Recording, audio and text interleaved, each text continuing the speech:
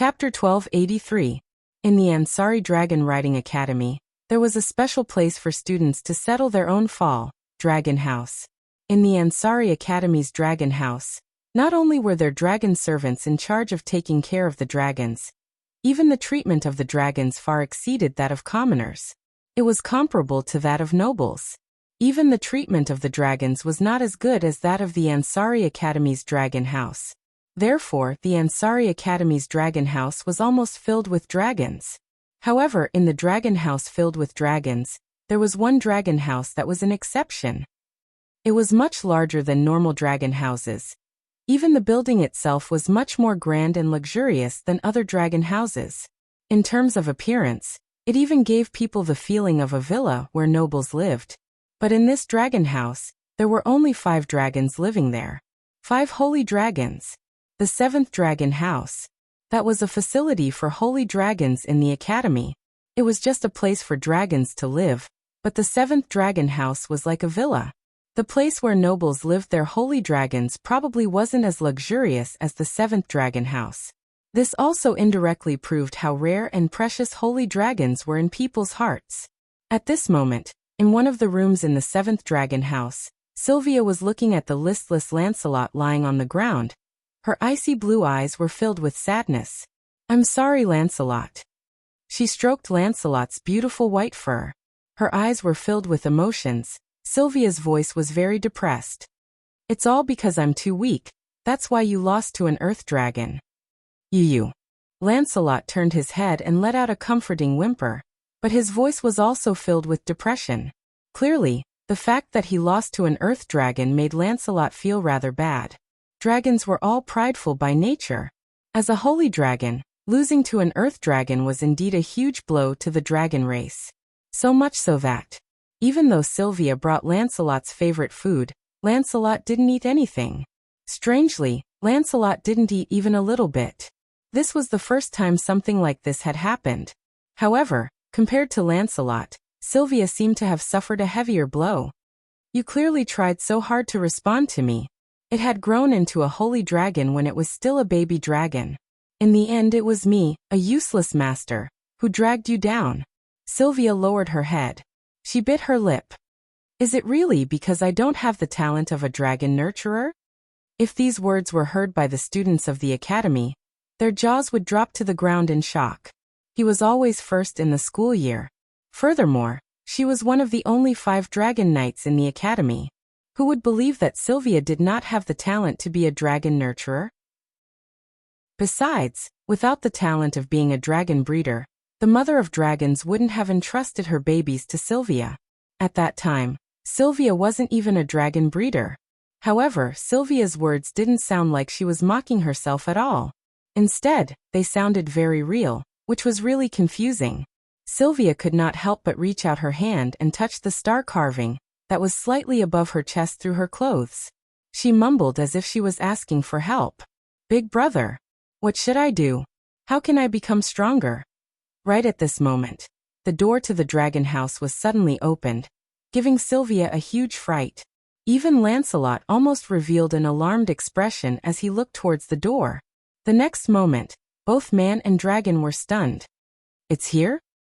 Standing next to Rebecca at the entrance, Wuxian smacked his lips as he looked around the ridiculously luxurious dragon house. They made a dragon house look like a luxurious villa. "This Ansari Academy sure is rich. That's why you better not provoke it later." Rebecca kept sighing as if she wasn't optimistic about Wuxian's chances. "If we cause a ruckus here, the reconstruction will require a lot of money. It wasn't easy for me to get the Academy's approval." "They really approved it?" Wuxian pursed his lips. "Looks like the teachers in the academy want to see if I can tame the strongest holy dragon in the academy." "Tame the strongest holy dragon in the academy?" Just as Wuxian finished speaking, a shocked voice resounded from within the dragon house. It clearly entered Wuxian and Rebecca's ears. Only then did they notice that there was another person present. Seeing the shocked Sylvia standing next to Lancelot in one of the dragon houses, Wuxian and Rebecca were both shocked. "Sylvia? Your Highness?" Hearing 2 different names at the same time made Sylvia feel strange. This was the first time someone called her by her name in the academy. However, now wasn't the time to care about this. Compared to this, Sylvia was more concerned about what she just heard. Sylvia walked out of Lancelot's dragon room and stopped in front of Wu Yan. Before the two could react, Sylvia stared at Wu Yan's face and said in a low voice, "You did say that you want to tame the strongest holy dragon in the academy, right?" That's right. He just beat the crap out of him this morning, and now he's talking to him face to face." Wu Yan felt a bit uncomfortable, but he quickly recovered. "I did say that. In other words..."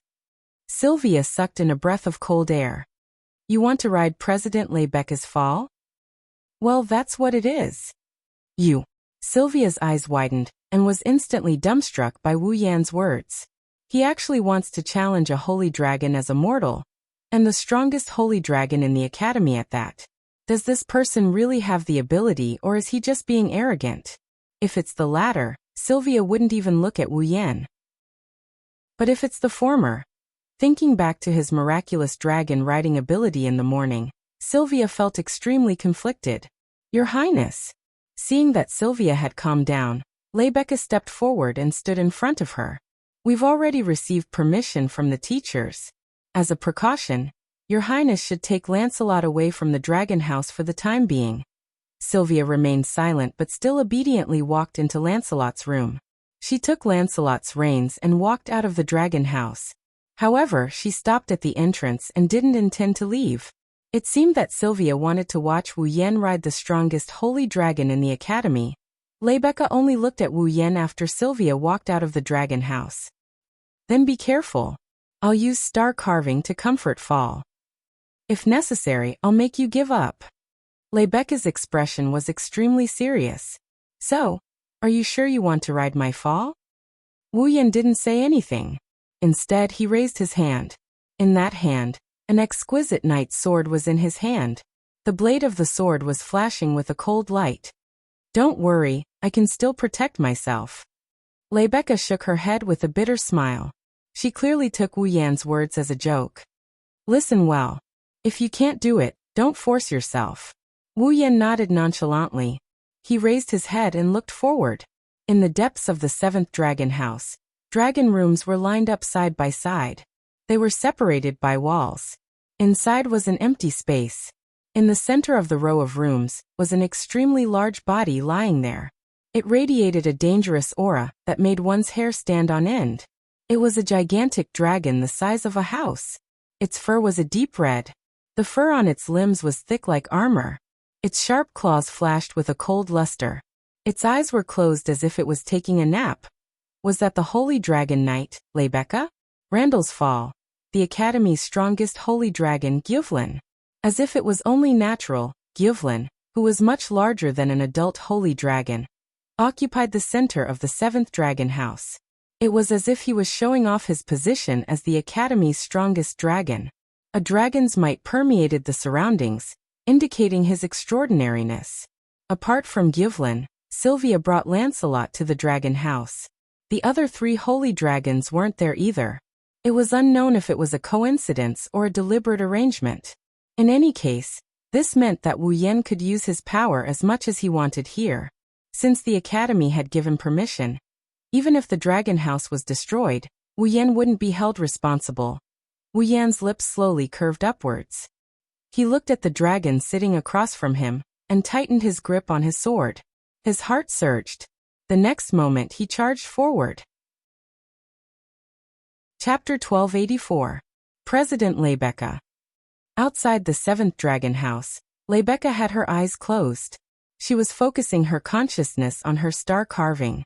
She was releasing comforting emotions to the star carving in an attempt to get Gyuvlin to accept Wu Yan. However, Sylvia suddenly spoke. "Do you think he can do it?" The words sounded rather strange at first, but Lebecca knew what Sylvia was referring to. She didn't open her eyes, but continued to soothe star carving as she answered. "To be honest, I don't know either." "You don't know?" Not only did Sylvia not show any confusion, she even became serious. "President, do you mean? He has a chance of succeeding?" "He is a mysterious and unfathomable person." Lebecca did not answer Sylvia's question directly. Instead, she said this sentence. Fall isn't by his side and his identity is unknown. Yet he has Yasho? Blake also has the ability to ride other dragons, and can make a dragon kneel down in front of him with just a shout. Coupled with that incomparably magical dragon riding skill and some mysterious phenomena surrounding him, no matter which point it is, it all indicates that he is not an ordinary person. As though she was talking to herself, Rebecca's red lips parted slightly as she conversed with Sylvia. She didn't know that she had already self-destructed. She had been paying close attention to Wu Yan's affairs. After all, the matter of making a dragon kneel down with just a shout hasn't been widely circulated in the academy yet.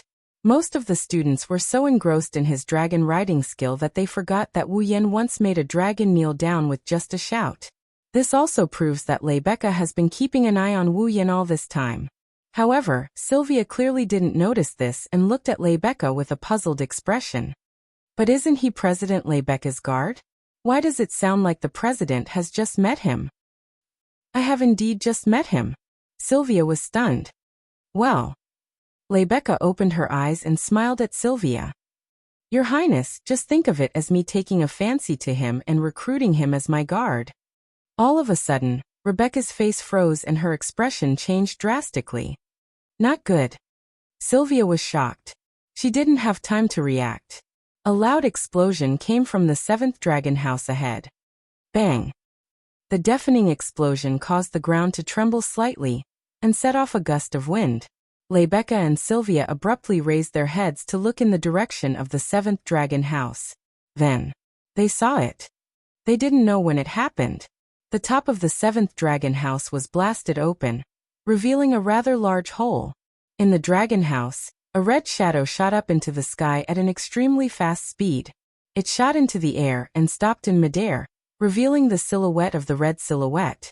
Red fur, a huge body, muscles as thick as a suit of armor. It was Guffrin. Above Guffrin's head, in the middle of the dragon horns, was Wu Yan with his sword in hand. He looked like a dragon-slaying knight. However, Rebecca and Sylvia didn't feel the slightest bit of fascination when they saw Wu Yan's majestic appearance. Instead, they looked anxious. Guffrin. Rebecca took a step forward and shouted. Calm down, Roland. Randall. What are you doing? Sylvia couldn't help but shout. Get out of Guffrin's way. Wu Yan looked at Rebecca and Sylvia when he heard the two girls. His lips curled into a grin that only he himself could see. He looked at Guffrin with lightning speed and he closed his eyes. He started connecting with Guffrin through his consciousness as a rider. However, if a rider wanted to connect with a dragon's consciousness, the dragon had to open its heart to the rider. Otherwise, it would be impossible. Last time, Bridget felt that Wu Yan was suppressing him in terms of life force. He was only an earth dragon and a young one at that. He couldn't resist this suppression in the slightest, so he simply followed Wu Yan's wishes and accepted Wu Yan. This time, however, was different. Not only was Guffrin a holy dragon, but he was also a fully matured holy dragon. His growth rate was even higher than that of an adult holy dragon. He was also the strongest existence in the Ansari Kingdom's Dragon Riding Academy. Even if a primogenitor like Wu Yan could suppress him in terms of life force, he still had the ability to resist. Thus, Guffrin could accept Wu Yan. The condition was that Wu Yan had to gain Guffrin's approval. This was the respect Guffrin had for an existence that suppressed him in terms of life force. At the same time, it was the dignity of a holy dragon. Without gaining his approval, he wouldn't be able to lower his head. That was Guffrin's intention. Roar. Raising his head, Guffrin let out an earth-shattering roar. His voice turned into sound waves that swept through the area like a storm. Whistling sounds instantly enveloped the entire area. Not good. Rebecca's expression was completely unsightly. Guffrin is getting serious. So this is the strongest holy dragon in the academy? Sylvia raised her hands to block the incoming sound waves. She forcefully supported her body that was about to be blown away and pulled on Lancelot's reins. She looked at Guffrin in shock. So strong. A young Lancelot can't compare to him at all. Sylvia looked at Wu Yan, who was still standing on Guffrin's head. His dragon robes fluttered in the wind, but his posture remained upright. She couldn't help but feel a bit nervous. Can he tame Guffrin? Roar. Roar. With another roar, Guffrin moved. The mountain-like body soared into the sky, accompanied by a loud sonic boom. It turned into a flash of red lightning, flashing back and forth in the sky, moving up and down and pacing back and forth. Whoosh! His extreme speed caused a sharp sound that reverberated through the air. On the ground, Rebecca and Sylvia couldn't even see Guffrin's true body. Their expressions changed again and again. Flying at such a terrifying speed, even if another dragon was holding on to him, he would still be flung away. However, the two of them didn't see Wu Yin being flung away by Guffrin. Instead, they saw him standing steadily on Guffrin's head, completely unaffected. This shocked both Rebecca and Sylvia greatly. As long as they could hear the sharp sound of air breaking, the two of them could tell what kind of speed Guffalin was flying at. Under such a powerful centrifugal force, let alone consciousness, even his organs might be flung out of his mouth. Under such circumstances, Wu Yin was still able to stand steadily on Guffrin's head. It was a miracle.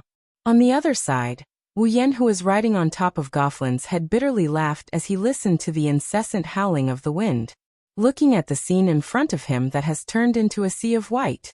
You bastard, you're actually this serious.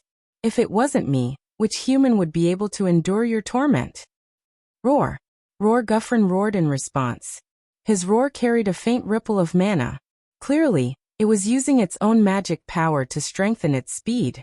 Wu Yin could even feel a powerful repulsive force from Guffrin's body. He couldn't help but tighten his grip on Guffrin's horn. Even breathing became difficult. Guffrin could only roar, but Wu Yin understood what it meant. He would definitely not show any mercy. This meant that Guffrin was already going all out. When Guffrin went all out, he was already at the 8th rank. Coupled with the fact that he was a dragon with a noble bloodline, Guffrin's strength was already close to the 8th rank. He was only a hair's breadth away from reaching that rank. Wu Yin, who had sealed all his power, only had the boundless martial refinement and the physical abilities of a true ancestor. He was also at the 8th rank. They were evenly matched. Ha ha ha ha. Sensing Guffrin's intentions, Wu Yin laughed heartily. I understand. Since that's the case, I'll go all out as well. Don't die, Guffrin. His voice reverberated throughout the battlefield, reaching Rebecca and Sylvia's ears. In the next moment, Wu Yin raised the knight's sword in his hand. Above it, a dense air current began to sweep up. The whistling air covered the blade of the knight's sword, condensing into a shining halo. Then Wu Yin slashed downwards. Chaotic return to Horizon Dance. A dazzling saber light flashed and cut through the air. It was as if a saber had descended from the sky and landed on Gufalin's body. Boom! A blinding light exploded in the sky. Chapter 1285. Boom!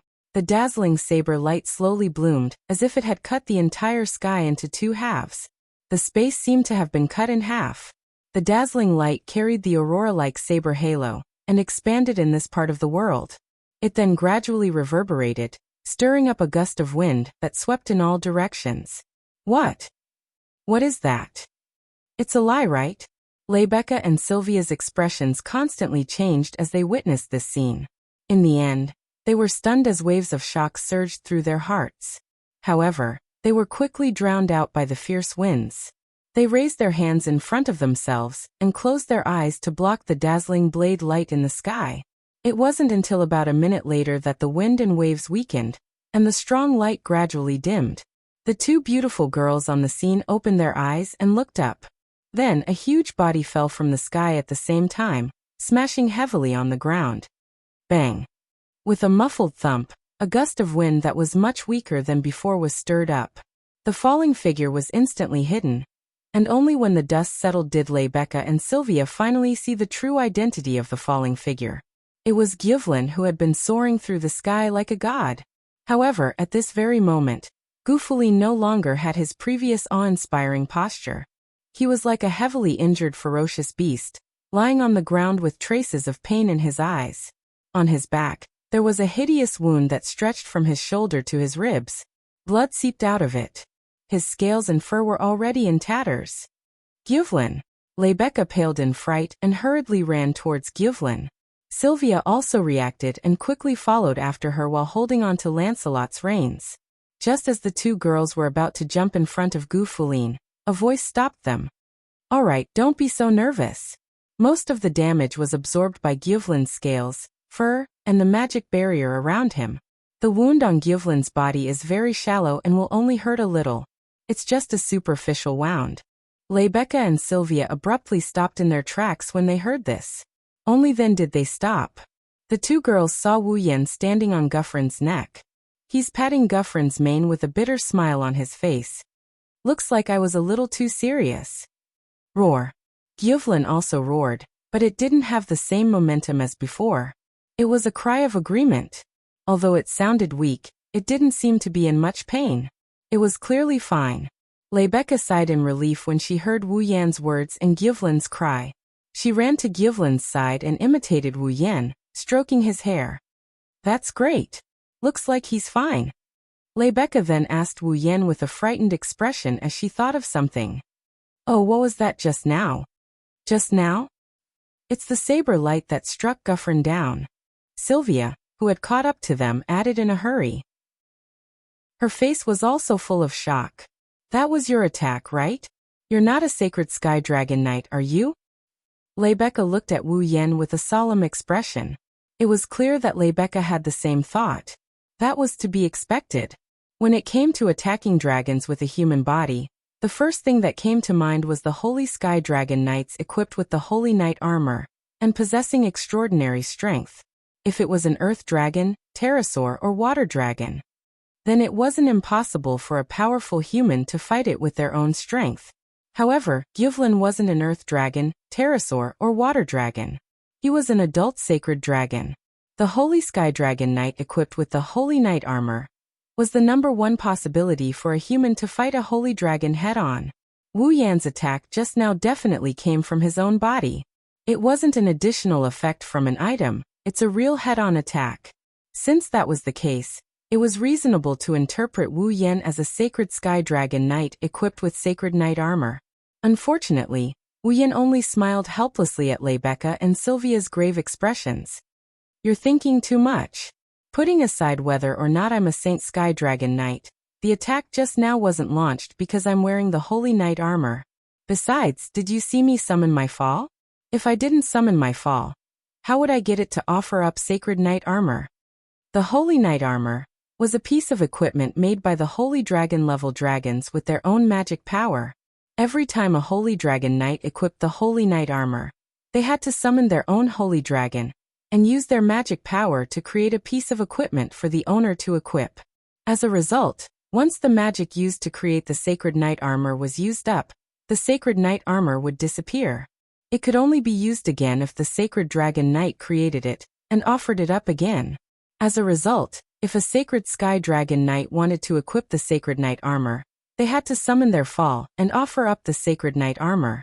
When the sacred knight armor ran out of magic, the sacred sky dragon knight would be able to use it. At that time, it wouldn't matter if fall left their sacred knight armor. Speaking of which, the sacred knight armor was quite similar to vassal beasts. Both were created from pure magic and had all sorts of unique effects. Vassal beasts had the ability to transform into anything, while sacred knight armor was dazzling 100 Blossoms built-in magic device. Once it ran out of magic, it would disappear. The difference was that familiars existed in the blood of vampires and were released by the vampires with mana. The Holy Knight armor, on the other hand, existed in Fall's body. If one wanted to equip it, Fall would have to pay mana to construct it before they could successfully equip it. However, if a sacred knight armor wanted to equip it, he had to summon Fall first. This was something that couldn't be changed. He didn't equip the sacred knight armor? Rebecca was bewildered. If he didn't equip the sacred knight armor, then what was that attack just now?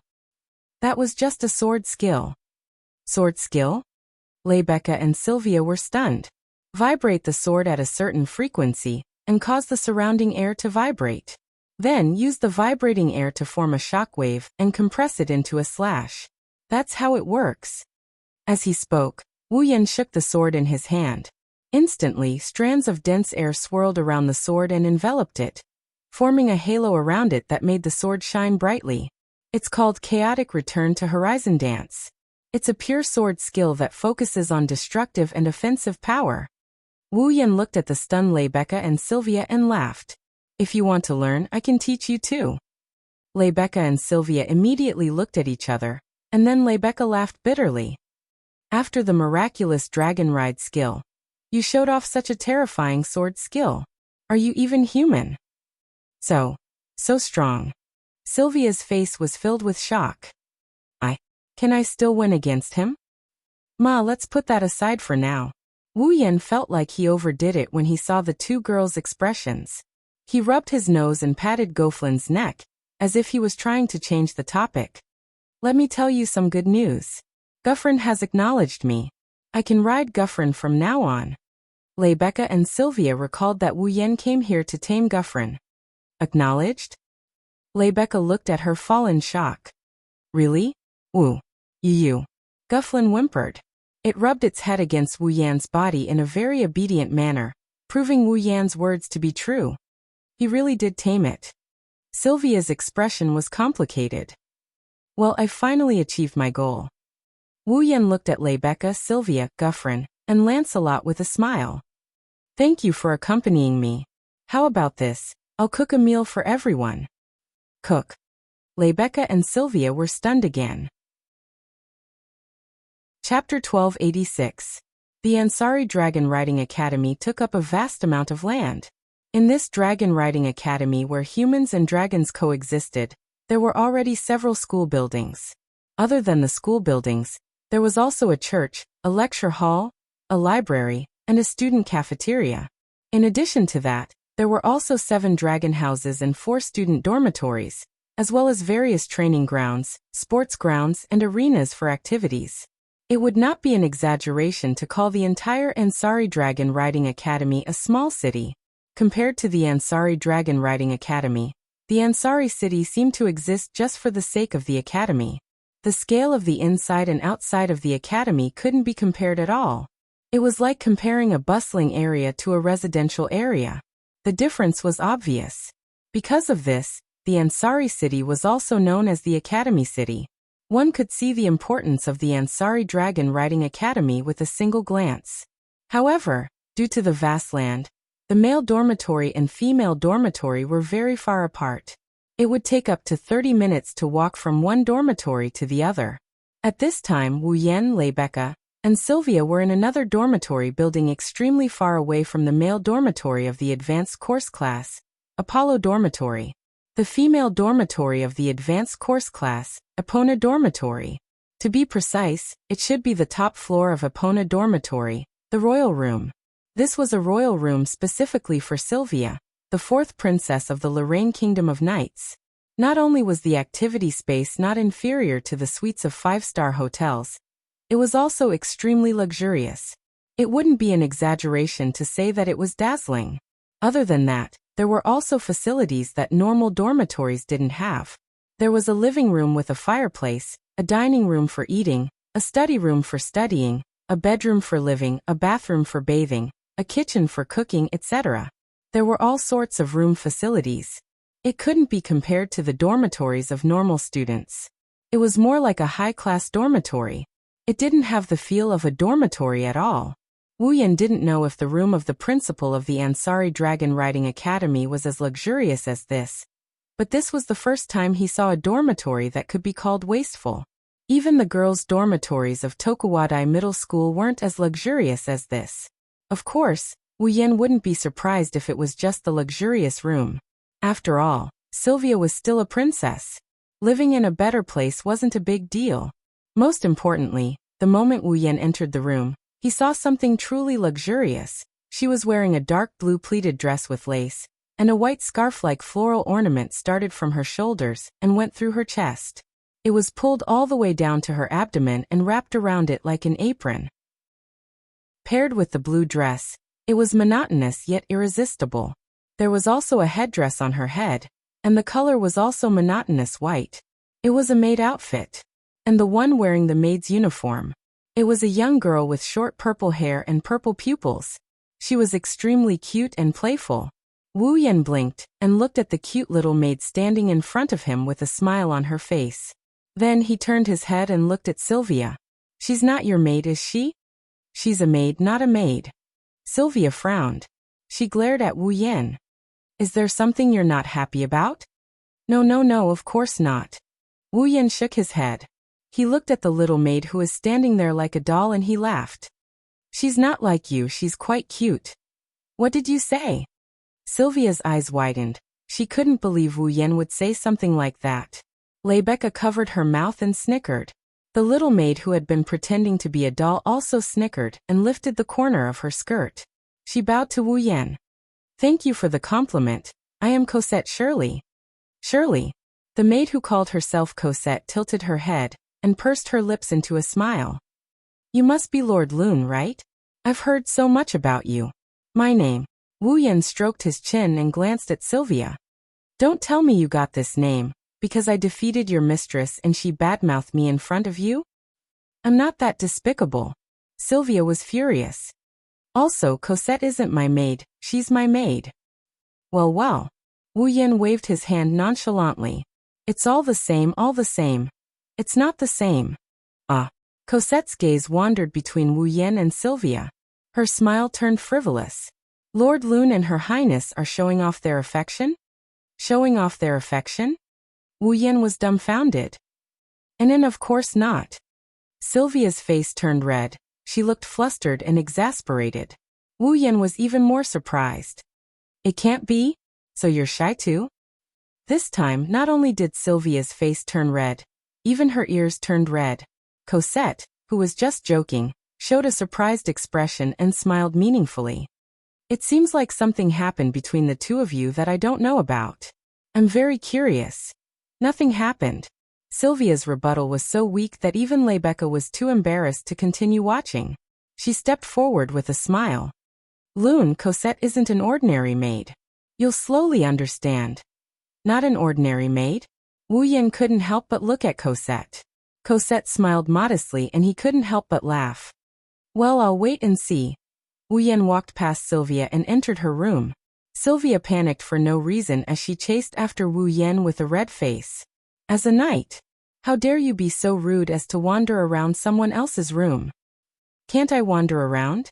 Wu Yan looked back at Sylvia innocently and shrugged helplessly. Then Cosette, please take me to the kitchen. Kitchen? Cosette was confused. She didn't understand why Wu Yan went to the kitchen, but she quickly put on a smile. Understood, Lord Lune. This way, please. Thank you, Cosette. You're welcome. Don't order other people's maids around. Sylvia shouted. Also, Cosette, don't be so obedient. Unfortunately, not only did Wu Yan ignore Sylvia's words, her maid also ignored her. She stood there in a daze and looked at Wu Yan and Cosette who were talking and laughing as they walked into the kitchen. She lowered her head and the background was dark. I'm just a princess with no dignity. Not only can I not order my guards around, even my own maids don't listen to me. This. Rebecca saw this scene with her own eyes and her impression of Sylvia changed drastically. I didn't expect Princess Sylvia to be so innocent. She doesn't even know that she's being bullied. That's right, Wu Yan and Cosette have been bullying Sylvia since the start of the fight. In the kitchen, Wu Yan glanced at the luxurious scene, and his heart twitched. Should I say, as expected of the princess's kitchen? Lord Lune, do you really want to use the kitchen? Cosette looked at Wu Yan in disbelief. I thought you only wanted to bully Her Highness. I didn't expect Sylvia to have such a side to her, so I played around a little. Wu Yan smiled awkwardly at Cosette's incredulous expression. In any case, lend me the kitchen for a while. Do you want to cook? Cosette smiled kindly.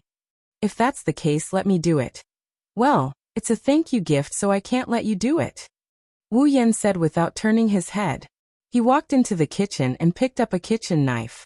He skillfully twirled it around the handle. Don't look at me like this. I haven't met anyone who can match me in cooking yet. Is that so? Cosette maintained a smile on his face, but his eyes were filled with distrust. Wu Yan shrugged when he saw this. Anyway, just wait and see. Wu Yan's lips curled up. Cosette suddenly had a feeling when she saw that smile. The boy in front of her seemed different from the ones she met before. Chapter 1287. Ansari Dragon Riding Academy, Epona Lodge, Royal Family Room. Rebecca, Sylvia, and Corsette sat on both sides of the table and looked at the steaming and fragrant dishes on the table. Their eyes were filled with astonishment. Sylvia swallowed her saliva with difficulty as she looked at the dishes on the table that looked like works of art. She looked at Wu Yan, who was standing at the side with plates of food in his hands, and asked with uncertainty, "You made all of this yourself?" This. Rebecca was also surprised. "Isn't this a little too beautiful?" "That's right. Beautiful." The dishes on the table were all cut into inconceivable shapes by some kind of extreme knife skill. Then they were arranged into exquisite patterns. It wouldn't be an exaggeration to say that they were works of art. In terms of appearance alone, they were more exquisite than ordinary works of art or famous paintings. If these works of art were dishes, then Rebecca and Sylvia wouldn't be willing to eat them, even if they almost lost their composure and salivated profusely. "President, Your Highness, these were indeed made by Lord Rohan." Corsette, who stood behind Sylvia, explained to the two girls with an admiring tone. "I've been watching Lord Rohan from the side. There's no mistake." After saying that, Corsette looked at Wu Yan with curiosity. Even though Corsette hasn't met Wu Yan before, just like when she introduced him, she's been looking forward to meeting him for a long time. In fact, it was Corsette who told Sylvia that Wu Yan entered the advanced course through the back door. She originally thought that Wu Yan was just a special person. However, Corsette's impression of Wu Yan had changed from special to special now. The mysterious dragon riding skill. The unknown dragon rider. The genius dragon tamer. In the short span of a day, this student who only received a negative evaluation had suddenly changed. He had countless halos on him. Now he even made a dish that even Corsette praised. Just the surface alone made her admit that she was inferior. Of course, these weren't the most important things for Corsette. These were the characteristics mentioned above. Apart from being able to make good dishes, none of them could deepen her impression of Wu Yan. The most important thing was this special boy. He directly called her master by her name. Cosette, who was familiar with Sylvia, naturally knew that this was the first time Sylvia had met someone who directly called her by her name since she came to the academy. Furthermore, it seemed that Sylvia had removed her cold mask and revealed her true personality. Corsette couldn't help but take note of this.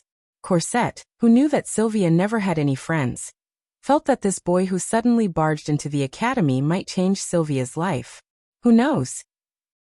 Wu Yan, who didn't know that Corsette was thinking so deeply, placed the last dish on the table with a disapproving expression. He clapped his hands and walked into the kitchen while speaking. "No matter how beautiful the dishes are, they are all for eating. Don't be shy, eat as much as you want. I'll go make Guffarin and Lancelot's portions first." After saying that, Wu Yan disappeared from the scene. Rebecca and Sylvia looked at each other and picked up their knives and forks in tacit understanding. They picked up a piece of meat and put it into their mouths. In the next moment, they felt an electrifying pleasure in their mouths, causing the two girls to widen their eyes and be stunned on the spot. "President, Your Highness?" Corsette faintly felt that something was wrong when she saw the two girls doing something that was completely different from before. It didn't fit their image. "Pardon my rudeness." Cosette picked up the cutlery and forked the meat that Rebecca and Sylvia had just eaten. After taking a small bite, Cosette finally understood why his master and the perfect president of the student council was in such a state. So delicious." Corsette blurted out from the bottom of her heart without even thinking about it. She recalled the arrogant declaration that Wu Yan made in the kitchen, and now believed it. In this world, there shouldn't be anyone who could compare to him in terms of cooking. As a maid of the princess, Wu Yan's cooking is the most delicious dish she has ever tasted. She has tasted a lot of delicacies since she was a child. She can also make excellent dishes herself. Wu Yan's cooking is the most delicious dish she has ever tasted. When they came back to their senses, the three girls exchanged glances. Then Rebecca and Sylvia began to eat silently. Their movements were still graceful, but their speed was unbelievably fast.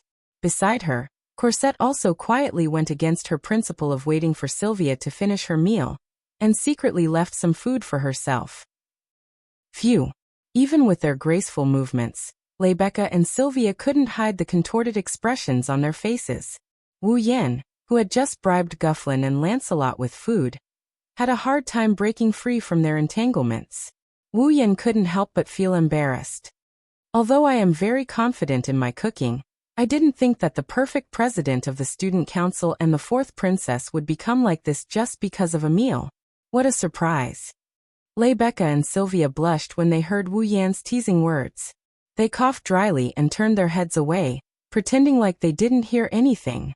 Wu Yan couldn't help but ridicule them for it. Forget it. Wu Yan pursed his lips and he sat in front of Rebecca and Sylvia. He poured them a cup of black tea he just brewed. Have some black tea, it'll make you feel better. Rebecca and Sylvia resentfully looked at the black tea. They reached out and picked up the cup. After a moment of hesitation, they took a small sip. Their eyes lit up. What a fragrant black tea. Sylvia couldn't help but praise. Rebecca looked at Wu Yan with a puzzled expression and said something that almost made Wu Yan stumble. Rune, are you really a boy? I really want to ask you why you would ask such a question. Wu Yan's mouth twitched. How can you tell that I'm not a boy? Can a boy really make such delicious food and black tea? Rebecca gave a reason that seemed reasonable, but was actually quite unreasonable. If you're a girl dressed as a boy, please don't hide it anymore. We won't look down on you. If we have time, we can go shopping and take a bath together. Wu Yan wanted to retort, but when he heard the words, take a bath together, his expression wavered and he almost admitted that he was a girl dressed as a boy. However, to prove that he was a man, he endured the pain and forced a smile. It's best if you don't question my gender. Otherwise, I'll definitely do something irrational to prove my body. Sylvia's face flushed red once more when she heard those words. Then she put on a stern face and snorted threateningly. If I had guards by my side right now, you would have been sent to prison for being rude to the princess. That's scary. Wu Yan pursed his lips and tapped the messy tableware in front of him. I spent so much effort to make so many dishes. I didn't think there would be people in this world who would turn their backs on me. I'm so pitiful. Who's turning their backs on me? Sylvia couldn't take it anymore. Kindness must be repaid. This is the family rule of the royal house of Lorimon. In other words, Wu Yan smirked as if he was waiting for Sylvia to say that. Your Highness, you admit that you've accepted my kindness, right? Of course. Sylvia stuttered. Speaking of which, since you're already calling me by my name, then don't call me Your Highness anymore. No problem. Wu Yan agreed without hesitation. He suddenly stopped smiling and looked at Sylvia. Then, Sylvia, I have a question for you. Do you know what the Avalon Holy Dragon royal family is? Chapter 1288. Avalon's Divine Dragon Royal Family? Other than Wu Yan, everyone else was startled for a moment before a doubtful expression appeared on their faces. Avalon's Divine Dragon Royal Family. Sylvia frowned. I've never heard of such a family name before. Where is it from? No, they shouldn't be a human family. Wu Yan shook his head and he mused for a bit before replying. It should be related to the dragon race. Related to the dragon race? This time, Rebecca and Sylvia were both surprised. Is there a family system within the dragon race? Sylvia's face was filled with confusion. I've never heard of it before. Could it be the Earth Dragon, Water Dragon, Winged Dragon, or Divine Dragon Royal Family? If that's the case, Roland wouldn't be asking this question. Rebecca closed her eyes with a solemn expression. Avalon's Divine Dragon Royal Family. Divine Dragon Emperor. Since it's related to the Dragon Emperor, it's definitely not an ordinary dragon race. Rebecca turned to Wu Yan and asked, Roland, where did you hear about this family name? It's troublesome to explain it to you. Wu Yan scratched his face and shrugged. To put it simply, I'm currently looking for information related to the Avalon's Divine Dragon Royal Family. I've searched the Academy's library but I couldn't find anything. Although the Academy's library contains many books related to the Dragon Clan and the Dragon Cultivators, the truly confidential parts will not be open to the public. Rebecca crossed her arms and shook her head. Furthermore, if it's something that can be found in the Academy's library, Princess Sylvia and I would definitely know about it. Therefore, I can be sure that the Academy's library doesn't have any records of this. Then, does the Loriaman's royal family and the Randall family have any records of this? Wu Yan stared at the two girls in front of him. The Randall family is a noble family with a fief. They should have some secrets that aren't on the surface, right? As for the Loriaman's royal family, I'm sorry. Although I don't know if the Loria monarch family has any records of this, the Randall family doesn't have any. Rebecca said calmly. If I don't know about it, then even if I go to the Randall family to ask, no one in the family will know about it. When she said this, her tone was firm. As a Saint Dragon Knight, Rebecca was equivalent to a nobleman without a title. Although the Randall family was a famous family, there weren't many Holy Sky Dragon Knights in the history of the family. Thus, it was easy to imagine Rebecca's status in the family. Naturally, she had access to all the secrets of the Randall family. Therefore, Rebecca could say with absolute certainty that this was the case. As long as she didn't know, then no one in the Randall family would know. As for me, I don't have much confidence either. Sylvia, on the other hand, was a little uncertain. Her attitude was a little hesitant. Since it's a secret, there aren't many people in King Loriaman's family who have the right to read it. After all, it's related to the country. Even if I'm the princess, reading these state secrets is against the law. In other words, even if King Loriaman's family has records of the Avalon Saint Dragon royal family, not many people know about it. Wu Yan frowned deeply and rhythmically tapped the table. This is a little troublesome. Rebecca looked up and stared at Wu Yan for a while before asking, is it important to you to know about the Avalon Saint Dragon royal family? Important. Is it important? Wu Yan nodded after a brief moment of silence. That's right. It's very important. Is that so? Rebecca stared at Wu Yan's wine-red eyes. After a while, she smiled and looked up. I understand. As the student council president of the Ansari Dragon Academy, I have quite a bit of power and authority. I will help you find information about the Avalon Saint Dragon royal family, and keep an eye out for you. Hearing this, Wu Yan's eyes lit up and looked at Rebecca gratefully. Thanks, Rebecca. Well, it's a small matter. No matter what you do, you must give it your all. This is King Loriaman's family rule.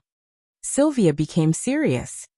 Since I owe you one, I will do my best to find information about the Avalon Saint Dragon royal family. Cosette. Before Wu Yan could react, Sylvia turned around and looked at Cosette behind her. Sorry to trouble you. Yes. Cosette lifted the corner of her skirt and bowed slightly, revealing a witty and shrewd smile. As long as it's within my ability, I will give it my all. That's good. Sylvia's serious expression relaxed a lot. Rebecca also gave Cosette a reassuring look. Wu Yan was slightly surprised and looked at Cosette. Didn't I just say? Cosette is not an ordinary maid. Seeing Wu Yan staring at Cosette, Rebecca shook her head with a smile. Cosette belongs to the Shirley family. They have been known for their combat skills and espionage skills since ancient times. They have served the Loriaman's king family for generations, and are specialized in assisting the Wang family. They are the indispensable left and right hands of the Wang family. Rebecca glanced at Cosette and explained in amazement. Cosette is one of the few elites in the Shirley family. It is not an exaggeration to say that she is the most outstanding member of the Shirley family. With her help, this matter will most likely succeed. That's that strong. Wu Yan smiled wryly as he stared blankly at the adorable Cosette who had a harmless smile on her face. So that's how it is. A wise man doesn't show his true colors. You're the real boss. I've made a fool of myself. Cosette held her cheeks with both hands and fidgeted as if she was shy. However, there was a sly smile hidden in her eyes. Wu Yan, who saw this scene, clearly felt a chill in his heart. This cute maid is definitely not as naive and romantic as she looks. She might even be more two-faced than Rebecca. Just as this thought rose in Wu Yan's heart, Cosette looked at Wu Yan with a smile and muttered to herself. Why do I feel like Lord Rune is thinking of something rude? You're thinking too much. Wu Yan's heart clenched as he put on a fake smile. I'm just thinking about the Aries dragon ritual tomorrow. I'm not thinking of anything rude. Aries dragon ritual. Lebecca blinked her eyes. Right, now that you can control Guffrin, you should be participating in the Aries dragon ritual, right? Controlling Guffrin to participate in the Aries dragon ritual. Before Wu Yan could react, Sylvia was startled. She turned to Wu Yan in shock. You want to control Guffrin to participate in the Aries dragon ritual? Wu Yan raised an eyebrow at Sylvia's shocked expression. Judging from your reaction, are you also participating in the Aries dragon ritual tomorrow? Also means that you admit to it? Sylvia's mind was starting to wander. Guffrin is my opponent. Oh, you're wavering. Wu Yan said with a half smile. Sylvia, are you afraid of losing to me? Who's afraid of losing to you? Sylvia raised an eyebrow. You have to give it your all no matter what the competition is. That's the Lorimon Wang family's motto. This is interesting. Wu Yan's eyes lit up as he looked at Sylvia with a meaningful look. Since that's the case, do you dare to make a bet with me? Bet? Sylvia was stunned. If I win tomorrow's Aries dragon ritual, you have to agree to one of my conditions. At this moment, Wu Yan's expression is like a big bad wolf looking at a cute little bunny jumping into its mouth. Sylvia shuddered and instantly became alert. What if I win? If you win, I'll teach you the dragon riding technique and the chaotic return to horizon dance that defeated you. How about it? Sylvia's expression changed instantly. If she could learn that mystical dragon riding technique, and the sword technique that could even injure the strongest holy dragon in the academy, her strength would increase by leaps and bounds. This was a huge temptation for Sylvia. Sylvia clenched her teeth. All right. It's a deal then. Wu Yan grinned. His grin is deceitful. Chapter 1289. Boom, boom, boom. The sound of fireworks exploding reverberated throughout the academy. Oh, cheers shook the entire place. Today was a rare sunny day. In terms of organizing the competition, it was undoubtedly a very suitable day. Early in the morning, many students wearing dragon riding uniforms had gathered on the sports field of the Ansari State Dragon Riding Academy. They held the reins in their hands and lined up neatly on the field with their dragons. Oh, on both sides of the sports field, there were fences that looked like spectator seats. The fences were filled with students who did not intend to participate in the Aries dragon ritual, and only wanted to watch the fun. Waves of cheers were heard, causing the surrounding air to vibrate slightly. One could imagine just how high the mood of the students was at this moment. The Aries Palace's Dragon Rider ritual was a spring celebration. Although many students did not intend to participate, their enthusiasm for the Dragon Rider ritual was even higher than those who intended to participate. Amidst the endless cheers, the students who were holding fall lined up neatly and looked forward. Over there was a temporarily built high platform that served as the main venue for the announcement of the Aries Palace's dragon sacrifice. Instructors stood on both sides of the stage. They were in charge of supervising the entire tournament. They maintained the basic rules of the tournament and didn't allow anyone to cause trouble. Backstage, Wu Yan, Sylvia, and Lebecca stood there in their dragon riding uniforms. Compared to the grinning Lebecca and the serious Sylvia, Wu Yan's expression is one of helplessness. Why do I have to go on stage and give a speech? Sylvia is the representative, isn't she? The representative has always been chosen to be the top student of the year in the past. It wasn't Lebecca who answered Wu Yan, but Sylvia. Glancing at Wu Yan, Sylvia calmly continued. But you used an earth dragon to defeat me yesterday. You should be the representative of this declaration. I should be the one who is acting strange. Why do I get the chance to give a speech? Your Highness is overthinking things. Lebecca smiled calmly. She replied slowly. Even if someone defeated Your Highness's position as the top student of the year is still unshakable. Combat isn't the only factor that determines results. What about me? Wu Yan raised his voice as if he was trying to make his presence known. Logically speaking, I'm not just a student who got in through the back door. I'm also a newbie who entered the academy less than 2 days ago. You're letting me go on stage just like that? I'm afraid eggs will be thrown at me. Don't belittle yourself. Your reputation in the academy is no less than Her Highness Princess Sylvia's. Rebecca said calmly with a hint of a smile on her face. Although it was my idea to let you be the representative. So it was you. Oh. It's about time.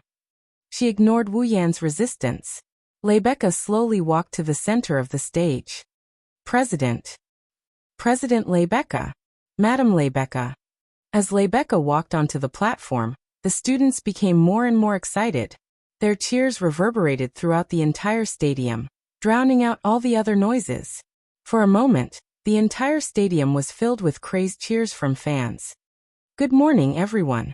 Like an unperturbed king, Rebecca appeared at the center of the stage, full of heroic spirit. Her voice wasn't very loud, but it pierced through the entire stadium, instantly silencing the noisy stadium. However, the students still looked at her with fanaticism in their eyes. After all, the person standing on the stage was the undefeatable idol of the entire academy. Seeing this, Rebecca revealed a satisfied expression. Her voice gradually reverberated through the air, reaching the ears of everyone present. Today, it's the day of the long-awaited Ares Palace Dragon Sacrifice of the Ansari Dragon Riding Academy. As an activity initiated by the Student Union, as the president of the Student Union, I feel honored to be able to stand on the stage and give a speech. After her speech, Rebecca looked around the stadium. Dear students, the dragon riding ritual is not just a simple sports meeting, but a fine tradition of the Ansari Dragon Riding Academy, and even the entire Ansari city. The results of the competition will be officially recorded and become the glory of the winner. Therefore, since you have chosen to participate in the competition, of course, I hope that your goal is to stand on this high platform and receive the award personally from me. At this point, Rebecca suddenly closed her eyes with a helpless smile on her lips. That may be the case, but I know very well that this level is not enough to stimulate everyone's will to win. Therefore, I will give a special reward to the winner this time. Special reward. The students who had been in a frenzy earlier were all stunned by this sudden speech. Seeing this, a trace of craftiness appeared in Rebecca's eyes as she spoke in a clear voice. I will give the winner of the Ares Palace Dragon Sacrifice the right to date for a day as a reward. The person of the date will naturally be me, Rebecca Randall. I'll be Rebecca Randall. The stadium suddenly fell silent. All the students stared dumbfoundedly at Rebecca, who was exuding a noble aura, as if they couldn't believe their ears. They looked at each other in dismay, as if they were suppressing something, and their faces swelled. Oh. In the next second, cheers louder than ever before filled every corner of the stadium, and almost caused a riot. Silence. Rebecca's smile didn't diminish as she spoke again. The stadium returned to its original silence. Her popularity and influence made even Wu Yan sigh in admiration. Next, the representative will give a speech. Year 1 of the advanced course class, Sylvia Lamia. Her Highness Princess Loriaman. Sylvia's figure appeared at the bottom of the platform as soon as she finished speaking.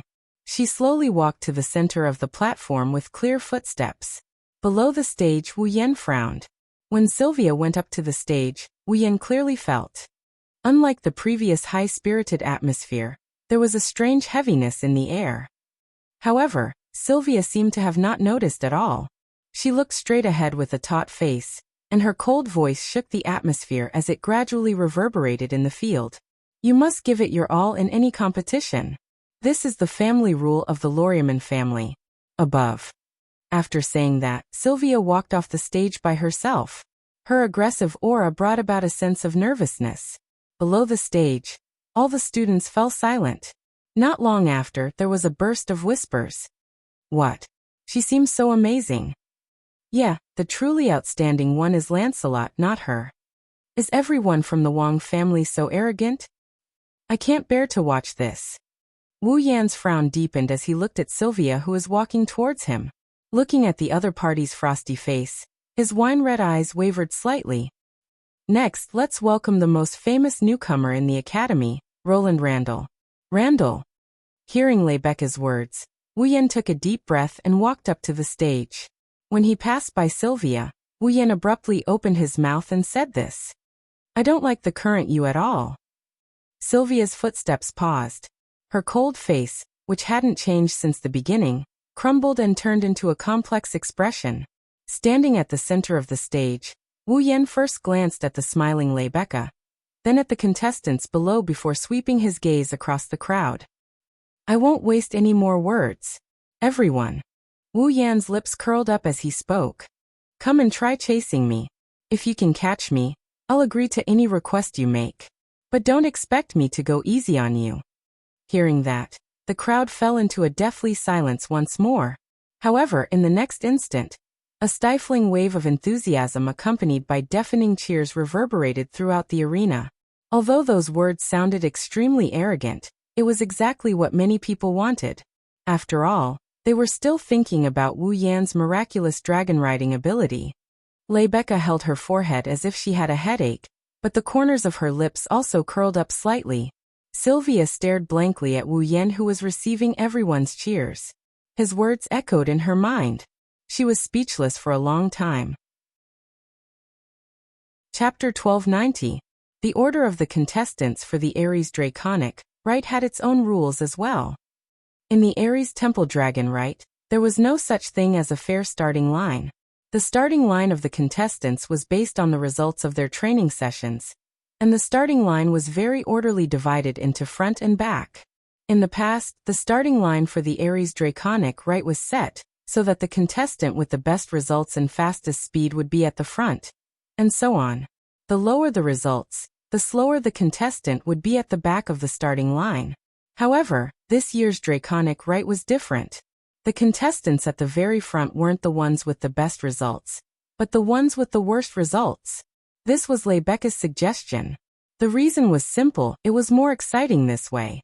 Therefore, according to the new rules of this year's Ares Dragon Sacrificial Competition, Sylvia, who had won the first place in the mock competition, obediently lined up at the back of all the contestants on her holy dragon Lancelot.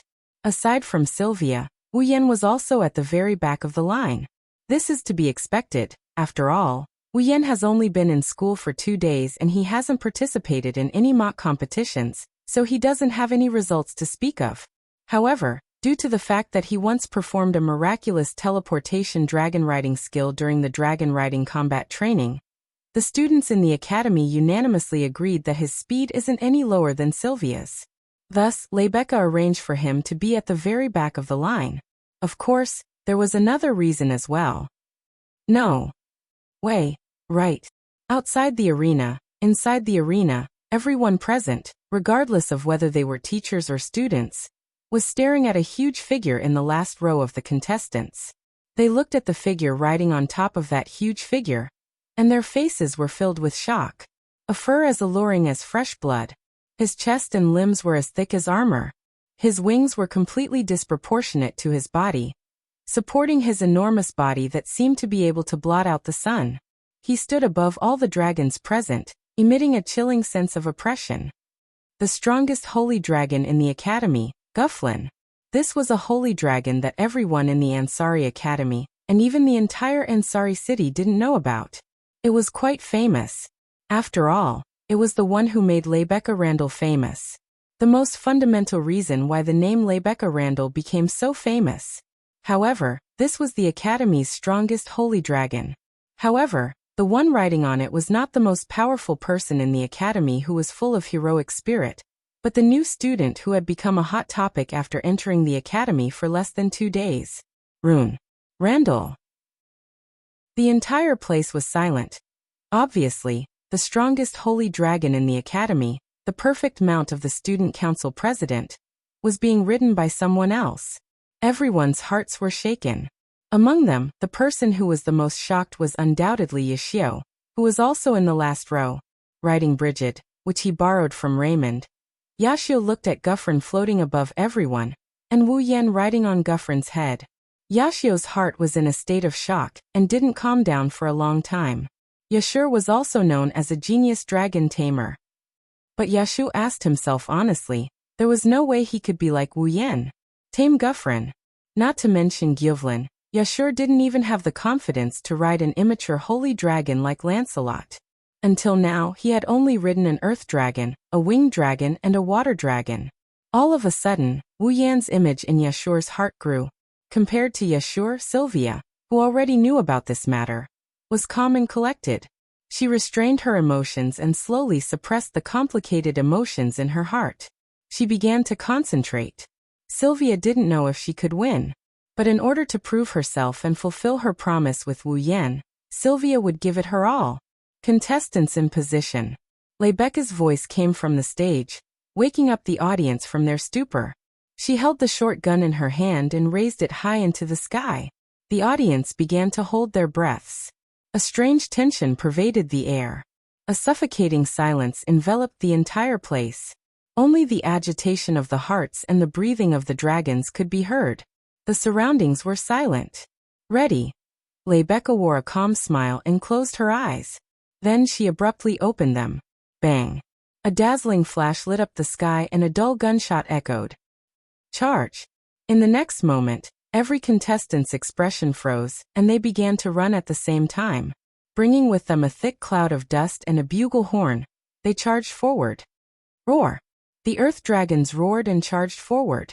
The ground shook under their stomps. Roar. The pterosaurs flapped their wings and flew into the sky. Walala.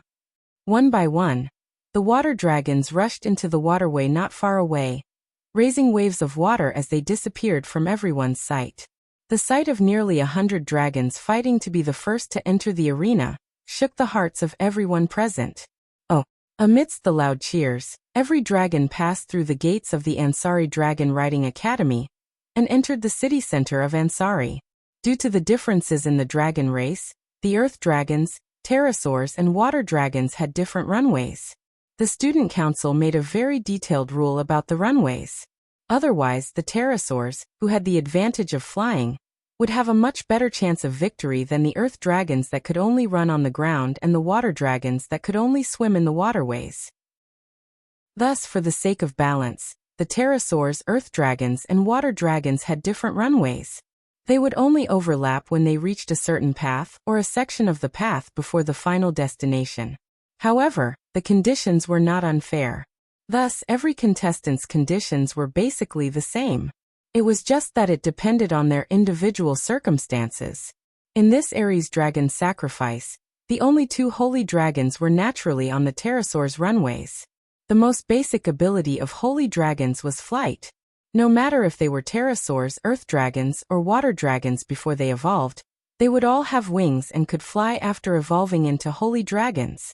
However, compared to the pterosaurs that could also fly, Gyuvlin and Lancelot's speed was undoubtedly astonishing. Not only were they fast and powerful, even their stamina was superior to other dragons. If there was something unfair about this Ares dragon sacrifice, it would be these two holy dragons that were out of the norm.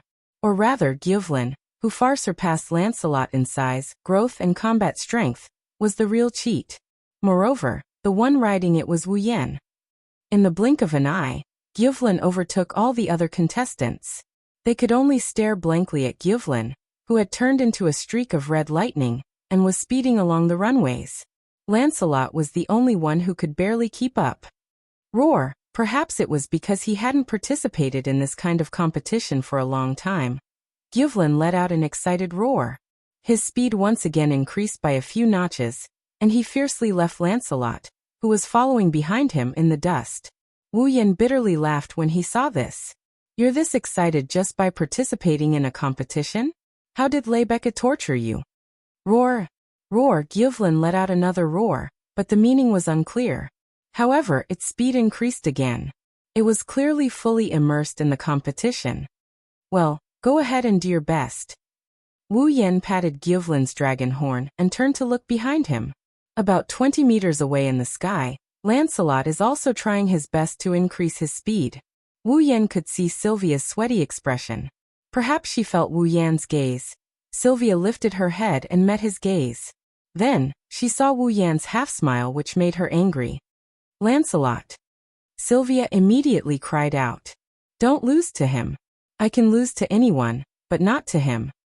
Roar! Lancelot seemed to be able to sense its master's anger. With a roar, it channeled all its magic into its wings and flapped them hard. Oh, you still haven't given up? Wu Yan let Gu Feline do his thing. Wu Yan raised an eyebrow and he laughed out loud. Lancelot, if you lose, I'll make the best dish for you.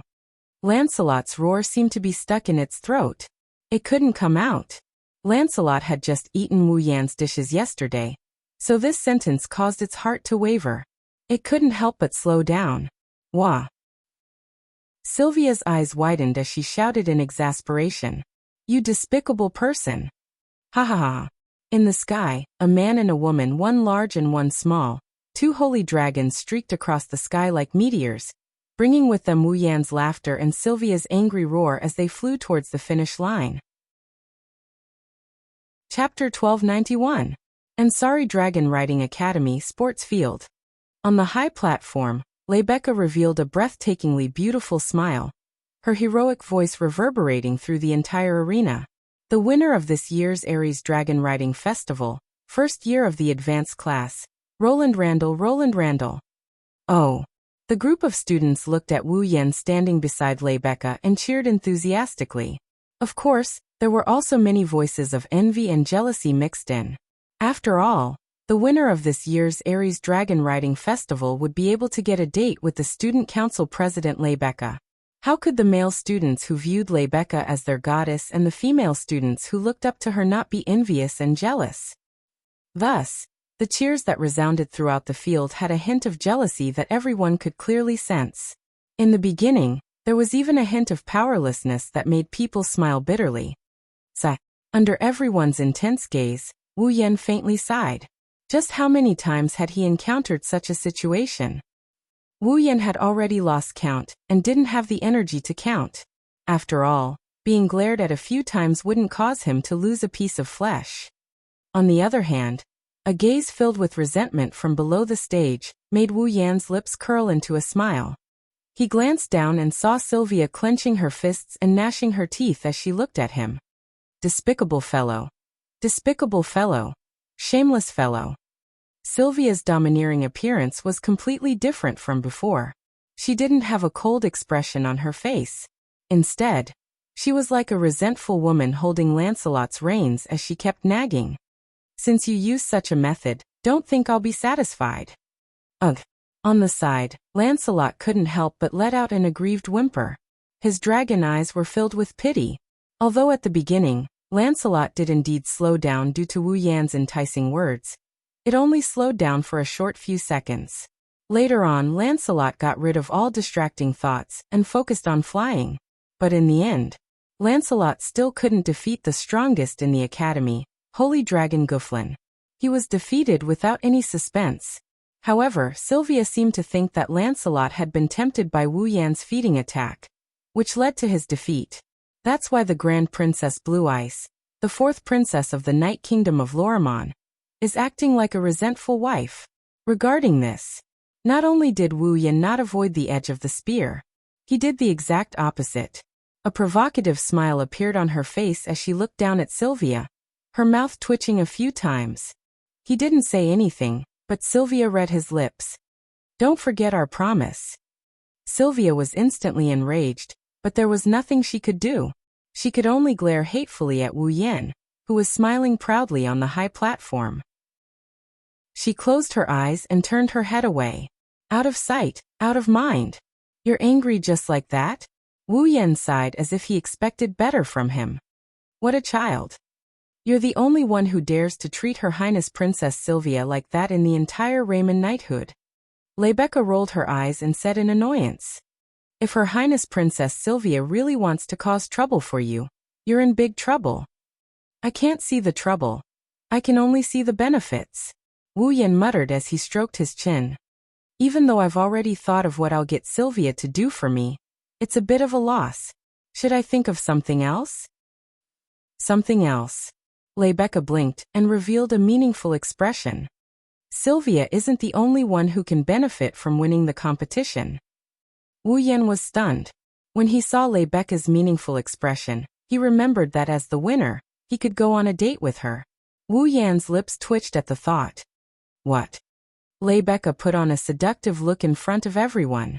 She whispered into Wu Yan's ear and she blew at him. Could it be? You're not happy about going on a date with me? I'm just having a headache. Wu Yan suppressed his heartbeat and coughed as he felt the ticklish sensation in his ear. He looked away awkwardly. I'm not familiar with Ansari City at all. I don't know where to take you on a date. You don't have to worry about that. Rebecca's eyes revealed a hint of a smile. I like to take the initiative, so let me guide you. Initiative? Guide? Which aspect? This time, Wu Yan was no longer trying to suppress his heartbeat. Instead, his imagination was running wild.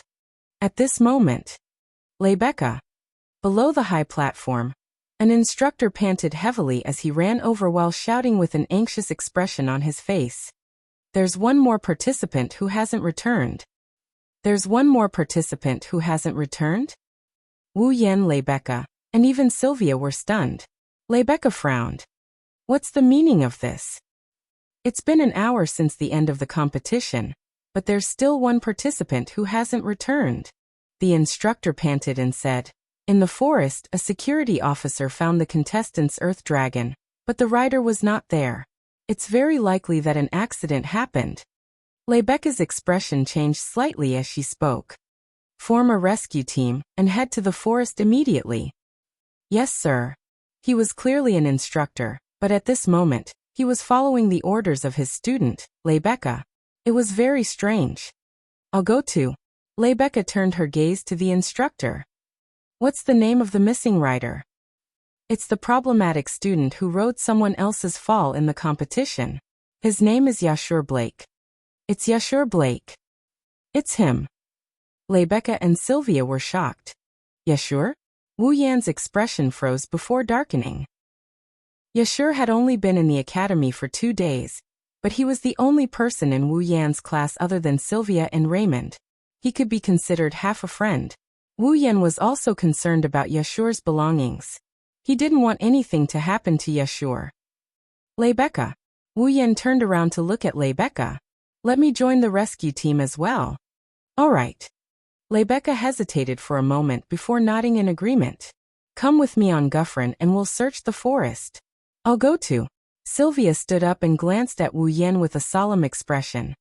It's the duty of the royal family to help citizens in trouble. It's also the teachings of the royal family. President Rebecca, please let me join. I understand. Seeing Sylvia's solemn expression, Rebecca found it hard to refuse. Then, Your Highness, please ride Lancelot. We'll split up and search the forest. Sylvia nodded solemnly. Above Fianna Forest. Kneeling on one knee above Gufflin's head, Wu Yan and Rebecca held the dragon horn in one hand and his hair in the other. Gufflin used a magic formation as a foothold for them to stand on as they soared above the forest. Sylvia rode Lancelot to the other side of the forest while Wu Yan and Rebecca searched the other side of the forest. They searched the entire Fianna Forest with the other rescue teams. How is it? Rebecca didn't shy away from Wu Yan. She asked Wu Yan, did you find anything? No. Wu Yan shook his head. He tried to divert his attention away from Rebecca's soft body, and the sweet scent wafting into his nose. I didn't find anything. This is troublesome. Rebecca frowned. Yashur? Blake, did something happen to him? I don't know. Wu Yan smiled bitterly. Even if something happened, we have to find him. If he's alive, we have to see him. If he's dead, we have to see his corpse. That's true. Rebecca smiled bitterly as well. Gufflin. Wu Yan lowered his head and he shouted at Gufflin. Did you find anything? Roar. Wu Yan just wanted to give it a try. Who knew that Gufflin would suddenly stop in midair? He turned around and flew forward as if he was being pulled by some kind of force. Seeing this, Rebecca was surprised. Looks like Gufflin found something. Wu Yan didn't answer. Instead, he looked in the direction Gufflin flew with a glint in his eyes. He could feel that there was a very strange power that was sprouting there. Chapter 1292. In the sky, a red streak of light shot over from the distant horizon and appeared above a canyon. Rebecca stood on the magic formation above Gufflin's head and slowly opened her eyes. She couldn't help but close them due to Guffrin's extreme speed. There was still a trace of lingering fear on her face. There was no helping it. Guffrin didn't listen to Rebecca's orders at all, and flew over at his fastest speed. He didn't care about his master at all. If it wasn't for Wu Yan grabbing her shoulder, she would have been flung away long ago. Guffrin. Rebecca took a deep breath and forced herself to calm down. Her eyes flickered with uncertainty. Why didn't you listen to my orders? Don't blame Guffrin. Wu Yan swept his gaze over the canyon below. There seems to be something under this canyon. Guffrin must have sensed it. That's why he's acting so strangely. Under the canyon? Rebecca was taken aback. She lowered her head and looked at the valley below. This is the outskirts of Fianna Forest? Who knows? Well, who knows? Wu Yan shrugged and narrowed his wine-red eyes. However, I am a bit concerned about the thing inside. Me too. Rebecca nodded solemnly. This is the first time Guffrin didn't listen to my orders. There must be something else under the canyon. Finished. Rebecca turned her gaze to Wu Yan. When their eyes met, Wu Yan immediately nodded. Let's go down and take a look. Rebecca hesitated for a moment. She seemed a bit apprehensive about going alone. However, in the end, she couldn't bear to return empty-handed. She clenched her teeth and agreed. Guffrin. Roar. Guffrin let out a small dragon's roar. He flapped his wings and descended into the canyon below. The canyon wasn't very wide, and with Guffrin's huge body, it could barely fit inside. He was barely able to squeeze in.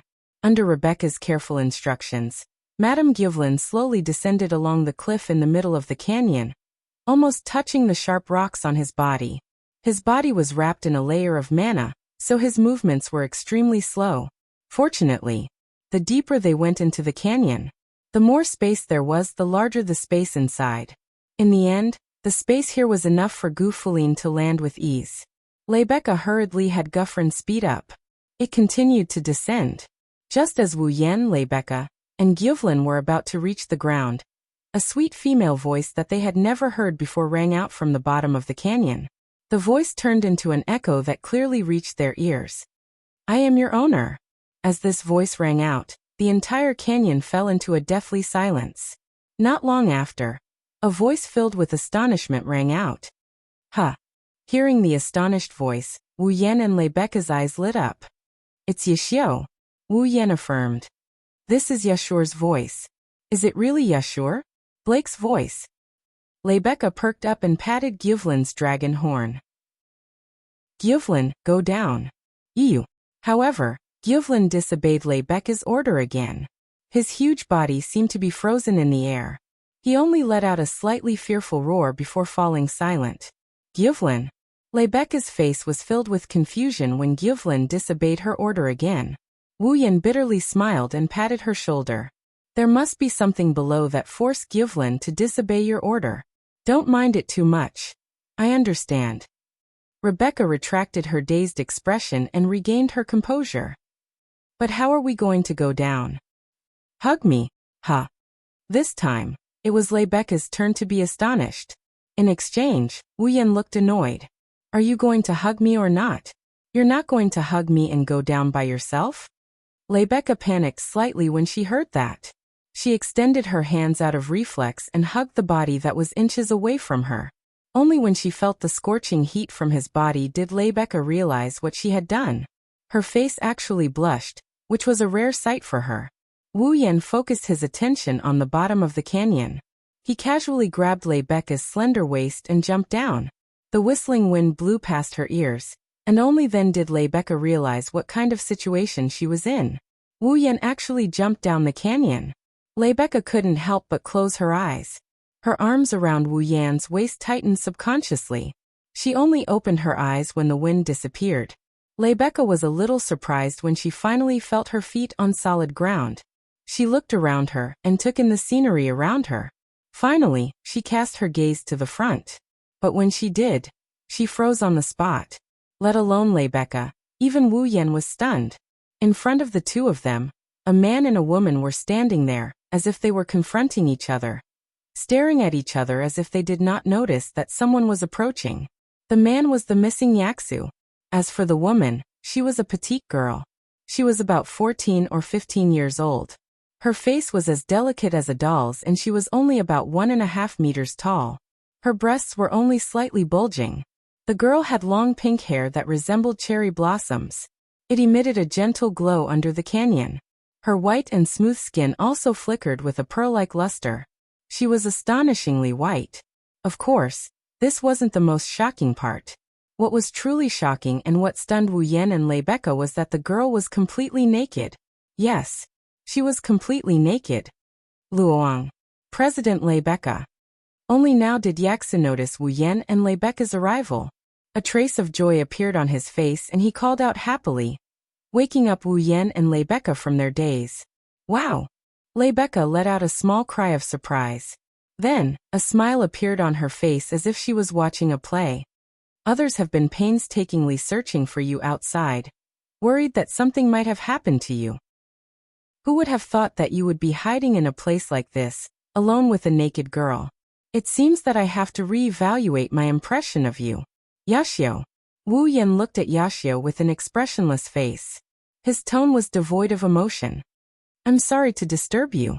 With that, Wu Yan grabbed Rebecca's hand, turned around and pretended to leave. This made Yaxu pale with fright. Wait. This is a misunderstanding. This is a misunderstanding. She's my fall. She was just born. Fall. Wu Yan suddenly stopped. Rebecca frowned and looked at Yaxu with distrust. She pointed at the girl. You're saying that she's your fall? Yes. Yes. Yaxu nodded. I know it's hard to believe, but it's true. She just came out of my body and became independent. There's no mistake about it. Hey, what do you mean by born from your body? Wu Yan and Rebecca didn't react to Yaxu's words. The girl glared at Yaxu and she yelled at him in a very shrewd manner. I'm just borrowing your body. Don't get carried away. After being yelled at by the girl, Yashu's neck shrunk and he muttered, What's wrong with being a little proud? What did you say? The girl's gaze turned fierce and she tilted her head slightly. When the girl raised her head, Wu Yan and Rebecca saw 2 round protrusions on the sides of the girl's head. The protrusions gave off a soft glow like ivory. That's... Rebecca's face was filled with shock. The horns of a young dragon? Isn't it? Isn't it? Everyone says she's a dragon. Seeing that Rebecca finally understood him, Yaxu beamed with joy. He glanced at the girl and hurriedly looked away, blushing. In any case, President Rebecca, please let her put on some clothes first. Ha! Why do I have to put on clothes? Unfortunately, not only did the girl not appreciate his kindness, she even puffed out her chest without concealing anything. Clothes are just something created by humans to hide their ugly nature. The honorable dragon race doesn't need that kind of thing.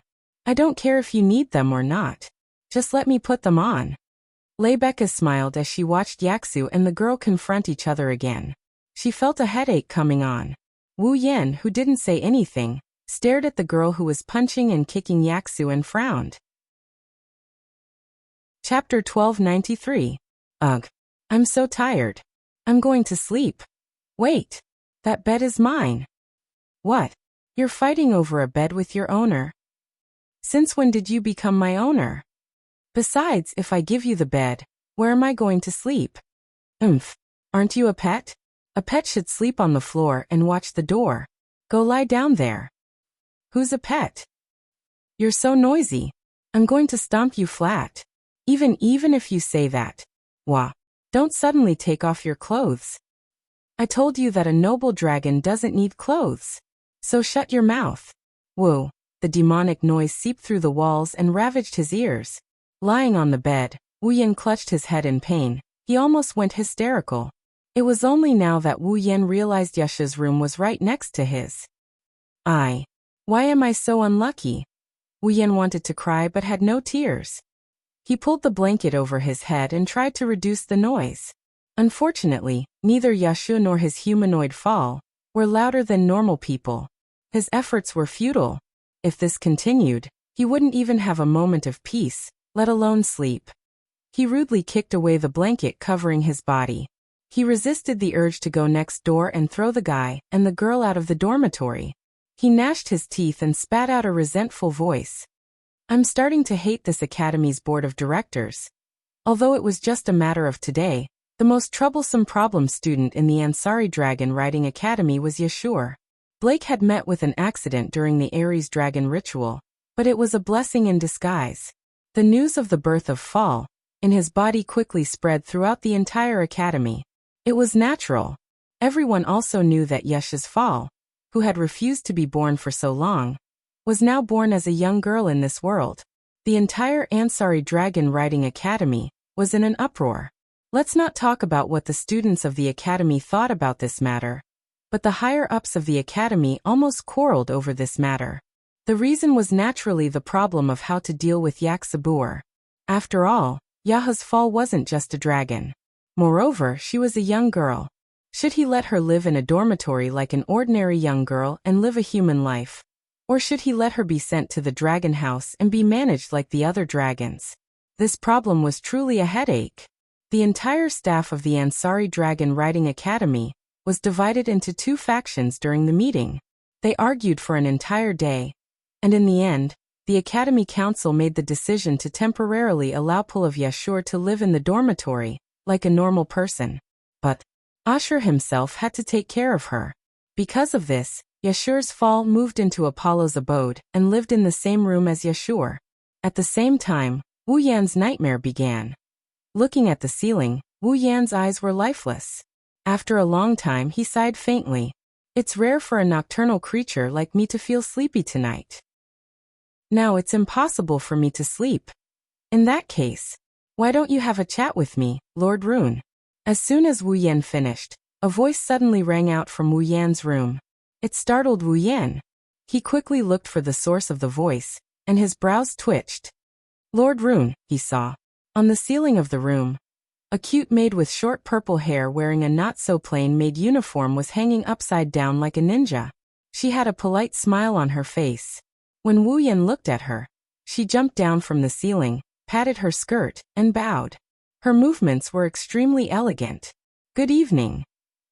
No matter how I look at it, no one would think that I'm having a good evening, right? The corner of Wu Yan's mouth twitched a few times, and he said weakly, compared to that, I'm more curious about when you arrived, Corset. I just arrived. Corset raised a finger and winked playfully. So Lord Rune, you don't have to worry about me finding out that you're doing something shameful in bed. Compared to me, you're doing something shameful, aren't you? Wu Yan put on a fake smile. Breaking into the boys' dormitory in the middle of the night, and being alone with a man like me. Aren't you afraid of being taken advantage of? Corset's eyes widened when she heard Wu Yan's words. She seemed to be surprised. I'm just a maid. Why would Lord Rune fall for me? It seems that you're unaware of your charm. Wu Yan was a little speechless. Putting aside her status, Corset was indeed a very cute person. Although she wasn't as perfect as Rebecca or as elegant as Sylvia, no one would think that she was weaker than Rebecca or Sylvia in terms of appearance. However, judging from Corset's behavior just now, she probably didn't even notice it herself. Forget it. Getting up from the bed, Wu Yan patted his cheeks and looked at Corset. You must have something important to tell me so late at night, right? It's nothing important. I'm just reporting something that Lord Rune asked me to investigate. Investigate? Wu Yan's eyes lit up, and his expression became excited. Is it about Avalon's Holy Dragon royal family? Yes. Corset nodded, but her expression wasn't very happy. Even her smile was gone. Unfortunately, Lord Rune, there isn't much progress on the matter you requested. There aren't even many words related to it. There are only a few records of a dragon similar to the Holy Dragon Emperor in some ancient legends, but Avalon didn't mention a single word about it. I think it would be difficult to find any information related to Avalon's Holy Dragon royal family in Loriamin's knighthood. Perhaps Loriamin's royal family has important secrets, but investigating this information is against the law. Even I can't do anything about it. At this point, Corset's expression became a little apathetic. She was probably apologetic that she wasn't useful. Although her behavior was somewhat helpless, Corset was indeed a very kind-hearted little maid. All right, it's fine if you can't find anything. Don't take it to heart. Even though he was a little disappointed, Wu Yan still spoke softly. You managed to find some clues in just one day. Even if it's just a legend, it's already very impressive. Before this, I didn't even find a single word related to it. Shirley's family is good at spying, and this is why I came to Lord Rune. Corsette shook her head. Then her expression turned serious. Since even I can't find any clues related to the Avalon Holy Dragon royal family, it proves that this Avalon Holy Dragon royal family is definitely not ordinary. Their involvement might even exceed the level of what the Knight's Kingdom can bear. Corsette, please be bold enough to say that if Sir Laurent still wants to continue investigating the Avalon Holy Dragon royal family, please reconsider. If something goes wrong, Loriamon's knighthood might be involved. When that happens, both Lord Rune and Corsette will be guilty. Looking at the serious expression on Cosette's face, Wu Yan became silent. At first glance, Corsette's words sounded like she was exaggerating. After all, she said something like, "Even I don't have it." Clearly, Corsette was very confident in her ability. In this case, it was not unreasonable for Corsette to come here and give him a reminder. Avalon's Holy Dragon royal family might be involved in many aspects, but Wu Yan wasn't going to give up. After all, this was his dungeon mission, wasn't it? I understand. Wu Yan smiled at Corsette. I'll proceed with caution. Thank you very much. Corsette smiled again. She lifted her skirt and bowed to Wu Yan. Then, I'll take my leave first. If Lord Rune needs my help, please don't hesitate. I will. Wu Yan shrugged and he teased her. Then, I'll have to trouble you to come to me in the middle of the night. Remember to bring me some benefits. I'll think about it. Corsette smiled mischievously. Then her body turned into a shadow and disappeared. A cheating maid. Wu Yan didn't know whether to laugh or cry. Chapter 1294. In the following days, Wu Yan began to live a leisurely and busy life. The end of the Ares Dragon sacrificial rite caused the academy life of the Ansari State Dragon Riding Academy to start moving forward. Under such circumstances, Wu Yan began to live the same life as every other student in the academy. Every day he would go to the classroom to attend theoretical classes related to dragon breeding, or participate in actual combat exercises with a group of students. He would learn all kinds of dragon riding skills, and enrich his experience and knowledge of riding dragons. He lived a very peaceful life. With perfect memory, Wu Yan would be able to get full marks in every theory class he attended. With endless martial training, Wu Yan's dragon riding skills were unmatched in the entire academy. With these two aspects added together, Wu Yan's grades gradually climbed up, and he quickly became the first in the school year. At this point, the negative evaluation of Wu Yan completely disappeared from the Ansari Dragon Academy. Now, what Wu Yan left behind in the Ansari Dragon Academy could not be considered a legend nor a miracle. However, his reputation was no longer below the famous True Red Empress Leibeka and Blue Ice Princess Sylvia.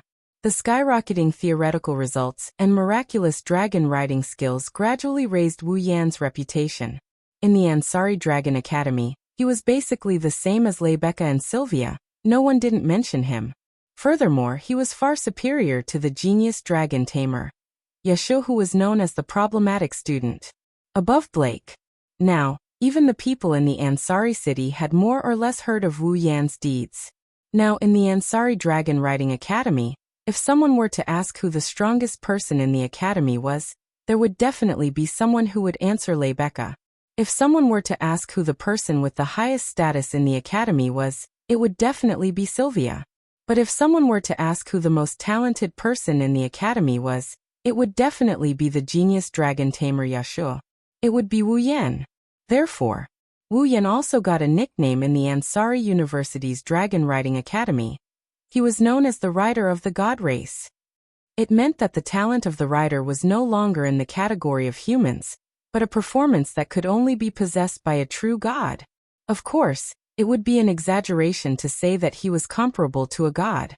However, to be able to rise from a cheating student to the top of the school year in less than a month. He even had such a miraculous dragon riding skill. Even the academy's strongest holy dragon Guflin had been tamed by him. These feats shocked the students more than just a little bit. Naturally, even the evaluation of the students was upgraded exaggeratedly. But it was undeniable. Wu Yan had indeed received everyone's approval and no longer had any negative comments. What was worth mentioning was that under Wu Yan's stimulation, Sylvia had also been frantically learning and improving her dragon riding skills. Under such hard work, Lancelot had also grown a lot, and his strength had improved significantly. As for Wu Yan, while he was doing his duty as a student, he was observing Yak from a close distance. This Yak was referring to Yahu's fall, who maintained her human form. She was also the petite pink-haired girl at the bottom of the canyon that day. The reason for observing Yak was simple. Because Wu Yan suspected that this dragon girl who defied common sense and maintained her human form was very likely related to the holy dragon imperial family of Avalon that he was looking for. Wu Yan had the bloodline of the true ancestor, and had a bloodline level far above humans and dragons. It was also because of this that normal dragons would accept his control, and even the holy dragon would show him respect. After recognizing Wu Yan, they made an exception and allowed him to ride, just like Guflin. However, Yak, this girl who looked even weaker than the weakest dragon, not only ignored the faint bloodline pressure on her body, she was completely unaffected by it, and would even roar at him with a face full of arrogance sometimes. The respect that normal dragons had for Wu Yan could not be seen from this girl at all. This alone was enough to make Wu Yan suspicious. Maybe it's because Ai Ku is too weak, she's as weak as a human. She couldn't sense the bloodline pressure coming from Wu Yan. But there was one time when Ai Ku told him about it in front of him. It feels like you're a little different from normal ignorant and stupid humans. The moment he heard this, Wu Yan immediately had this thought in his mind. While ignoring her own bloodline pressure, she could more or less feel something different about him. This Yak was definitely not normal. With this in mind, Wu Yan began to observe Yak, and conveniently asked Yahu about his participation in the youth ritual. If he could prove that Yak was the last descendant of the holy dragon imperial family of Avalon, then Wu Yan could basically use the bullet of 12, Yod Bet. When he went to Yahu's youth ritual, he could carry out his own dungeon mission. Of course, this was a story for later. Today, the weather was clear. Wu Yan and Yahu had just finished their classes. They walked together, and headed to the office of the student council. This was because Rebecca had come directly to the first grade classroom of the advanced class in the morning, and made a declaration amidst the uproar. Rune, Randall, Yahu, Blake, come to the student council office after school. I have something to talk to you about. And so, under the envious and jealous gazes of their good friend Ramon, Wu Yan and Yaksu left everyone else and went to the student council office. The student council office was located at the top of the central tower of the Ansari Dragon Riding Academy. Although it was not very big, the layout was more luxurious than the dean's office. Just the door alone gave off the feeling of a famous museum or conference room. Standing in front of the magnificent door, Yashu fidgeted around nervously. He glanced at Wu Yan, who didn't seem to care about anything, and he couldn't help but feel sad. Ever since the establishment of the Ansari Dragon Riding Academy, the student council had great power. Not only could they interfere with the matters of the Academy Council, they could also obtain a seat in the Ansari City Council. The authority of the student council president was above the mayor. Moreover, the student council president was the famous Empress Zhen Hong. To a commoner like Yahu, it was natural for him to feel restrained. At this moment, Yahu was surprised by Wu Yan's casual attitude. After all, Randall was Rebecca? Everyone in the academy knew about Randall's guard. Didn't he need to be more respectful? You're already here? Then come in. While Yashio was still thinking about this, an extremely elegant and beautiful voice reverberated in his ears from within the door, causing Yashio to be completely startled. Even his body trembled. You. Seeing Yaha's reaction, Wu Yan shook his head with a smile. Be more casual. Don't look at Rebecca. She's very friendly. If you're too restrained, she'll be unhappy. After speaking, Wu Yan opened the door and walked into the student council office. Yahu was stunned and quickly followed. Walking into the office, the first thing Wu Yan and Yahu saw was the owner of this place. Rebecca stood in the center of the office with her hands crossed in front of her ample chest. She looked at the two people who walked in with a smile on her face. Her beauty and fiery red hair complemented each other, creating a terrifying aura. Her voluptuous body was full of curves, emitting an unconcealable temptation. Even if it wasn't the first time Yahoo saw this breathtaking beauty, he still felt his heart tighten. Rebecca was a legend. Not only did she have extraordinary beauty, she was also a famous holy sky dragon knight. She was a powerhouse respected by everyone in the entire Ansari state. Her fame spread throughout every territory of the Night Kingdom of Loria. Even the most famous and honorable Lorraine Kingdom's sacred sky dragon knights only had 10% of their members who were sacred sky dragon knights. Rebecca was able to achieve such fame at such a young age. One could imagine what kind of position she had in the hearts of ordinary students. Yahoo was definitely not an ordinary student. His title of Genius Dragon Tamer was spread to every corner of the academy. However, he was only a commoner. Even if he had the title of Genius Dragon Tamer, he was only an ordinary student. In front of Rebecca, he couldn't help but feel uncomfortable. Noticing this, Rebecca chuckled and lowered her voice. "You're welcome. Take a seat." "Yes." Yashu hesitated for a bit before walking over. Wu Yan couldn't help but bitterly chuckle. He's even more bashful than a girl. Chapter 1295. Inside the student council office, Rebecca opened up the tea set and the teapot. She smiled at Wu Yan and Yashu who were sitting across from her. "Is black tea okay?" Not only did Yashu's expression stiffen, even Wu Yan didn't look too happy about it. "Rebecca, if I remember correctly, this is the student council office. What are you trying to do by making it look like a restaurant?" "Isn't it great?" Rebecca smiled mockingly. "There was once a restaurant that wanted me to be their waiter for a day. Unfortunately, I rejected them. Now that I think about it, I missed the chance to experience being a waiter." The famous True Red Empress went to be a waiter? Wu Yan blinked. He couldn't help but picture Rebecca wearing a waitress uniform and her cute face. He replied without hesitation. "Of course." As soon as he said that, Rebecca gave Wu Yan a knock on the head. "I'm sure that your imagination is different from a proper waiter's." Wu Yan facepalmed when he heard that. His expression turned a bit bitter. "Didn't you say it was great?" "I'm talking about the experience of being a waiter, not being a female lead in your delusional imagination. Come up with some weird imaginations." You know that too." "Oh, so there really is." "Haha. That." Yashu raised his hand weakly when he saw Wu Yan and Rebecca leaving him behind and showing off their love. "President Rebecca, you called me. You called us here. Is there something you need?" "Well, it's just some trivial matters. I hope you can relax." Rebecca seemed to have realized that she was playing around with a boy. She coughed and stopped smiling. She went straight to the topic. "That par of yours is called Ache, right? How is she now?" Yashu was stunned. He scratched his face. He answered with some uncertainty. "It should be considered very good, right?" "Should?" Rebecca raised her eyebrows, causing Yaksu, who had just relaxed, to tense up again. He hurriedly explained.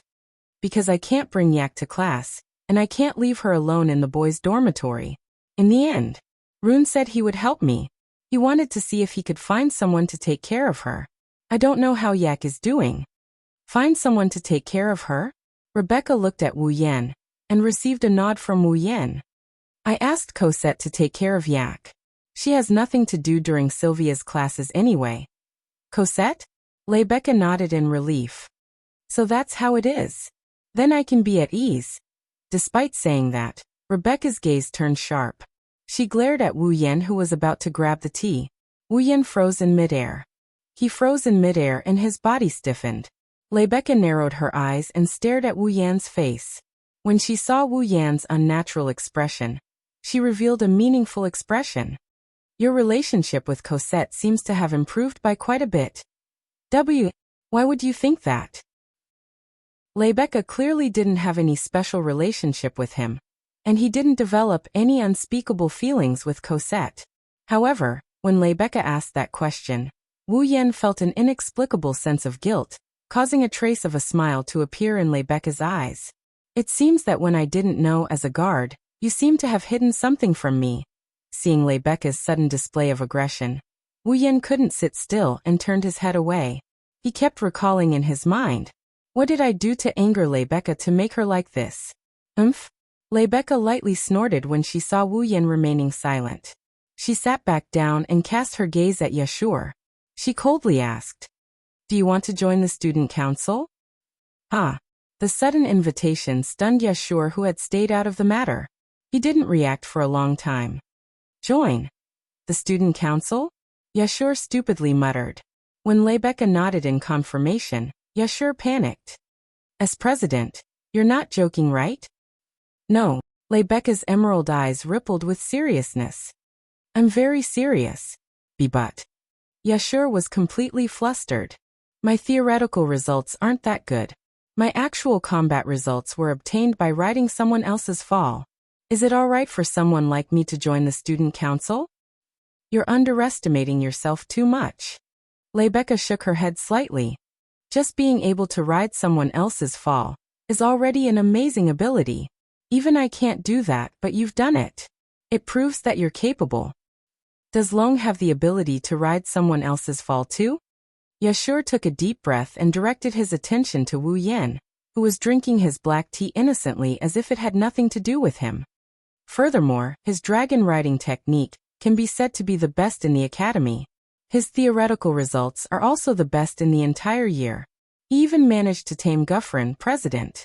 He is much more outstanding than me. So Ron also needs to join the student council, and he has already agreed. Rebecca said slowly. I feel that your ability is also extraordinary. Therefore, if possible, I hope that the student union can also recruit you. President Rebecca. Please consider it carefully, Rebecca said with a solemn expression, causing Yashio to hesitate. Right at this moment, woo, woo, woo. A long rhythmic cry suddenly rang out above the academy, startling all the students.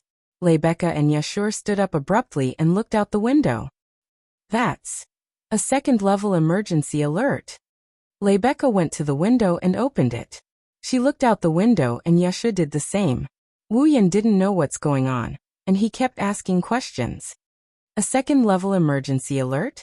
What's that? As the land of dragon breeding, Ansari will always encounter emergency situations. Based on the danger caused by these emergencies, the Academy has divided them into several levels of alerts. Rebecca continued to look out the window as she explained without turning her head. A second-level emergency alert means that the dragons in the Academy have suddenly lost control for some reason, and left the dragon house. With that, Rebecca and Yashur turned their gazes to a certain corner below. There, a small pterosaur was wantonly running back and forth on the ground like an earth dragon, crashing into one tree after another. A few dragon servants from the dragon house rushed over in a panic, and surrounded the pterosaur with weapons that didn't deal much damage. Then, under the watchful eyes of everyone present, a figure charged straight towards the frenzied pterosaur, and jumped onto its back. It was Sylvia. What is Her Highness doing? Yashur couldn't help but jump in fright when he saw this with his own eyes. That was to be expected. After all, apart from their master, dragons wouldn't allow anyone else to ride on their back. Only Wu Yan and Yashur were exceptions due to different reasons. As for Sylvia, she didn't have the ability to do so. Thus, the moment Sylvia jumped onto the pterosaur's back and hugged its neck, the pterosaur began to shake its body even more violently. Sylvia could only hold on with all her might, but she wouldn't be able to hold on for much longer. And because of Sylvia's actions, Long Ding was at a loss for what to do and panicked. That idiot! Wu Yan didn't care about Sylvia's identity as he cursed out loud. He jumped out of the window and charged towards pterosaur and Sylvia. Roan. Yashur was shocked to see Wu Yan jump out of the window. Rebecca watched closely as Wu Yan charged out, a strange look of anticipation in her eyes. Let me see more of your talents. Calm down. On the other side, Sylvia hugged the pterosaur's neck with all her might while suppressing the fear in her heart. The strength in her body was gradually dissipating. Competing with a dragon in terms of physical strength was undoubtedly a foolish thing to do. But Sylvia had done it. Even if she didn't regret it, she couldn't help but feel fear. It was a mistake and the pterosaur had flung Sylvia out of the window. Chapter 1296. The scene of the sky and earth spinning was imprinted into Sylvia's eyes.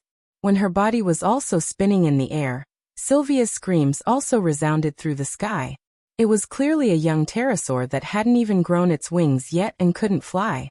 However, Sylvia's voluptuous body was thrown high into the sky by the other party's fling, and she flew out fiercely like trash.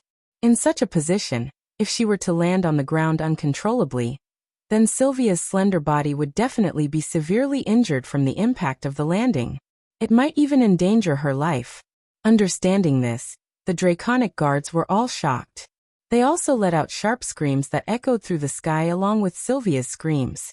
Just as Sylvia was about to fall to the ground and become the victim of this accident, a figure suddenly charged down from the sky, leaving behind afterimages as it streaked across the sky. It was extremely fast and arrived at a certain location in the blink of an eye. Sylvia's body also flew towards the figure, and was picked up by the waist. Then, the figure lightly landed on the ground as if it was weightless. Sylvia, who had closed her eyes and was about to endure the pain of landing, slowly opened her eyes with lingering fear. A face close to her entered her field of vision. Her expression froze in place. Seeing Sylvia open her eyes, Wuxian coldly snorted and put her on the ground. I'll teach you a lesson later. After saying that, Wuxian stomped on the ground and flew in front of the pterosaur. He then jumped high into the air and landed heavily with a sharp explosion. Below him was the berserk pterosaur. Boom! Woo! A muffled sound rang out. The berserk pterosaur felt as if a heavy mountain had smashed down on its back. It almost hit the pterosaur.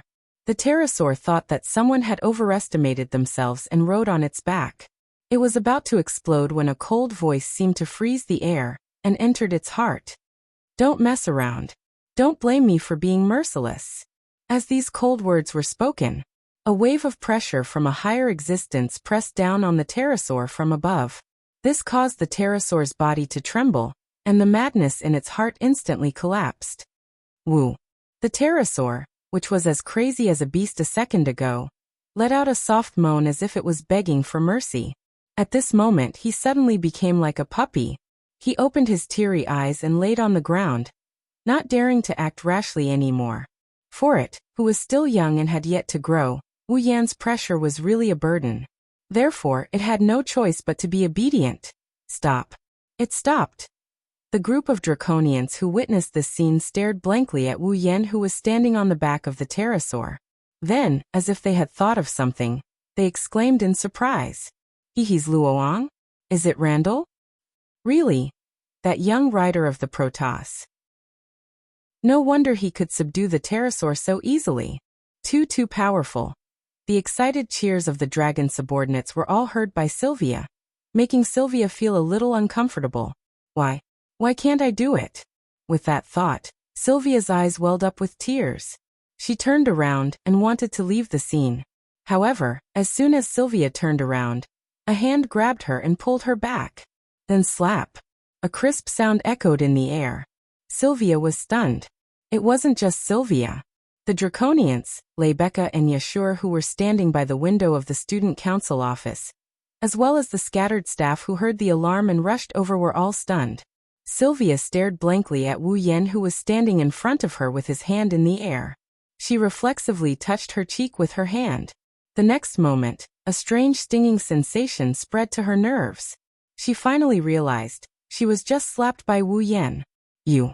Sylvia stared in disbelief at Wuxian, who casually withdrew his hand as if nothing had happened.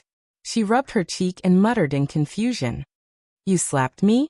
Yes, I slapped you. Wuxian admitted frankly and looked at Sylvia with a smile. However, there was no trace of a smile in his eyes. It was chilling. What? Your Highness, are you going to punish me? Sylvia yelled at Wuxian in a fit of rage when she heard that. What right do you have to hit me? Just because you have a disgusting head. Wuxian didn't care about Sylvia's identity as princess at all.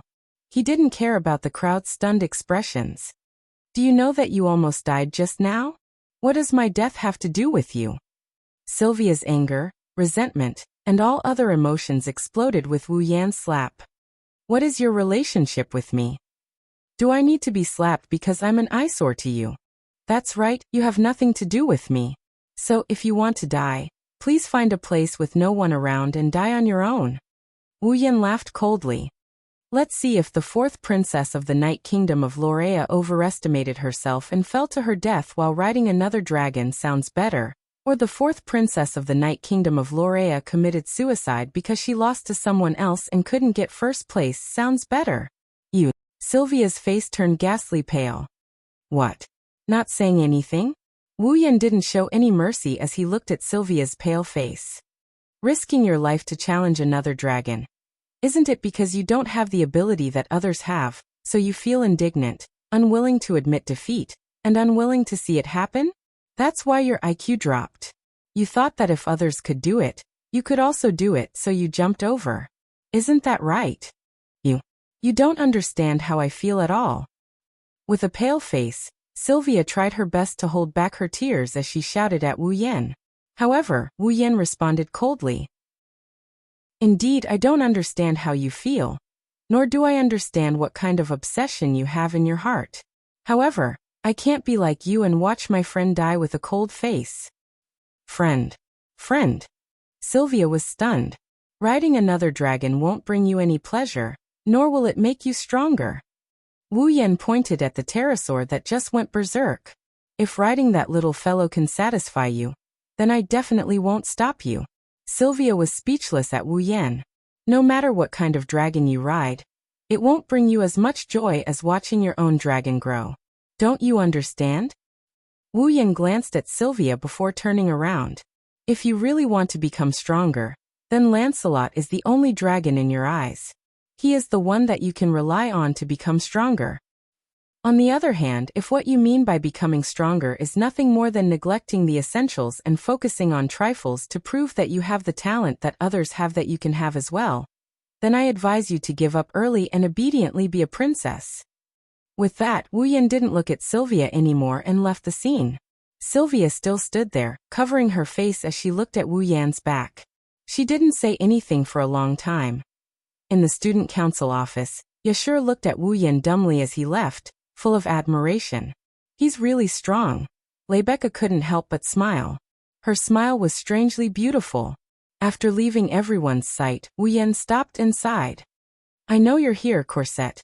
I'm afraid you're the only one in the academy who slapped Her Highness, Lord Roland.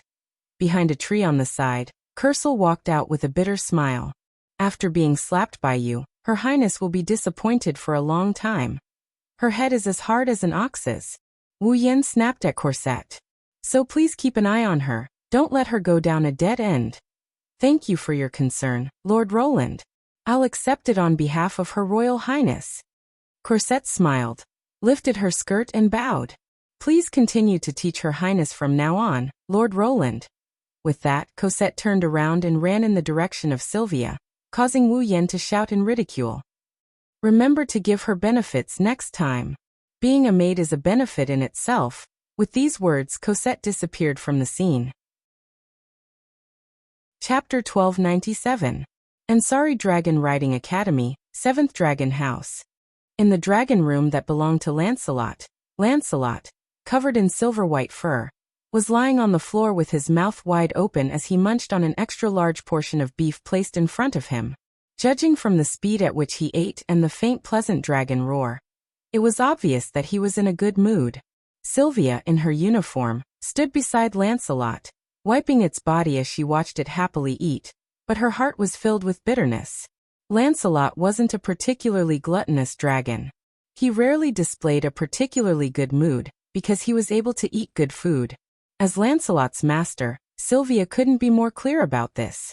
However, recently, Lancelot had been in a particularly good mood every time he ate. When it was time to eat, he seemed particularly eager and impatient. When it was time to eat, he was in a very good mood. Due to his joyful mood, his performance was much better than usual when he practiced his dragon riding skills with Sylvia. All of this was due to the food that Lancelot loved so much. And this food was personally prepared by Wu Yan. Ever since he tasted Wu Yan's food, Lancelot completely fell in love with Wu Yan's cooking, and displayed an unprecedented desire to pursue it. Now Lancelot would leave the seventh dragon's house almost every day when it was time to eat. When he returned, there would be an extra portion of delicious food in his mouth.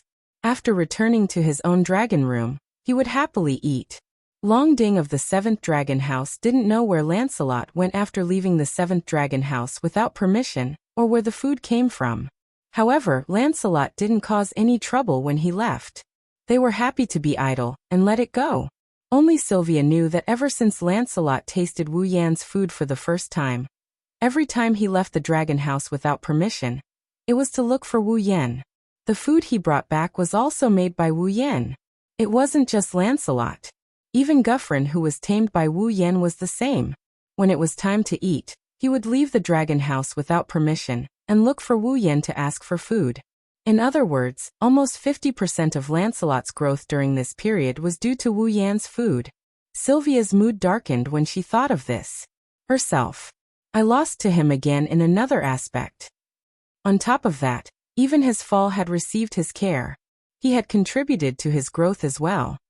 He was truly outstanding. Compared to him, she really was like a child. She recalled how she recklessly challenged a berserk dragon to prove that she had the ability to ride another fall, and was slapped by Wu Yan. Sylvia subconsciously touched her face. It was as if it was still aching. Sylvia knew that she didn't have any talent. It wasn't that she didn't have the talent to ride another fall. It was that she didn't even have the talent to become a dragon nurturer. Loriaman had a rule that all citizens of 7 years old must go to a Bayan forest to undergo the youngling ritual, and have the dragon mother appraise them to see if they had the talent to become a dragon nurturer.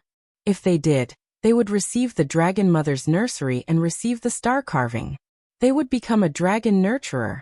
If they didn't, the dragon mother wouldn't even appear in front of them, and they could only leave dejectedly. Logically speaking, Sylvia, who obtained Lancelot, should have the talent to become a dragon nurturer. However, only Sylvia knew that during the youngling ritual when she was 7 years old, she didn't get the chance to become a dragon nurturer. In fact, she didn't get chosen. The only reason she was able to obtain Lancelot and become a dragon nurturer was because someone had given her a hand. Sylvia couldn't help but recall the conversation she had with him when she was 7 years old. Why do you want to become a dragon nurturer so badly? Woo. Because I must have my own fall. Why? Because I want to become a great knight. But I didn't get chosen. The dragon mother didn't give me her nursery. I failed to live up to my royal father and royal sister's expectations. I can't become a great knight. Sigh. Alright, stop crying. Woo. Alright. Stop crying. Didn't you want a fall? I'll give you one, alright. Give me one. In the dimly lit forest, he pressed a mysterious ball of light into the body of the 7-year-old Sylvia. In that instant, Sylvia felt that some sort of change seemed to have occurred in her body. Then a star carving appeared on Sylvia's body. I have fall now? Amen. I've given you fall. So stop crying, okay? But is this okay? Well, it's useless to give it to me. I don't really need it anyway. If you need it, I'll give it to you. Alright, I'm leaving. Remember, stop crying. Wait. Big brother. What's your name? Me? My name is Wu Yan. Sylvia muttered subconsciously, calling out that name that was etched in her heart. Then she thought of her own performance, and her bright and beautiful eyes were filled with heart-wrenching gloom. She even began to mock herself. If Big Brother sees me now, he'll be very disappointed, right? As Sylvia said that, she even had an extreme thought. If he had entrusted Lancelot to someone else, then Lancelot would be better than staying by her side, right? Perhaps, he might even be stronger than when he was by my side. That might not necessarily be the case. After all, she didn't have the talent to be a dragon nurturer, did she? Just as that thought rose in her mind, a familiar voice that was also etched in her heart coldly echoed in Sylvia's heart. No matter what kind of dragon you ride, it won't be as joyful as watching your own dragon grow. Don't you understand? If you really want to become stronger, then Lancelot is the only dragon in your eyes. He's the one you need to become stronger. And if what you mean by becoming stronger is nothing more than neglecting the essentials and focusing on trifles to prove that you have the talent that others have that you can have as well, then I advise you to give up early and just be a princess obediently. The cold voice was like a bucket of cold water that poured over Sylvia's heart. She, who had almost gone to the extreme, suddenly came back to her senses. No, I can't think that way. Sylvia hurriedly shook her head and took a deep breath to get rid of the distracting thoughts in her mind. He's right. I only need Lancelot. I only need Lancelot in my eyes. He's the one I need to become stronger, not to prove that I have the talent to be a dragon nurturer. Become stronger. I have to become stronger. Sylvia's dim eyes lit up as she clenched her fists tightly. To not let down Big Brother who entrusted Lancelot to me. I have to become stronger. I have to become stronger. Kaboom! Just as Sylvia's fighting spirit was reignited, a thunderous boom came from the sky outside. The sudden sound of thunder caused Sylvia's face to turn pale with fright. Her awe-inspiring image was shattered, and she covered her ears like a timid little girl, trembling as she squatted down. Although it was hard to imagine, the famous Princess Blue Ice was indeed afraid of thunder. Roar! While Sylvia crouched down in fear, Lancelot stood up abruptly and let out a huge roar filled with enmity towards the window. It was as if he had seen a parasite. It was only then that Sylvia, who was trembling as she lifted her head to look outside the window, realized that the clear sky outside was now covered in a thick layer of ominous dark clouds. It was pitch black and hard to imagine. What? What is that? Looking at the sky covered by ominous dark clouds and the sticky feeling of discomfort that permeated the air like a rotten swamp, Sylvia's icy blue eyes trembled violently, and a trace of unease surfaced in her heart. Chapter 1298. The originally clear sky was instantly covered by a thick layer of dark clouds like a lake that had been filled with dirty water. The dark clouds stirred into a black whirlpool that slowly rotated. Inside, traces of red lightning surged back and forth, bringing with them frequent rumbles of thunder. In Apollo's abode, Wuxian was reading a few scattered legends about dragons similar to the sacred dragon emperor that Cosette brought him. His hand that was flipping through the book suddenly paused, and he looked out the window. Looking at the whirlpool of dark clouds and flashing red lightning, Wuxian's frown deepened and he stood up from his bed. Something's not right. Wuxian wasn't the only one with such thoughts. The strongest student council president of the Ansari Academy also had the same thought. The proof was Guffrin's enormous body suddenly soared into the sky under Wuxian's gaze and stopped above the academy. Lebecca in her uniform was standing on a rotating magic formation. Her emerald eyes first glanced at the ominous clouds in the sky, before looking in Wuxian's direction. Roland!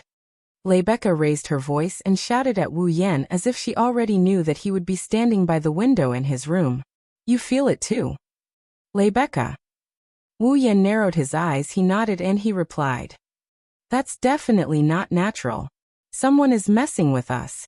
I think so too. Lebecca raised her head, her beautiful face suddenly becoming serious. She closed her eyes. Lebecca opened her red lips and slowly spoke. Her solemn voice echoed in the sky. In Lebecca's name? I command in the name of Randall. Present the holy knight armor. You forged to me. Roar as Lebecca's solemn voice echoed. A red light flashed in Guffrin's eyes. He opened his mouth and roared. Two magic arrays less than 10 centimeters apart rippled out from Guffrin's body and enveloped Lebecca, as if they were rising into the sky.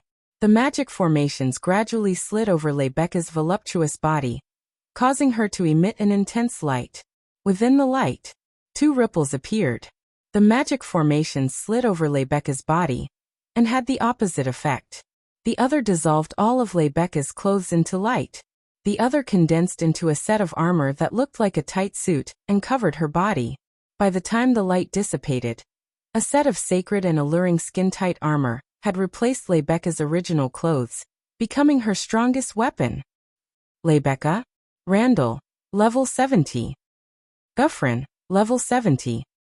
Lebecca, who had instantly transformed into a Valkyrie, He could clearly feel the sharp aura and surging mana fluctuations coming from her body.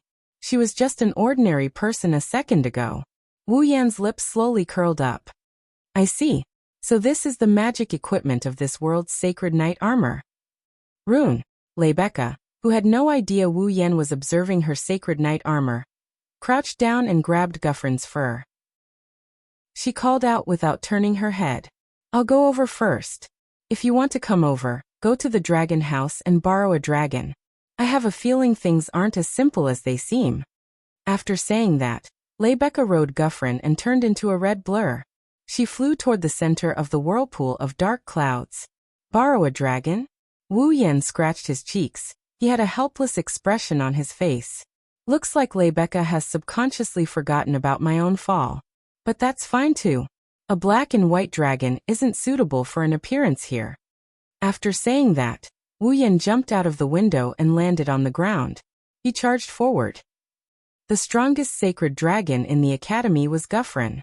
No one could find an existence comparable to Guffrin. However, Guffrin wasn't the only sacred dragon in the academy. There were 4 other sacred dragons. Wu Yan didn't plan on using his familiar to impersonate Fall in a situation like this. But if he wants to borrow a dragon, he's going to borrow as strong a dragon as he can. So he set his sights on the other sacred dragons.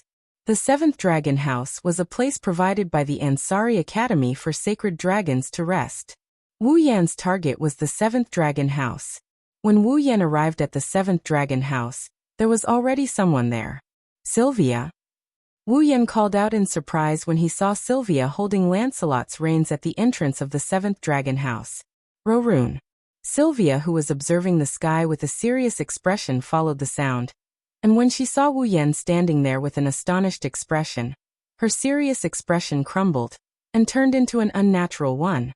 Wu Yan had just taught her a lesson and slapped her in the face. Now that she saw Wu Yan, she felt awkward. Not just Sylvia, even Wu Yan's expression became a bit resentful. He opened his mouth and was about to say something when his expression changed. He abruptly lifted his head and looked at the horizon. Under Wu Yan and Sylvia's watchful eyes, a magic formation of the same size as the dark cloud vortex appeared without any warning and covered the dark clouds. Shortly after, a gigantic dragon twice the size of Guffrin, with dark gray fur and bulging muscles, with a decaying aura, emerged from the magic circle and descended from the sky. Roar, a frightening roar that shook one's heart, echoed through the pitch-black sky like a demon. It turned into sound waves that reverberated in the air. It even reached the ears of Wu Yan and Sylvia, who were looking up from the academy. That's... Sylvia looked at the naked giant dragon in disbelief. She couldn't help but take 2 steps back. Her delicate body trembled and her eyes were filled with fear. What is that? Tisi. Wu Yan curled his lips and turned to look at Sylvia. Sylvia, ride Lancelot and bring me there. Wah. Sylvia's panic turned into fear when she heard Wu Yan's words. She shook her head with all her might without thinking. No. I don't want to. Huh? Wu Yan didn't expect to receive such an answer. He paused and became angry. Why? That kind of monster. Sylvia's shoulders trembled, the fear in her heart written all over her face. I don't want to go near it. Wu Yan clenched his fists. His eyes flashed with a cold light. I thought you were just a little stubborn. I didn't expect you to be a coward who doesn't even dare to face the enemy. It's a sin for the Loriaman royal family to have a princess like you. Well, what did you say? Sylvia's body trembled. She was stunned on the spot. That dragon is clearly very dangerous to Ansari City. It's even destroying it. Wu Yan looked at the giant dragon that was spitting dragon breath to destroy Ansari City. His mocking voice reverberated towards Sylvia. The citizens of Ansari City are facing danger. A princess like you actually doesn't care about the safety of your own country's citizens. You plan to hide here like a coward. What an eye-opener. I. Sylvia's body trembled again and again. Her pretty face was as white as paper. Forget it, it's the same if I go alone. Wu Yan glanced at Sylvia and walked to Lancelot's side. Lend Lancelot to me. Lend Lancelot? Sylvia was stunned again. She quickly shook her head. No. How can Lancelot fight that kind of monster? He can't even compare to it in terms of size. Ha! Wu Yan laughed. His laughter was unusually sarcastic. You want to impose your own incompetence on your fall? You're really something, aren't you? No. It's not like that. Aren't you the one who knows Lancelot the best? Wu Yan coldly interrupted. In your heart, is Lancelot a holy dragon that can't even defeat that disgusting reptile? Seeing Sylvia's confused look, Wu Yan sighed. He turned around and patted Lancelot's head. Lancelot, since that's the case, let us show your owner just how strong you are. Roar! Lancelot roared without hesitation, and obediently lay down in front of Wu Yan. Lancelot! Sylvia was stunned when she saw Lancelot's expression of submission. Now is not the time for you to be in a daze. Wu Yan grabbed Sylvia by the waist and jumped onto Lancelot's back amidst Sylvia's shriek of surprise. Come and see for yourself. See how strong Lancelot is. Roar! Lancelot let out a hot-blooded dragon roar. He kicked his forelimbs and soared into the sky with a muffled sound. Chapter 1299. Roar! The roar that turned into a strong storm swept through the entire area, instantly blowing the glass and wooden tiles of all the surrounding buildings into pieces. Like garbage, the sound waves shot out like bullets, destroying all the buildings on the scene. Boom! The dark gray dragon stomped its foot on the ground. With its foot as the center, the ground cracked inch by inch, bringing with it a nauseating stench that filled the square below. What is that? Wah! Run! It wasn't until this time that the crowd in the square began to flee in panic, fleeing aimlessly into the distance. Although the security officers of Ansari State suppressed the fear in their hearts, tried to maintain order, evacuate the crowd and seek refuge, it was still difficult to control the panic of the crowd. The huge square was like a battlefield. Countless guests rushed out of the surrounding buildings and scattered crazily with the fleeing crowd. They completely ignored a portion of the people who fell in panic. Some of them even cruelly stepped on their bodies in order to escape the scene. The plaza was already in a state of panic. Riding on a Guffrin, Rebecca saw this scene as soon as she arrived. She couldn't help but grit her teeth and look forward. Her beautiful emerald-like eyes emitted a rarely seen sharpness. A ferocious flow of magic reverberated from her body and filled the entire plaza. Then, a golden magic array flashed above Rebecca's head, emitting a dense golden light. Appear! A magic spear that can kill in one hit. With a stern shout, Rebecca extended one of her hands and grabbed at the magic array above her head. She clenched her fist and the next moment, Rebecca clenched her fist. A huge black and red spear that looked like a drill appeared in her hand. It was a magic device unique to every Holy Knight's armor. If the elves' defensive barrier was spiritual equipment, and the true power of the elves lay in the angel, then the Holy Sky Dragon Knight's defensive barrier would be the Holy Knight armor, and the true power of the Holy Sky Dragon Knight lay in the Holy Knight armor. This was the intrinsic magic device of the Holy Knight armor. Its name is Kai Borgu. Rebecca opened her eyes and a sharp glint flashed through them. She grabbed the drill-like spear and tensed her body, forcefully projecting her intrinsic magic device. His name was Kai.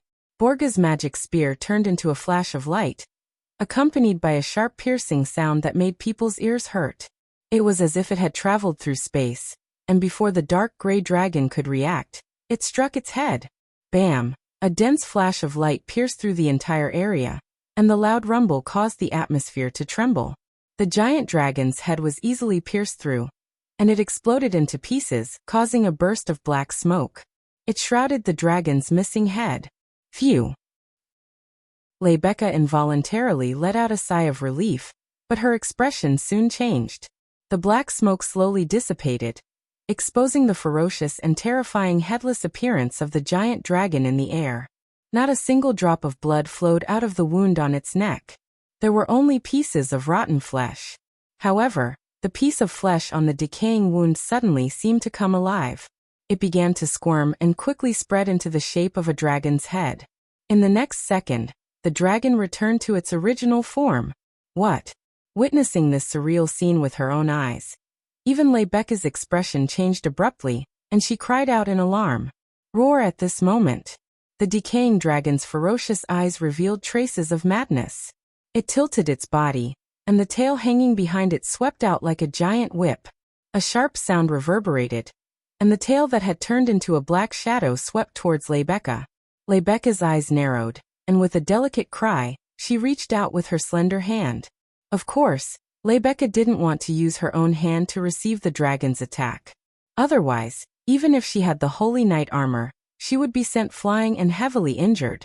After all, no matter how ugly her opponent was, it was still a dragon, and it seemed to be a holy dragon that had matured to a higher level than Guffrin.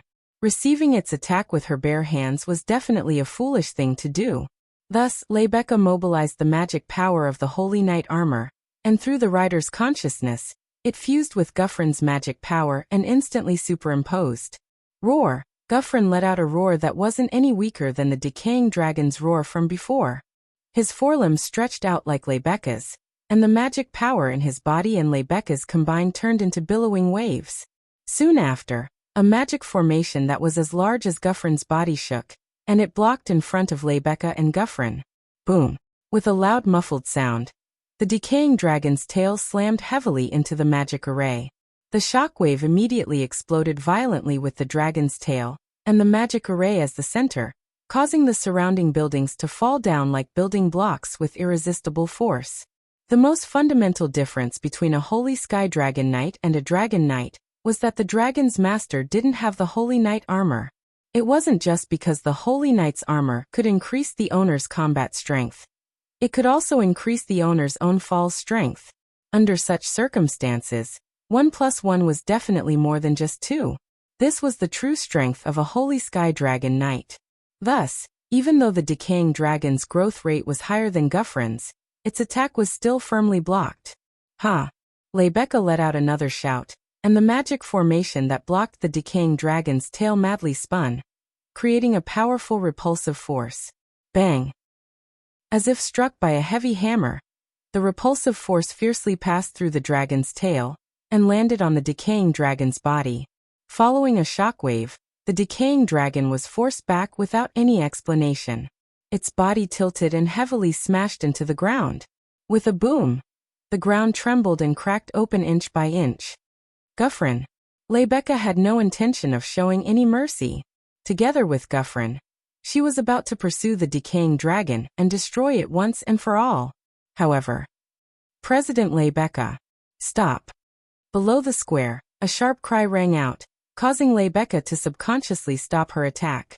She looked towards the source of the voice, and immediately, the image of a male student in academy uniform appeared before her eyes. Rebecca was shocked. Yashur. President Rebecca. You can't attack directly. As Yashur ran over, he shouted his reason at the top of his lungs. Yak. Yak was sucked into that guy's body. What did you say? Rebecca cried out in shock. Roar! In the time it took to cry out, the decaying dragon on the ground suddenly raised its head and opened its toothless mouth at Rebecca and Guffrin. Magic formations filled with boundless magic power shot out and rippled upward. Danger! Yashur's expression changed greatly. Damn it! Rebecca's expression changed as well. In the next instant, layers of magic formations shot out. The ripples in the air condensed into a destructive shockwave and shot toward Rebecca, who was standing above Guffrin's head like a jet of fire. It was an offensive magic unique to the dragon race. It could also be said to be their strongest offensive magic, dragon breath. Rebecca clenched her teeth and extended her paladin armored hand. Strands of magic power surged from her hand as she planned to meet the incoming dragon breath head-on. However, just as the breath of the decaying dragon was about to strike Rebecca, a searing torrent of mana of similar attributes descended from the sky without warning. Shockingly, it was also a dragon's breath.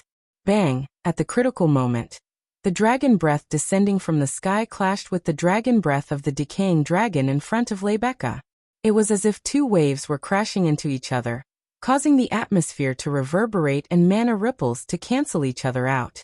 Rebecca, who was about to take the attack from the decaying dragon, and Yashur, who was running over, were startled.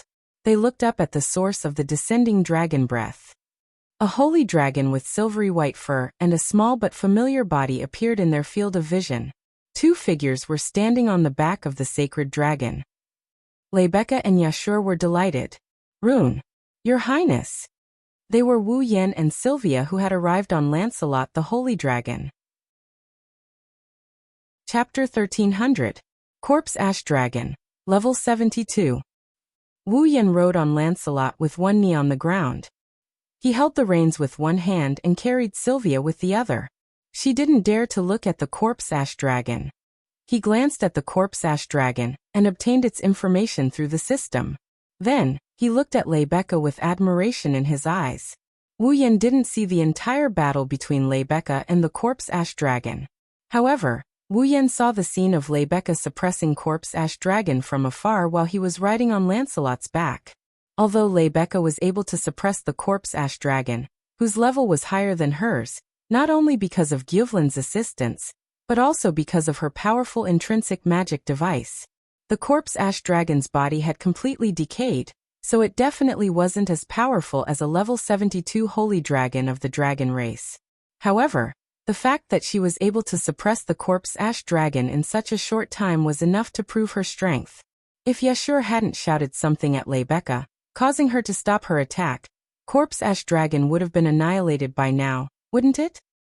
As expected of the strongest existence in the Ansari Kingdom's Dragon Riding Academy, sighing, Wu Yan glanced at Sylvia, who still has her eyes closed. She still has a faint trace of fear on her face. He sighed.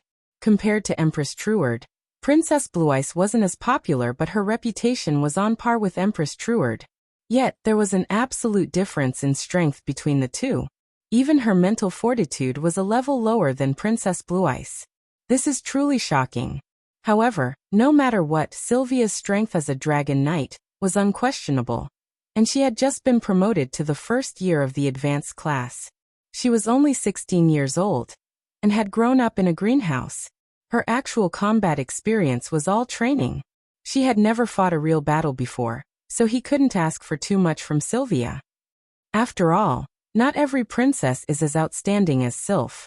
Of course, if possible, Wu Yan wouldn't mind helping Sylvia out. Now the timing isn't bad. Open your eyes. The cold words caused Sylvia's shoulders to tremble. She opened her eyes in fear, and she looked at Wu Yan with a bit of fear in her eyes. She didn't even care about her shyness. She hugged Wu Yan's neck tightly and stuck to his body. Her voluptuous breasts pressed against Wu Yan's body until they were flat. However, Wu Yan didn't lose his composure. At the very least, he can't afford to be distracted.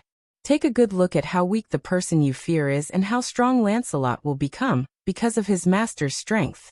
Wu Yan slowly closed his eyes and inserted his consciousness into Lancelot's body like the roots of a tree. It entered Lancelot's body and merged with Lancelot's consciousness, transmitting to each other. Lancelot is a divine dragon. But he's only a young divine dragon. Therefore, not only was his physique inferior to Gyuvlin's, even his strength was inferior. Of course, his level. Lancelot. Level 64. Just like the information from the system, Lancelot is only around the middle of the 7th rank. Even if Lancelot relied on the dragon race's powerful physical strength and dragon blood magic to unleash the power of a peak mid-7th order powerhouse, which was very close to a high 7th order powerhouse, he was still not a match for the 8th order Corpse Grey Dragon. Although the Corpse Grey Dragon can't unleash its full power due to the decay of its body, it's still not something a middle of the 7th rank dragon can deal with. However, the dragon riders in this world are a very special existence. They were able to combine their consciousness with the consciousness of the contracted dragon, thus causing the power that the dragon could exert to fluctuate. Excellent riders can make use of the dragon's power reasonably, and send out commands through their consciousness to greatly increase the dragon's power, even surpassing the level it should be at. Like Rebecca and Gyuvlin. That's it. It's the same the other way around. Weak riders can also use their weak dragon riding skills to affect the dragon's power, causing them to give the wrong command and use the wrong battle method, thus lowering the dragon's power. Wu Yan is the former, possessing the infinite martial refinement, and having personally battled with experts on more than one occasion. If he were to fuse his consciousness with Lancelot, he would definitely be able to greatly increase Lancelot's power. He can even challenge someone of a higher rank. At this time, Wu Yan connected his consciousness with Lancelot's and conveyed his battle techniques and methods. The best way to unleash power. The fastest flight path. The most complete battle experience. And the strongest battle technique.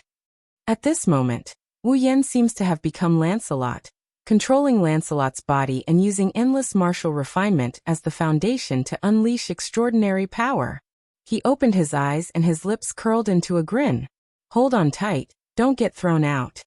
Sylvia flinched when she heard this. She didn't quite understand what Wu Yan meant. But in the next second, Sylvia understood why Wu Yan said that. Roar, like a war horn. Lancelot roared at the sky. The magic in his body surged out and wrapped around his body.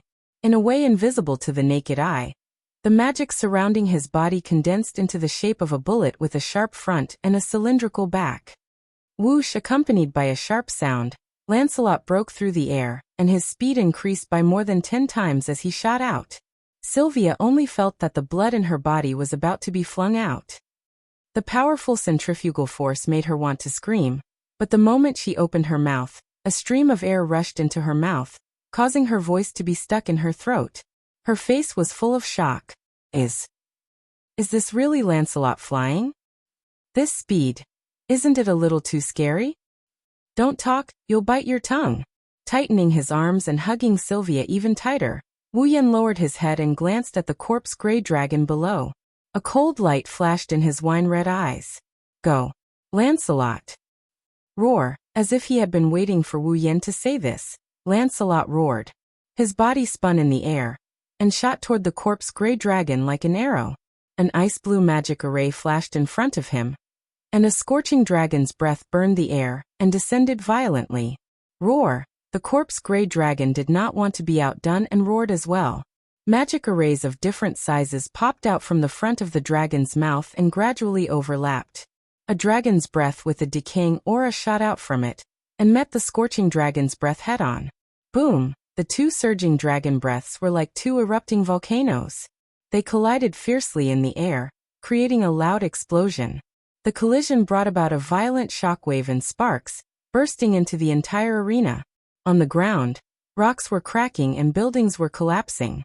Thick smoke and dust were stirred up and spread in all directions. Roar! The corpse-gray dragon's ferocious eyes shone with a crazy light.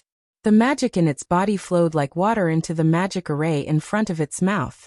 The decaying dragon's breath was like adding oil to a fire. Its scale expanded instantly and overpowered Lancelot's dragon's breath.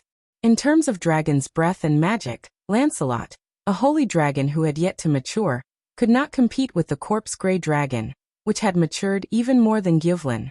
However, the lack of dragon's breath and magic did not mean that its strength was the same. Whoosh! With a sharp sound, a black shadow like a drill swept up the surrounding airflow and shot out from the flame-like dragon's breath like a tornado. It split the dragon's breath in half, broke through the dragon's breath and the atmosphere, and hit the corpse-gray dragon's decaying body heavily. Boom! Roar! A thunderous explosion resounded through the clouds and created a sound wave. The corpse-gray dragon roared again, but its roar was mournful. Instead of sounding mighty, it was filled with pain. Its huge body turned into an afterimage and shot backward like a marble. It smashed into a mountain not far from Ansari City. With a muffled sound and dust filling the air, the corpse-gray dragon's body was embedded in a layer of rock, forming the shape of a dragon. It was only then that the rapidly spinning drill bit stopped spinning after the dragon's breath was broken. A dragon's silhouette appeared, and it flew upward in a spiraling manner. That dragon image was Lancelot. Rebecca was stunned. Yashur was also stunned. The drill bit just now was actually formed by Lancelot's rapid rotation. Chapter 1301. Using the body as a weapon had always been a dragon's specialty. However, Rebecca and Yashur didn't think that Lancelot's method of spinning his body into a drill bit was his fighting style. No, it should be said that no dragon would want to do such a thing. It was no longer a matter of whether or not a dragon wanted to do it. It was a matter of whether or not they could do it. Even though it seemed very powerful, there was a fundamental problem. With the rotation of the dragon at such a high frequency, would the rider be able to ride the dragon stably in such a situation? let alone the feeling of the dragon itself? Naturally, the answer was no. However, Wu Yan, who was still riding steadily on Lancelot's back without a change in expression, told Rebecca and Yashur that he had done it. This was no longer something that could be described as a miraculous dragon riding skill. It was a terrifying dragon riding skill that could explain Rebecca and Yashur's current state of mind. If even Rebecca and Yashur were like this, there was no need to even mention Sylvia, who was riding on Lancelot's back. Sylvia's head was still dizzy from the extreme spinning just now, and a faint feeling of wanting to vomit continuously assaulted her mind. Sylvia resisted the urge to vomit, her heart completely enveloped by a feeling of disbelief. Was this what true power was like? Was this the level that Lancelot could reach? Was this the miracle that a rider could achieve? Was this what she was lacking in? So there was an excellent rider. Lancelot could be this strong. Sylvia's fear of the corpse-ash dragon was overshadowed by these thoughts. At this moment, Sylvia finally understood that the reason she was afraid of the corpse-ash dragon was not because it was too powerful, but because its appearance was too ferocious. She was just like an ordinary girl who was afraid of it. Saying that Lancelot wasn't a match for this monster was just a cover for her cowardice. Understanding this, Sylvia's heart, she was immediately filled with disappointment and sadness. Herself, she was still a coward in the end. Humans have to constantly look forward. Just as Sylvia's heart was filled with disappointment and gloom, a familiar voice suddenly echoed in her heart, causing Sylvia's entire body to tremble. It's precisely because you're too weak that you want to become stronger. It was also because of his own weakness. That's why I want to be strong. So, if you want to become strong, you must first admit that you are too weak and want to become strong. You have to admit your weakness. Since you've made a mistake, you should bravely admit it. Isn't that the Wang family's teachings? Like the light that pointed out the path, the stern yet gentle words pierced deeply into Sylvia's heart like a sharp sword, shattering all the confusion in her heart and enlightening her. That's right. Since you've made a mistake, you should bravely admit it. Isn't that the Wang family's teachings? I was too muddle-headed. The dizziness and nausea disappeared along with the confusion in her heart, and Sylvia's icy blue eyes regained their original luster. Seeing this scene, Wu Yan smiled. His smile was very gratified. At least he didn't waste all his saliva. He raised his head and looked forward. Seeing the corpse dragon shatter the surrounding rock layer and climb out of the mountain, Wu Yan revealed a bloodthirsty smile. Since the matter with the princess was settled, there was no point in keeping this disgusting dragon alive. Lancelot! Roar as Wu Yan coldly shouted. Lancelot's eyes flashed with a bloody light. He raised his head and forcefully inhaled towards the sky with his large mouth. Streams of air that could be seen with the naked eye followed Lancelot's roar like flowing water, surging towards Lancelot's dragon head and rapidly rotating. An ice-blue magic array shook the air and suddenly expanded. Together with the swirling airflow, it condensed into a halo and covered the fluctuating magic array wheel. That's... Rebecca and Sylvia's pupils shrank at the same time, exerting a certain frequency of vibration to cause the surrounding atmosphere to vibrate, and using the vibrating atmosphere to form an impact. Wasn't that the sword skill Wu Yan used to tame Guffrin? Chaotic return to Horizon Dance? The corners of Wu Yan's mouth slowly curled up, and his expression turned serious. Roar! Lancelot roared fiercely, and the scorching dragon's breath once again burst out from the magic array in front of his dragon head. With an irresistible force, it rushed down toward the corpse-gray dragon. However, this dragon breath was different from the ones before. Not only did it form a high-pressure spiral of concentrated dragon breath, but there was also a dazzling halo around the spiral of concentrated dragon breath. Roar! The corpse dragon seemed to sense a strong sense of danger from the dragon breath, and its roar seemed to contain traces of fear. It hurriedly set up overlapping magic formations, and used dragon breath with a decaying aura to meet the spiraling dragon breath. Boom! A violent explosion shook heaven and earth. The two dragon breaths collided with each other in the most violent way possible, and at that moment, even space itself seemed to ripple. However, unlike the previous collision, this time, Corpse Ash Dragon did not even have the chance to replenish his mana, and increased the power of his dragon breath. The spiral-shaped dragon breath with glowing edges pierced through the incoming dragon breath like an arrow piercing through cloth, shattering corpse ash dragon's dragon breath. Boom! Another muffled sound rang out.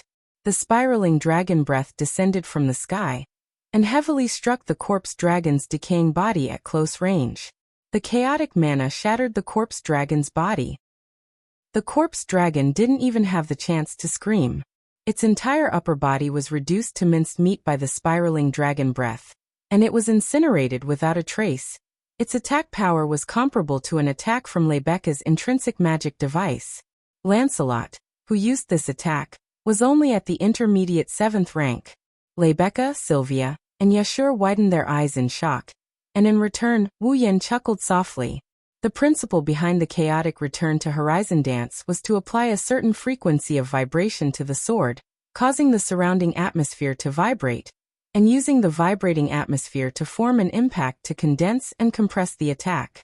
Here, Wu Yan changed the medium of vibration from the sword to Lancelot's dragon breath, and condensed the dragon breath into a spiraling shape, causing the atmosphere to vibrate and form an impact. In that case, the dragon breath unleashed by using the principles of the chaotic return to Horizon Dance would be the power of Lancelot's own dragon breath combined with the power of the chaotic return to Horizon Dance to form a brand new dragon breath. Its name was Perforate Dragon Breath Dance. Done. Perforate Dragon Breath Dance. Sylvia muttered as if she was sleep-talking. What power? Rebecca and Yashur exchanged glances. Follow up the victory. While everyone was still immersed in the might of the Perforate Dragon Breath Dance, Wu Yan rode on Lancelot and raised his head to take a deep breath. He planned to use the Perforate Dragon Breath Dance again and directly eliminate the corpse gray dragon. Wait. Rune. Yashur hurriedly shouted when he saw Wu Yan's intention. You can't. Yak is in that dragon's body. You'll hurt her if you do that. Wu Yan and Sylvia were slightly shocked when they heard that. They immediately pulled on the reins to stop Lancelot's attack. Roar! The moment Lancelot stopped attacking, the corpse ash dragon, which had lost its upper body, let out a furious roar from an unknown part of its body. The flesh on its body wriggled and instantly expanded, condensing into the shape of a dragon. In just a moment, the corpse gray dragon returned to its original state. Before Wu Yan, Rebecca, and Sylvia could react, the corpse gray dragon opened its mouth and set up a dragon breath formation. It launched a violent attack at Yashur, who was still rooted to the spot after shouting, "Watch out!" Wu Yan, Rebecca, and Sylvia were shocked when they saw the corpse gray dragon's dragon breath fall on Yashur without warning. Bzzz. Suddenly, a dazzling halo flashed from Yashur's body. It shattered the dragon breath into primal magic power and scattered it all over the place. Wu Yan and the others were slightly stunned. At the same time, the halo gradually revealed its original form. It turned into a dazzling knight's armor that appeared on Yashur's body. Traces of magic power surged on it. Holy knight's armor. The three of them couldn't help but cry out in surprise. Chapter 1302. The sudden change caused everyone present to have a dazed expression on their faces, including Yashur, who was equipped with the Saint Knight armor. This is... Yashur raised his hands and looked at the cold armor covering them. He clenched his fists and a strange power filled his body.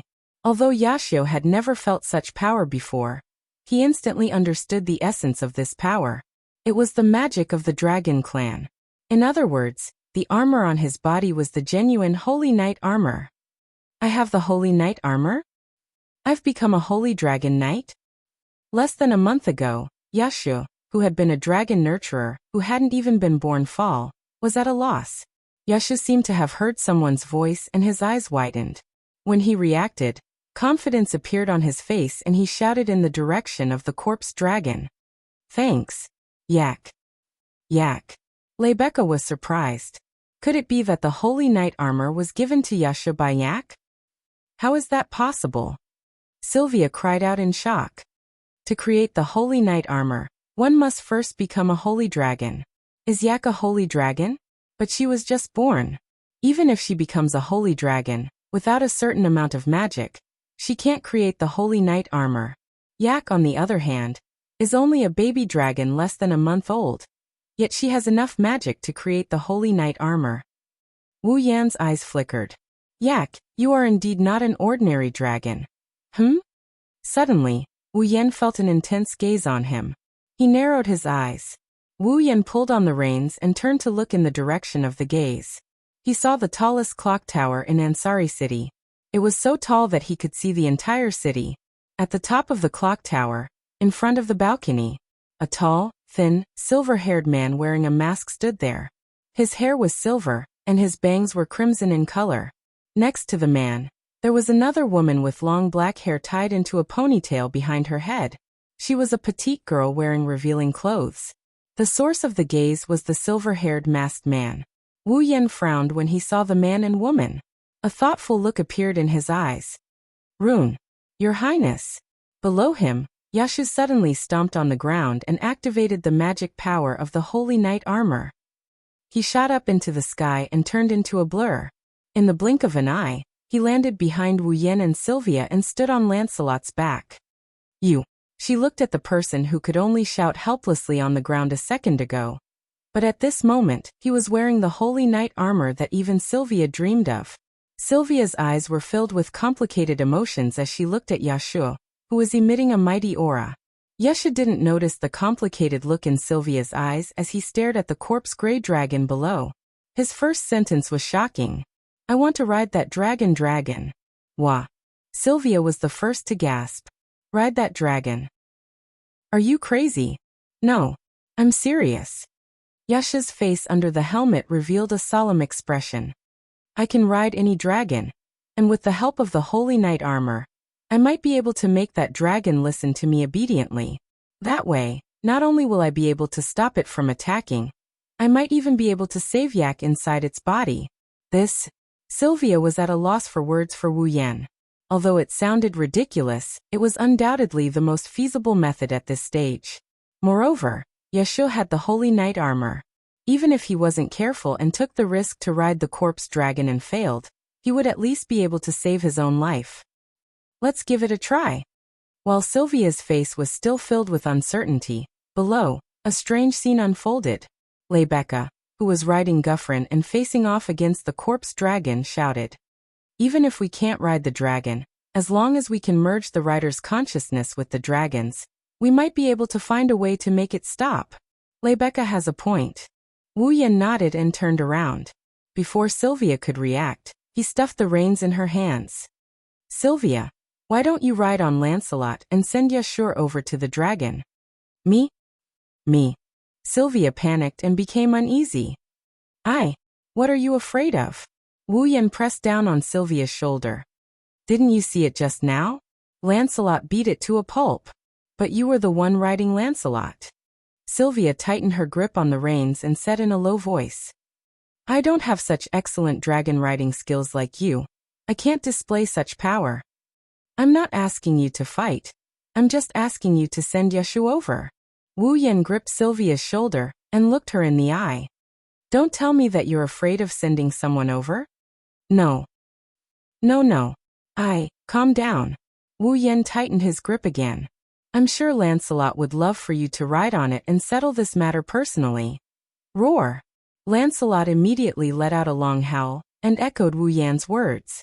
Sylvia was stunned for a moment before her expression settled down, and she took a deep breath. I understand. Taking Wu Yan's place and sitting on Lancelot's back, Sylvia's expression returned to her usual calm and collected self. Although I can't do what you did, I swear in the name of the Loriaman royal family that I will abandon fear and send Yashu to Blake. Blake, send him to that dragon and face it head-on. That's more like it. Wu Yan and Yashu laughed. Sylvia blushed and looked at Wu Yan suspiciously. What about you? Look over there. Wu Yan didn't waste time and turned to look at the clock tower. Sylvia and Yashu followed Wu Yan's gaze and looked over. Then a man and a woman on the clock tower entered their sight. That's suspicious. Wu Yan lowered his voice. I suspect that they are the culprits behind the dragon's attack on Ansari City, so I want to take a look. You alone? Sylvia and Yashu had grave expressions on their faces. Will it work? Ha, ha. Wu Yen chuckled. Who do you think I am? Wu Yen jumped down from Lancelot's back, and he landed firmly on the ground against the howling winds. He then dashed towards the clock tower. He's fine after jumping down from such a high place, and he's not even wearing a paladin armor. Yashu was speechless. Rune, who is he? I don't know. I don't know. Sylvia pulled on the reins in her hand and revealed a beautiful smile. But I'm sure he's a good person. If Wu Yen finds out that Sylvia gave him a card, he would probably reconsider pulling Sylvia in, right? On the other side, at the top of the clock tower, Lord Mikaos, the dark-skinned, petite girl stared at Lancelot, who was flying toward the corpse-ash dragon in the sky. Her tone turned solemn. Beside him, the masked man called Mikaos looked at the sky without any change in his expression. His voice was indifferent. Looks like we met with an unexpected accident. In his hand was a huge black sword that was more than half the size of his body. It was a giant sword that was as black as ink, with blood-like veins running through it. It gave off an ominous aura, as if it was a tainted holy sword. Upon closer inspection, one could see traces of mana fluctuating on the pitch-black greatsword. The experiment failed, Anya. Mikaos watched with his own eyes as Yaksa jumped onto the corpse grey dragon's back and successfully steered the corpse grey dragon into the sky. He immediately turned around and spoke without any reluctance. When we get back, investigate that boy and girl. Girl? Anya showed a doubtful expression when she heard Mikaos' words. She knew the boy. He was referring to the one who successfully controlled the corpse dragon. But who was the girl? Saint Heavenly Dragon Knight Lebecca? Randall? Or the fourth princess of House Lorimond, Sylvia? Mikaos didn't answer Anya's questions. He picked up the black greatsword and walked towards the entrance of the clock tower. Retreat. Yes. Despite her doubts, Anya still obeyed Mikaos' arrangement. However, Mikaos and Anya, who were walking towards the entrance, quickly stopped in their tracks. That was because there was already a person standing at the entrance. Chapter 1303. Who is it? Looking at the figure that appeared at the entrance without the slightest warning, the pupils hidden under the mask narrowed slightly. Anya was also startled. She scuttled in front of Mikaos like a guard, grabbing a whip and fiercely lashing it out. A sharp sound of the whip breaking through the air was heard as it lashed forward. Just by the sound, one could tell that its lethality was not low. However, it was a pity that such a powerful attack was caught by a hand in an extremely straightforward manner. That hand forcefully grabbed the whip shadow. Wah! Anya was shocked. She tried to pull her whip back, but it didn't come back at all. She couldn't believe it. Don't look at Anya's extremely petite build. She was born from a rare fighting race, Roast, Scion? Although her fighting ability could not be compared to the dragon race, it was not something that could be easily dealt with by a dragon. That was why Anya had become Mikaos' bodyguard to ensure his safety. If this happened to a sacred sky dragon knight equipped with paladin armor, Annie would not be surprised at all. However, she did not see any trace of paladin armor on the other party, not even an ordinary armor. The other party took her attack with a pure human body. Moreover, it was done very easily. This also proved that the other party's fighting ability was at least not below Annie's. We just met and I'm already being treated so rudely. He ignored the whip that was constantly twitching as it tried to break free from his control. Wu Yen first glanced at Annie, and then looked at Mikaos with a smile. It seems that the attack of the corpse-ash dragon is most likely related to you. Hearing this, Annie's heart tightened as she realized that she had done something stupid. If she had not attacked just now, the other party would not have any evidence to prove that they were suspicious even if their clothes were a bit special. Thinking of this, Annie clenched her teeth as killing intent appeared in her eyes. Since you've discovered so many things, then please obediently accept your fate. So many things. Wu Yen shook his head. No. At most, I only know that you guys are the culprits behind the corpse-ash dragon's actions. I don't know anything else. If possible, I hope you can try your best to answer my questions, and let me know more. Don't even think about it. Anya's free hand reached behind her back, and pulled out a sharp dagger with a crisp sound. I won't let you get close to Mikao's. Oh, so it's called Wu Yan. Wu Yan nodded in realization, once again making Anya realize that she had done something wrong. She clenched her teeth fiercely, her eyes filled with vigilance. How loyal. Seeing Anya standing in front of Mikao's with a vigilant expression, Lin Sanjia thought to herself. Wu Yan shrugged. You remind me of Elaine. Both of you are equally loyal. I wonder if the Mikao's you mentioned is as disgusting as Will Scott. You, Anya. Although she didn't know who the Elaine and Will Scott that Wu Yan mentioned were. When she heard Wu Yan calling Mikao's disgusting, she was about to explode but was stopped by Mikao's. Looking past Anya's frail body, Mikao's raised his face that was covered with a cold mask and looked at Wu Yan. You, who are you? Me. Wu Yan raised an eyebrow and looked at his Ansari Dragon Riding Academy uniform.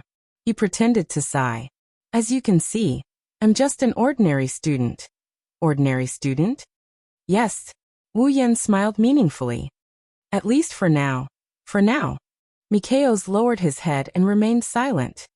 Then, since you asked me a question, I'll ask you a question too. His gaze swept towards the pitch-black greatsword in Mikao's hand. Wu Yan narrowed his eyes when he felt the magical energy and ominous aura fluctuating from it. That greatsword in your hand isn't ordinary, right? This is the product of mechanical engineering that the Empire is proud of and the magical engineering that the dragons have been developing for a long time. In other words, it's the product of magical engineering. Miko Wise didn't hide anything and he didn't mince his words. Wu Yan frowned, and his eyes flashed with apathy. Magical engineering, an academic that combines the magic of the dragons and mechanical engineering. This is the pride of the Cypheros Empire. You're from the Empire.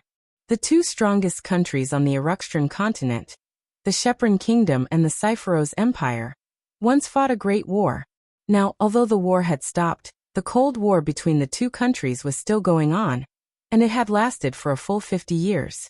Therefore, the relationship between the Shepron Kingdom and the Cypheros Empire, not to mention good, it wouldn't be an exaggeration to say that it was bad. Under such circumstances, no one would believe that someone from the Cypheros Empire would appear in the knighthood of Lorimon without any ulterior motives. After all, although the Lorea Kingdom occupied the heart of the Eruxtran continent, it was only a small country and a vassal state. It was a vassal state that belonged to the Shepron Kingdom. In other words, the relationship between the Lorea Kingdom and the Cypheros Empire was close to being hostile. If that was the case, it would explain why the other party had sent a corpse-ash dragon to attack Ansari City. To the people of the Cypheros Empire, the Lorea Kingdom was also hostile. No matter how many people died, they wouldn't feel any heartache. Naturally, no matter how many people were killed, it would be taken as a matter of course. That dragon doesn't look like an ordinary dragon, Wu Yan said as he swept his gaze towards the corpse-ash dragon that was being taken away by Yashua. Not only is its body decaying, its fighting strength is weaker than a dragon of the same level. It also knows how to regenerate. It can't be killed no matter what. It can't be that it has something to do with that sword, right? This sword can use the ashes of dead dragons as a medium to allow dragons to return to this world, and be controlled by the wielder to become a fighting force. Mikvas was silent for a moment before answering. You even guessed that, as expected. You're not an ordinary student. No wonder you can gather around the last descendant of the Avalon Holy Dragon royal family. Wu Yan's heart trembled. He raised his head and his gaze shot towards Mikvas like lightning. The last descendant of the Avalon Holy Dragon royal family? You said that AI is the last descendant of the Avalon Holy Dragon royal family? You actually know about the Avalon Holy Dragon royal family? Mikao's voice was filled with surprise as well. That's strange. Logically speaking, there shouldn't be anyone who knows about the existence of the Avalon Holy Dragon royal family. You seem to know a lot of things. Wu Yan's gaze towards Mikvas changed completely. It was as if he was staring at his prey. I think it's better for you to come with me and have a long talk. My apologies. Mikvas waved his hand and he tossed a black glowing object to Wu Yan. It's a gun. I don't have any intention of going with you. Bang! As soon as he finished speaking, gunshots rang out in the bell tower. Wu Yan didn't expect the opponent to use a gun. His expression froze. His body tilted to the side, and the black bullet scattered the afterimage he left behind. He dodged the bullet. Anya was shocked. Run. Mikvas made a prompt decision to retreat. He quickly fired at Wu Yan while retreating towards the balcony with his great sword. Trying to escape? Wu Yan's eyes flashed with a cold glint. With a leap, he dashed out like a phantom. He dodged the incoming bullets and arrived in front of Mikotas. While Mikotas's expression changed slightly, Wu Yan reached out his hand and grabbed Mikotas's hand that was holding the sword. Mikvas clenched his teeth and forcefully twisted his hand. The next moment, something that even Wu Yan didn't expect happened. With a crack sound, Mikawos's hand was severed at the base, and his figure retreated explosively.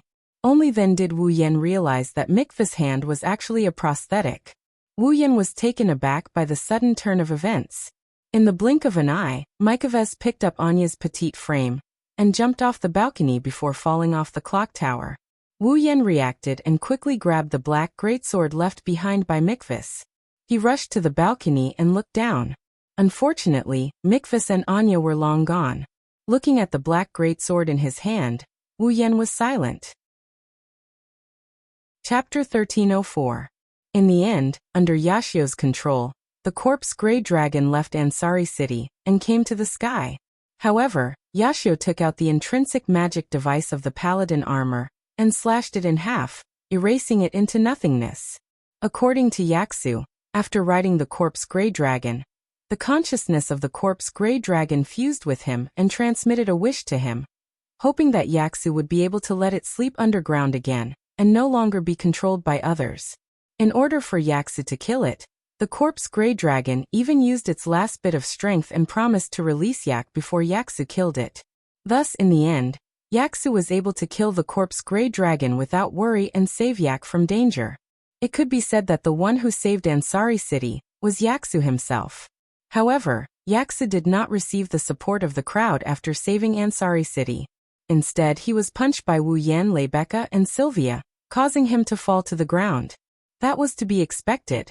According to the remnant consciousness of the corpse Grey Dragon, it should have protected Yak at the last moment before its death and returned underground. That is to say, if Yashio didn't interfere twice, Wu Yan and Rebecca would have given up on dealing the final blow to Corpse Ash Dragon. Corpse Ash Dragon would have died a long time ago and Aiko would have been fine. In the end, because of Yashur's interference twice, things had become a lot more complicated. Naturally, everyone who had worked hard would be dissatisfied. Of course, Yaksu's interference was not completely without benefits. At the very least, Yak, the dragon girl who originally regarded Yaksu as her watchdog, finally acknowledged him. He finally acknowledged Yashio and even created a Holy Knight armor for Yashio. Unfortunately, it was not the Holy Knight armor that Yak created. The Dragon Clan had a shared inherited memory, which was the so-called Dragon Seed memory. In the dragon race, every dragon that had ever created a Holy Knight armor would store the design of their own Holy Knight armor in their Dragon Seed memory. Together with other memories, it would make it easier for the descendants of the dragon race to understand certain things. According to her, the paladin armor that Aik presented to Yashur is merely a replica of the paladin armor design left behind by her ancestors. The system also said that the Holy Knight armor was created by the Holy Dragons according to the data of its master's body. It was the most suitable magic equipment for its master.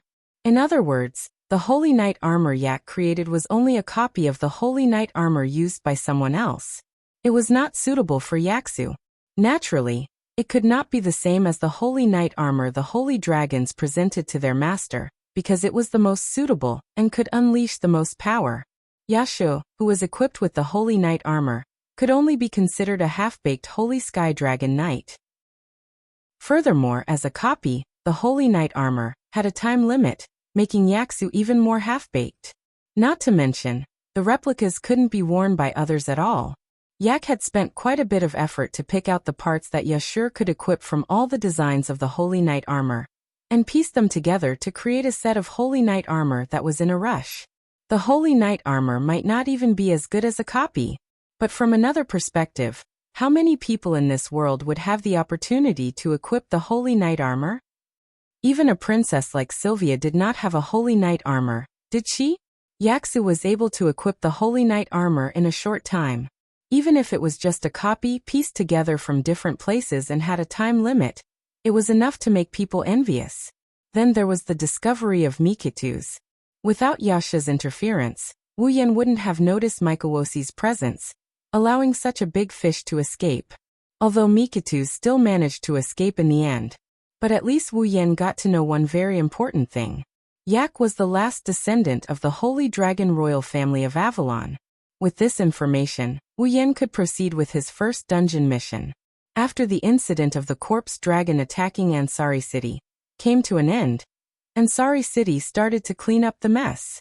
Fortunately, there were only injured people in this incident. No one died, which was a great fortune in the midst of misfortune. However, Ansari City still suffered quite a bit of damage. Many buildings were destroyed and a considerable number were partially destroyed. Especially the plaza that welcomed the corpse dragon. It was heavily damaged and could only be temporarily sealed. In order to restore Ansari City to its original state, the citizens will be very busy in the coming days. As for the origin of the corpse grey dragon and the behind-the-scenes incident, the mayor of Ansari City gave the reason that dragon matters should be handled by the Dragon Riding Academy and handed over to the Ansari Dragon Riding Academy's student council to be fully responsible for it.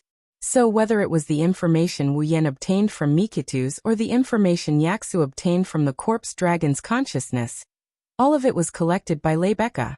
According to Lebecca, after collecting the information, she will report it to the higher-ups of knighthood. When the time comes, the Lorimon Holy Dragon Knights will take over and investigate the incident. Wu Yan snorted at Lebecca's words. No matter which world it was, organizations like the police would only rush to the scene after the incident to clean up the mess. The Lorimon Holy Dragon Knights were equivalent to the police of knighthood. They still inherited this glorious custom. How could Wu Yan not snort at them? However, this had nothing to do with Wu Yan. He already obtained the information he wanted. Although he didn't know how Mikitu's knew that Yak was the last descendant of the Holy Dragon royal family, if what Mikitu's said was true, it was clear to him which time he should return to. Wu Yan couldn't help but think that perhaps it was because Yak was the last descendant of the Holy Dragon royal family that she was born in this world as a human girl. Moreover, in less than a month after her birth, she was able to create the Holy Knight armor that only holy dragons could create. Even if it was just an imitation, it was still very impressive. After all, creating the Holy Knight armor required a lot of mana, and the prerequisite was that she was a holy dragon. Yet Yak was able to do so. This also proved that Yak's rank was very likely holy dragon rank. Of course, this was what other people thought. Only Wu Yan knew that Yak was the last descendant of the Holy Dragon royal family. In terms of rank, she was much stronger than the so-called holy dragons. Of course, they couldn't tell at the moment. At least Lebecca, Sylvia, Yaksu and even Yak herself couldn't tell. It was also because of this that Yak was pressed down on the sofa in the student council office. She was being sized up by the people around her. Sitting on the sofa in the student union office, Aika had a fierce expression on her face. She looked around at the people who surrounded her. They looked as if they wanted to strip her naked and take a good look at her body structure. The anger in her heart continued to rise. I say all of you. Raising her head, Aika roared like a real dragon. How long are you going to admire me like a work of art? Yak. Calm down. Yaksa chuckled as he coaxed Yak like he was serving a capricious young lady. The president and the others just want to know how you can create the Holy Knight armor. They don't want to treat you like a work of art. Didn't I say that I don't know about that? Yak didn't seem to have any intention of calming down. She was still shouting loudly. Besides, even if I created the Holy Knight armor in a hurry, there's no need to be so surprised, right? Perhaps there's no need to be surprised if other dragons created it. Wu Yan leisurely explained as he sipped his black tea. He was the only one who wasn't looking at Yak. But you're just a dragon whelp that was born less than a month ago. Not only can you create the Holy Knight armor, that only holy dragons can create, but you also have the ability to pay for the mana required to create the Holy Knight armor. What's there to be surprised about? Yak didn't feel relieved. Instead, she proudly puffed out her chest and raised her head. Who do you think I am? Do you think those normal dragons can compare to me? Wu Yan, Lebecca, Sylvia, Yaksu and even Corset who came with Sylvia looked at each other speechlessly. Yak was smaller than any other dragon, but she was more arrogant than any other dragon. She was the only one of her kind. Chapter 1305. Looks like we won't be able to get anything out of this research. Lebecca retracted her gaze that had been sizing up Aiku. She raised her hands and hugged them in front of her chest. Her pair of full and round breasts suddenly became more prominent due to her unconscious actions, causing Yasha to blush. We can only let experts research Yak. Research? As soon as Lebecca finished speaking, Yasha shuddered as if he heard some bad news. Yak jumped up from the sofa and shouted, "Don't even think about it. I will never let those professors do their research on me again. If anyone dares to research me again, I'll stomp them flat." Seeing Yasha and Yak's intense reaction, Wu Yan, Lebecca, Sylvia, and Cosette were stunned. Then they remembered something. When Yak was just born, in order to figure out why a dragon like her would be born in this world as a human girl, the Ansari Dragon Riding Academy had also arranged for a doctor who had a great authority in dragon research to examine Yak. However, this doctor's research method was rather extreme. She had a strong interest in Aiku and even kidnapped Aiku in private, intending to dissect her. Fortunately, at that time, Sylvia just happened to bump into Yashur who was jumping around anxiously because of Yak's disappearance. With Sylvia's help, Yashur finally found Yak and rescued her from the doctor's scalpel. Later, that professor didn't seem to want to give up on the opportunity to research Yak. She ran to the Ansari Dragon Academy and became Wu Yan, Yashu and Sylvia's class teacher. While teaching, she was also eyeing Yak covetously. It was because of this that Yashur and Yak reacted so violently. Thinking of this, Wu Yan and the girls looked at each other and smiled bitterly. "Forget it, Lebecca." Wu Yan looked at Lebecca and shook his head. "Since Aiku isn't willing, let's not force it. Anyway, there's no harm in this matter for us. This is a good thing for Yashur. Just let it be." This. Lebecca pondered for a moment before nodding. Roland is right. It's not a bad thing anyway. Let's just let it be for now. Yashio and Yak heaved a sigh of relief. Their expressions as if they had just escaped death amused everyone present. How unfortunate. Lebecca suddenly sighed regretfully. If it wasn't for the appearance of the corpse ash dragon, I wouldn't have been able to survive. I wanted to go on a date with Laurent that day. Pooh. Wu Yan, who had just sipped a mouthful of black tea, shuddered because of this sudden statement.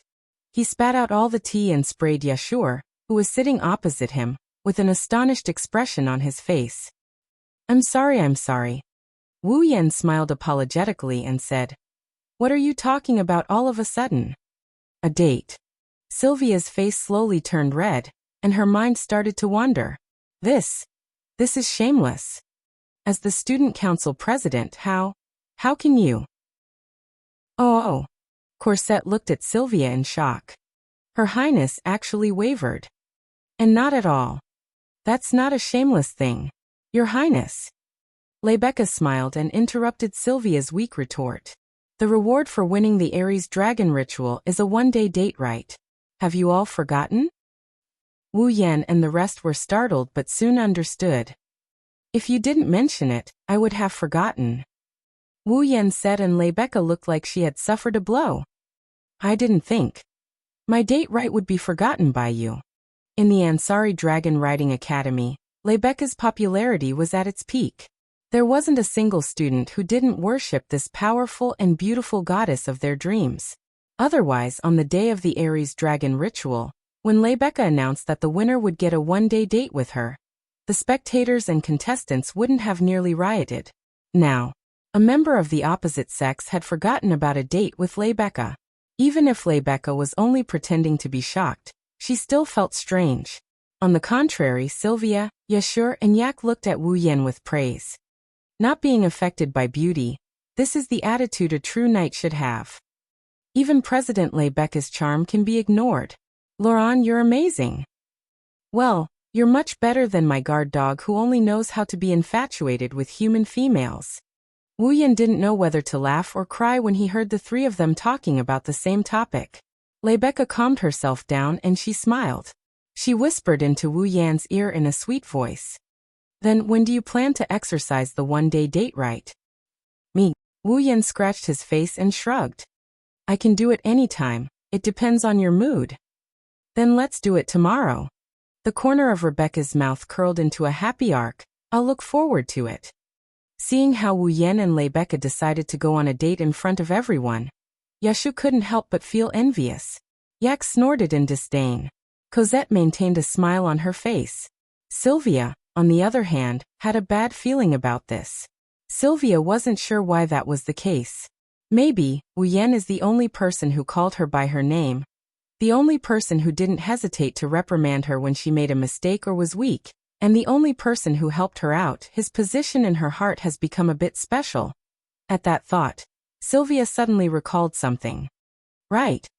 With a serious expression, Sylvia turned around and looked at Wu Yan. Speaking of the Aries dragon ritual, I've also made a declaration to you. You won that time. You said that I have to promise you one thing. You can also mention that thing together.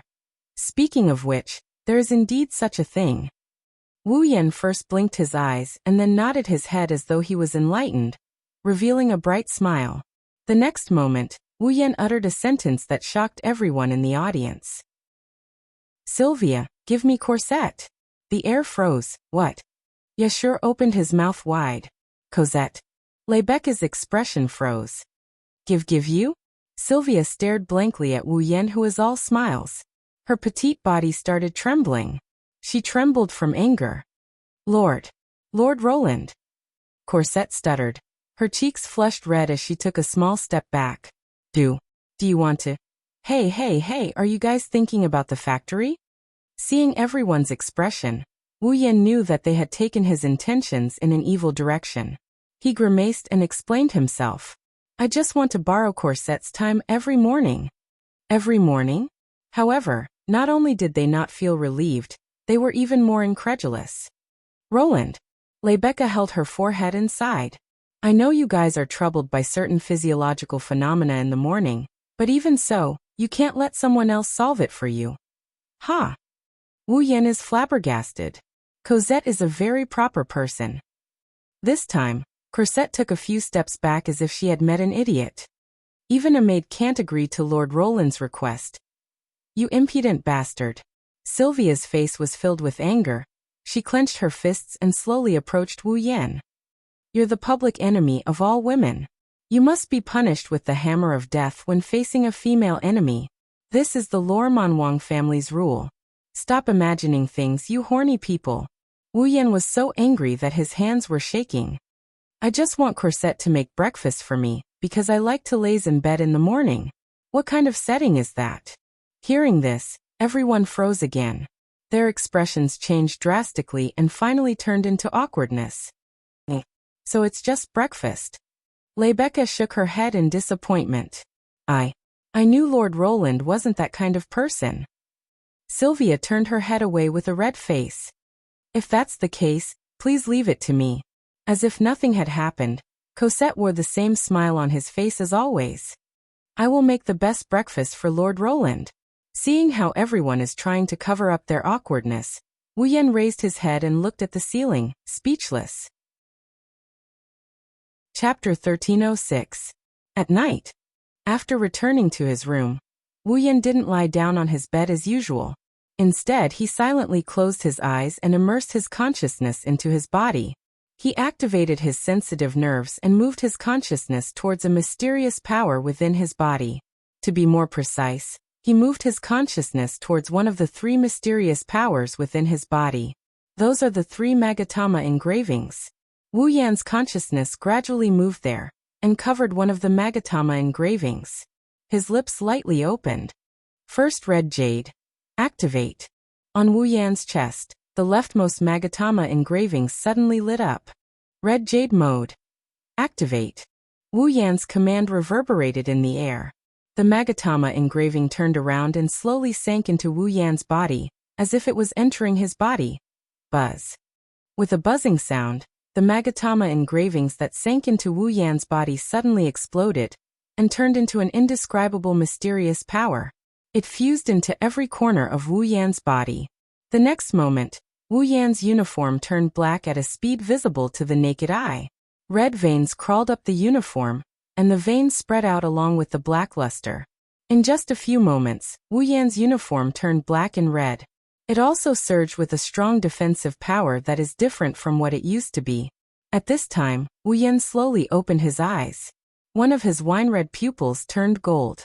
There was a strange clock engraved on it. It looked extremely strange. Clenching his hands, Wu Yan's one red and one gold eyes flashed with a hint of discomfort. It made his movements a bit unnatural. This is Wu Yan's second time entering the red jade mode. The first time was when the Beast King was just born. It was to scout for information in the Behemoth Forest.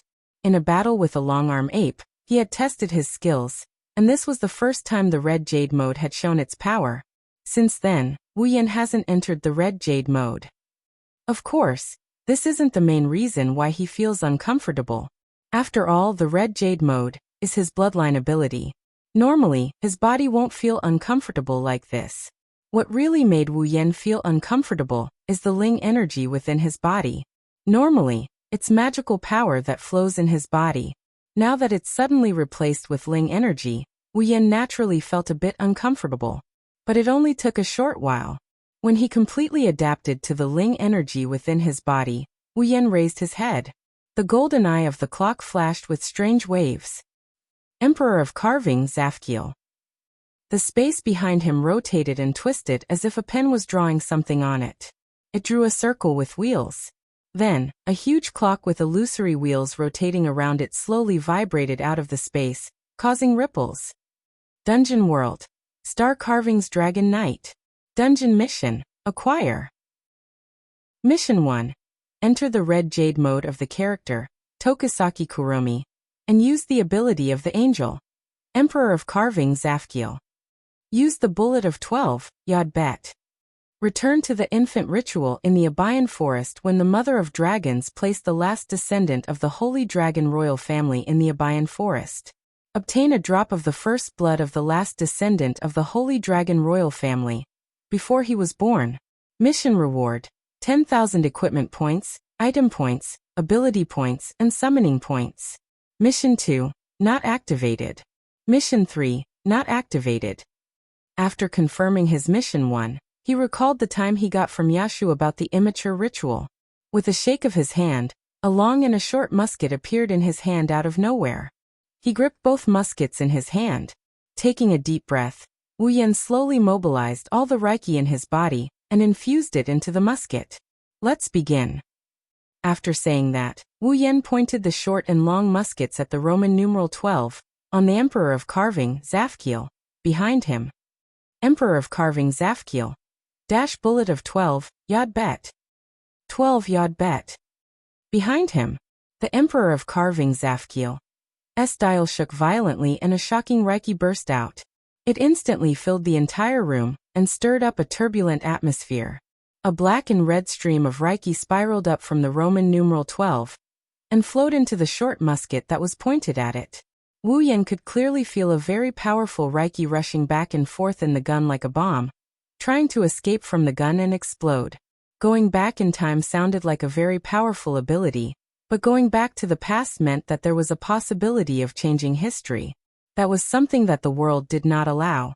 Now Wu Yan was basically trying to break the operation of the world. How could such an ability not cause any abnormalities? Wu Yan could feel that if he didn't try his best to suppress the rampaging spirit power within the pistol, the spirit power would have already escaped from the gun and exploded like a real bomb, turning the surroundings into ashes. Last time, how much pressure did Kurumi endure to send him back in time? While desperately trying to control the Reiki in the gun, he thought of this question. In the next second, Wu Yan did not waste any more time. He pointed the gun at himself and pulled the trigger. Bang! Gunshots rang out and the pitch-black bullet entered Wu Yan's body at 0 distance. Wu Yan's body started twisting as if he was sucked into a whirlpool. In the end, he disappeared from the room.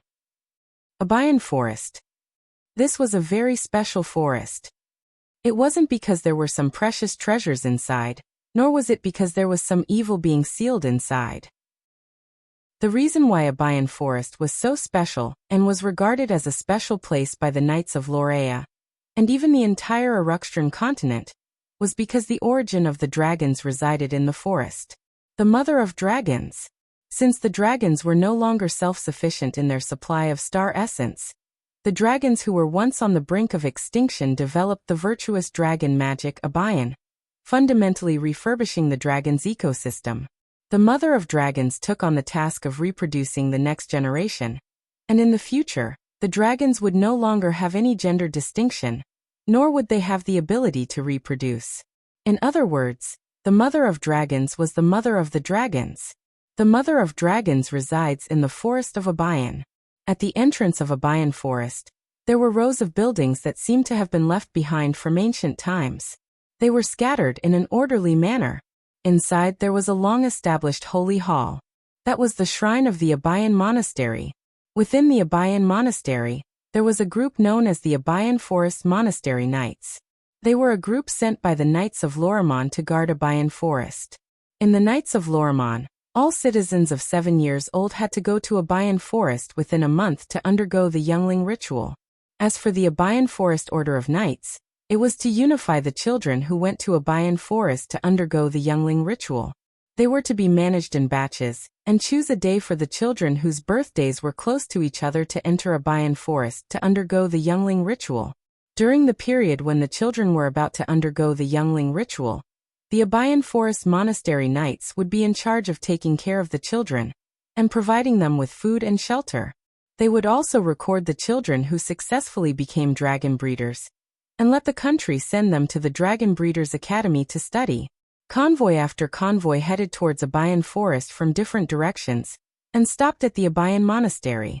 The children who were about to undergo the youngling ceremony were all handed over to the Abayan Forest Monastery Knights and entered the monastery to undergo standardized management. Among them, a black-haired, red-eyed child was also taken over by the members of the Abayan Forest Order of Knights. He was sent to the monastery to temporarily stay there and await the arrangements for the youngling ceremony. If one looked closely, they would notice that unlike the other children whose eyes were full of mischief and quick-wittedness, this black-haired, red-eyed child only had wisdom in his eyes. Chapter 1307. Children, remember to follow the monks who are leading the way.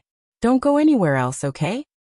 In Abayan Abbey, a kind nun who was about 40 years old was talking to those kids behind the leading nuns in a gentle yet strict tone. She was very familiar with leading the kids at present, making them obedient and not disgusted with her. Walking in the corridor of Abayan Abbey, those young monks and nuns who were not involved in the work were glancing at the kids with full of curiosity. Alim walking in the corridor of Abayan Abbey, those young monks and nuns who were not involved in the work were glancing at the kids curiously. It was apparent that they were just probationary members of the Abayan Forest Monastery Knights and not members of the order. Even though the Abayan Forest Knights of the Abayan Forest Monastery had the name of a knight order, none of them had the aura of a knight. Instead, they dressed up like monks and nuns and didn't call themselves knights to the outside world. Instead, they referred to themselves as monks. After all, no matter how strong the members of the Abayan Forest Monastery Knights were, they were still formed in the name of cultivation. The knights here didn't require their members to be qualified knights. Instead, they required them to have a kind heart. It was also because of this that the Abayan Forest Ascetic Knights became the protector of the sacred land of Abayan Forest, which had to deal with children all day long. Without a doubt, the Abayan Forest Monastery Knights were the most suitable guardians. Amidst the noisy group of children who obediently followed behind the cultivators who led the way, Wu Yan was there as well. Moreover, he was there openly. At this moment, Wu Yan's figure had completely transformed into a 7-year-old child. He was going to participate in the youngling ritual, and came to the Abayan Forest 9 years ago. Originally, when he used the bullet of 12, Yod. When the power of the bullet of 12, Yod returned, Wu Yan wanted to enter the Abayan Forest directly. He wanted to find the mother of dragons. He wanted to obtain the blood of Yak before she was entrusted to him, and complete his first mission. But after thinking about it, Wu Yan had to give up on that idea. According to the knighthood of Lorimon, the children who went to the Abayan Forest for the youngling ritual would be arranged by the Abayan Forest monastery knights. They would enter the Abayan Forest in batches. They would search for the Mother of Dragons. However, although they said they were looking for the Mother of Dragons, no one knew where she was. Because, after entering the Abayan Forest, the youngling ritual would begin. The Mother of Dragons could use her special ability to test whether the children in the Abayan Forest had the talent to become a dragon nurturer. If they did, the Mother of Dragons would appear in front of them and bestow them a dragon's child.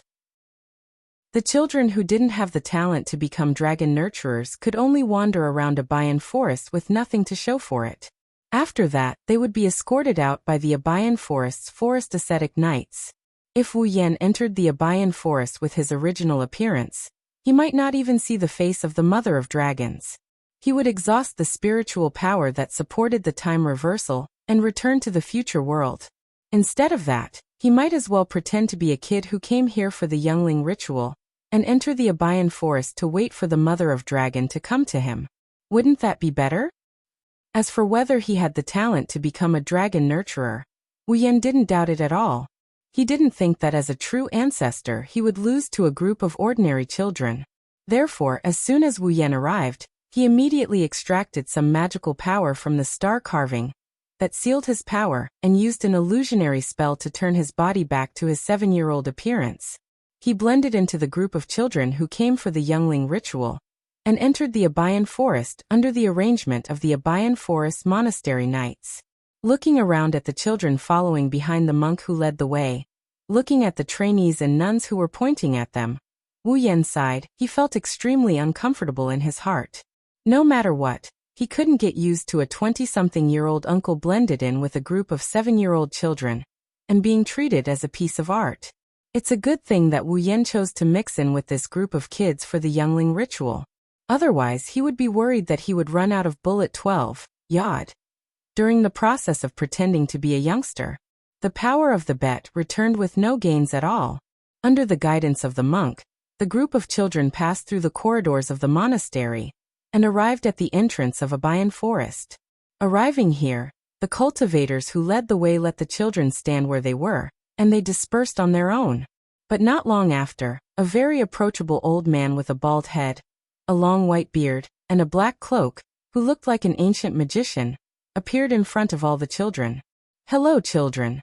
The old man had a peaceful expression on his face as he spoke to the children in a hearty voice that did not match his appearance at all. "I'm the leader of the Abayan Forest Monastery Knights, Kargas.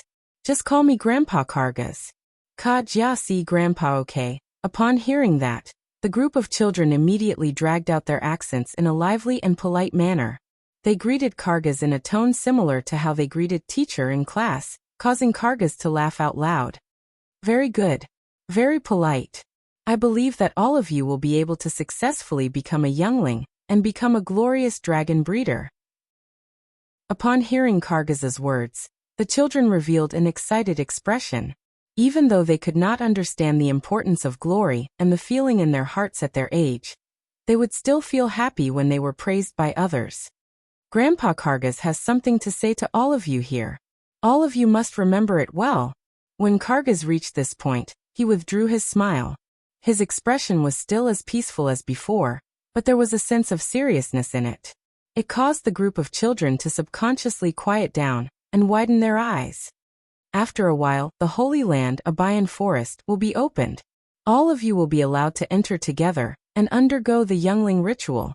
Kargas pointed at the dense forest behind him. "Over there, all of you will be able to do your own activities for a day. Nobody will accompany you in." The group of children was stunned for a moment before they began to clamor. Uneasiness was written all over their faces. This was only natural. Who would not be afraid to let a group of children who had just reached the age of 7 move around alone in a forest? "Children, all of you don't have to worry. All of you will not be in danger in the Abayan Forest. The Dragon Mother will protect all of you," Kargas said in a humble tone, finally calming the group of children down. Upon seeing this, Kargas continued to explain. "In the forest, All of you must rely on your own strength to find the dragon mother. If you can find it, then all of you will become a dragon breeder. Kargas did not mention that the dragon mother would appear in front of those who only had the talent of dragon breeder. Instead, he gave such an ambiguous explanation, and continued to explain. Also, remember, all of you must return to the entrance of the forest when the sun goes down regardless of whether you have obtained a youngling or not. If all of you have not returned by the time the sun goes down, then the knights will send someone to look for all of you. So if you don't want to spend the night with the bugs, remember to return to the entrance of the forest, okay? Yes, it was unknown whether or not they had understood, but the children once again dragged out their words and replied. Only then did Kargas nod his head in satisfaction. He turned his head and looked at the surrounding cultivators. Bring them into the Holy Land. Yes. Different from the children's response, the monks came to the front of the children again, and led them to the entrance of a Bayan forest. Then they let the children enter a Bayan forest by themselves. Looking up at the Abayan forest that was getting closer and closer to him, Wu Yan's wine-red eyes shone brightly. The corner of his mouth slowly rose. Chapter 1308. Abayan Forest. The cool air reverberated through the entire forest, causing the hot summer temperature to continuously drop. In the forest, huge trees that could be described as tall and mighty towered into the clouds, covering most of the light from the sky and bringing with it a thick humid air. The smell of trees mixed with the smell of wet soil permeated the air. It smelled unusually pungent. Some small insects were flying around in the forest, and some unknown insects would sometimes fall from the sky without any warning. The chirping of birds could be heard frequently, and the pungent smell in the air was gently drifting around. Logically speaking, the rancid smell that only existed in the forest was absent here. Although the smell that permeated the air was pungent, it was very refreshing. Judging from this point alone, Abayan forest was different from other forests. Disregarding everything else, although this forest appeared somewhat gloomy due to the dim light, the air seemed to ripple with a sacred aura that could dispel some of the fear in people's hearts, so that people would not be afraid to even walk into the depths of the forest. Perhaps the reason why the Abayan forest was called the Holy Land was because of the holy aura it exuded. Wu Yan didn't know if it's because the Dragon Mother is resting here that the entire forest is filled with this holy aura, but he has to admit that this holy aura is very useful. Without it, the children who were going through the infant ritual wouldn't even dare to walk around. They would just stay in place and cry, walking in the forest where there was little light. Wu Yan observed his surroundings while focusing on the depths of the forest. He tried his best to act like a 7-year-old kid while silently waiting for the arrival of Dragon Mother. When Wu Yan first entered Abayan forest, he was still with the other children. Yashu, who didn't know him, was one of them. However, Wu Yan didn't come to Abayan forest to get his hatchlings. He came to Abayan forest to find Dragon Mother. Plus, he wasn't a real child, so he needed to be with others. As soon as he entered Abayan forest, he left the other children behind and walked into the depths of the forest alone. Raising his head, he looked at the top of the forest. The dense foliage was like a shadow that covered the sky, blocking the sunlight that was pouring down from the sky. Not allowing them to move forward, strands of sparse light seeped through the gaps between the leaves, illuminating the ground full of dead leaves and soil. It also illuminated Wu Yan's face. Wu Yan recollected his thoughts and he continued walking in the forest. He only hoped the Mother of Dragons would appear before him as soon as possible. After all, he had a limited amount of time in this world. Not only did he need to meet the Mother of Dragons, but he also needed to negotiate with her and get her to agree to let him take the blood of Yak. In order to prolong his time in this world, Wu Yan even drained all of his spirit energy in the red jade mode. If it was a real elf, they would die if their spirit energy was drained. Wu Yan drained him of all his spiritual energy. The moment he arrived at this time, he deactivated red jade mode. It's as if he's running out of time. He could only use it again after 24 hours. Only now did Wu Yan know that when he used up all of his spirit energy in the red jade mode, the duration of the red jade mode would be reset to 0. Wu Yan couldn't help but feel lucky. He didn't want to use the red jade mode to fight others. If he were to recklessly use his red jade mode's power before the time limit was up, he would run out of energy and the red jade mode would be cancelled. At that time he would be in trouble. Ding. Just as Wu Yan was rejoicing over the fact that he discovered another limitation of ruby mode, a melodious voice echoed in his ears. Wu Yan stopped in his tracks and froze on the spot. Ding.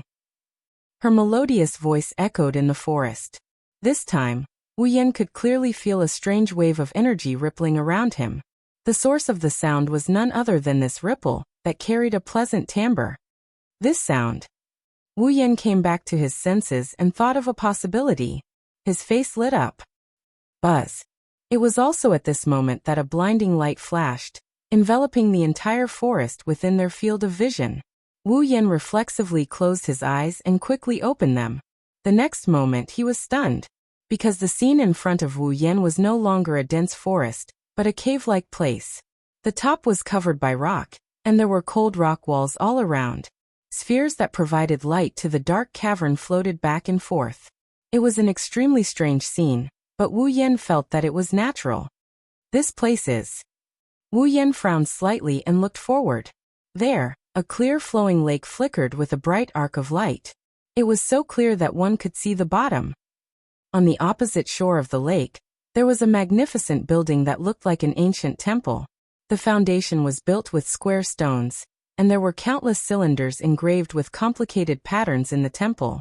One could even clearly see that inside the temple, there was a large mural on the wall.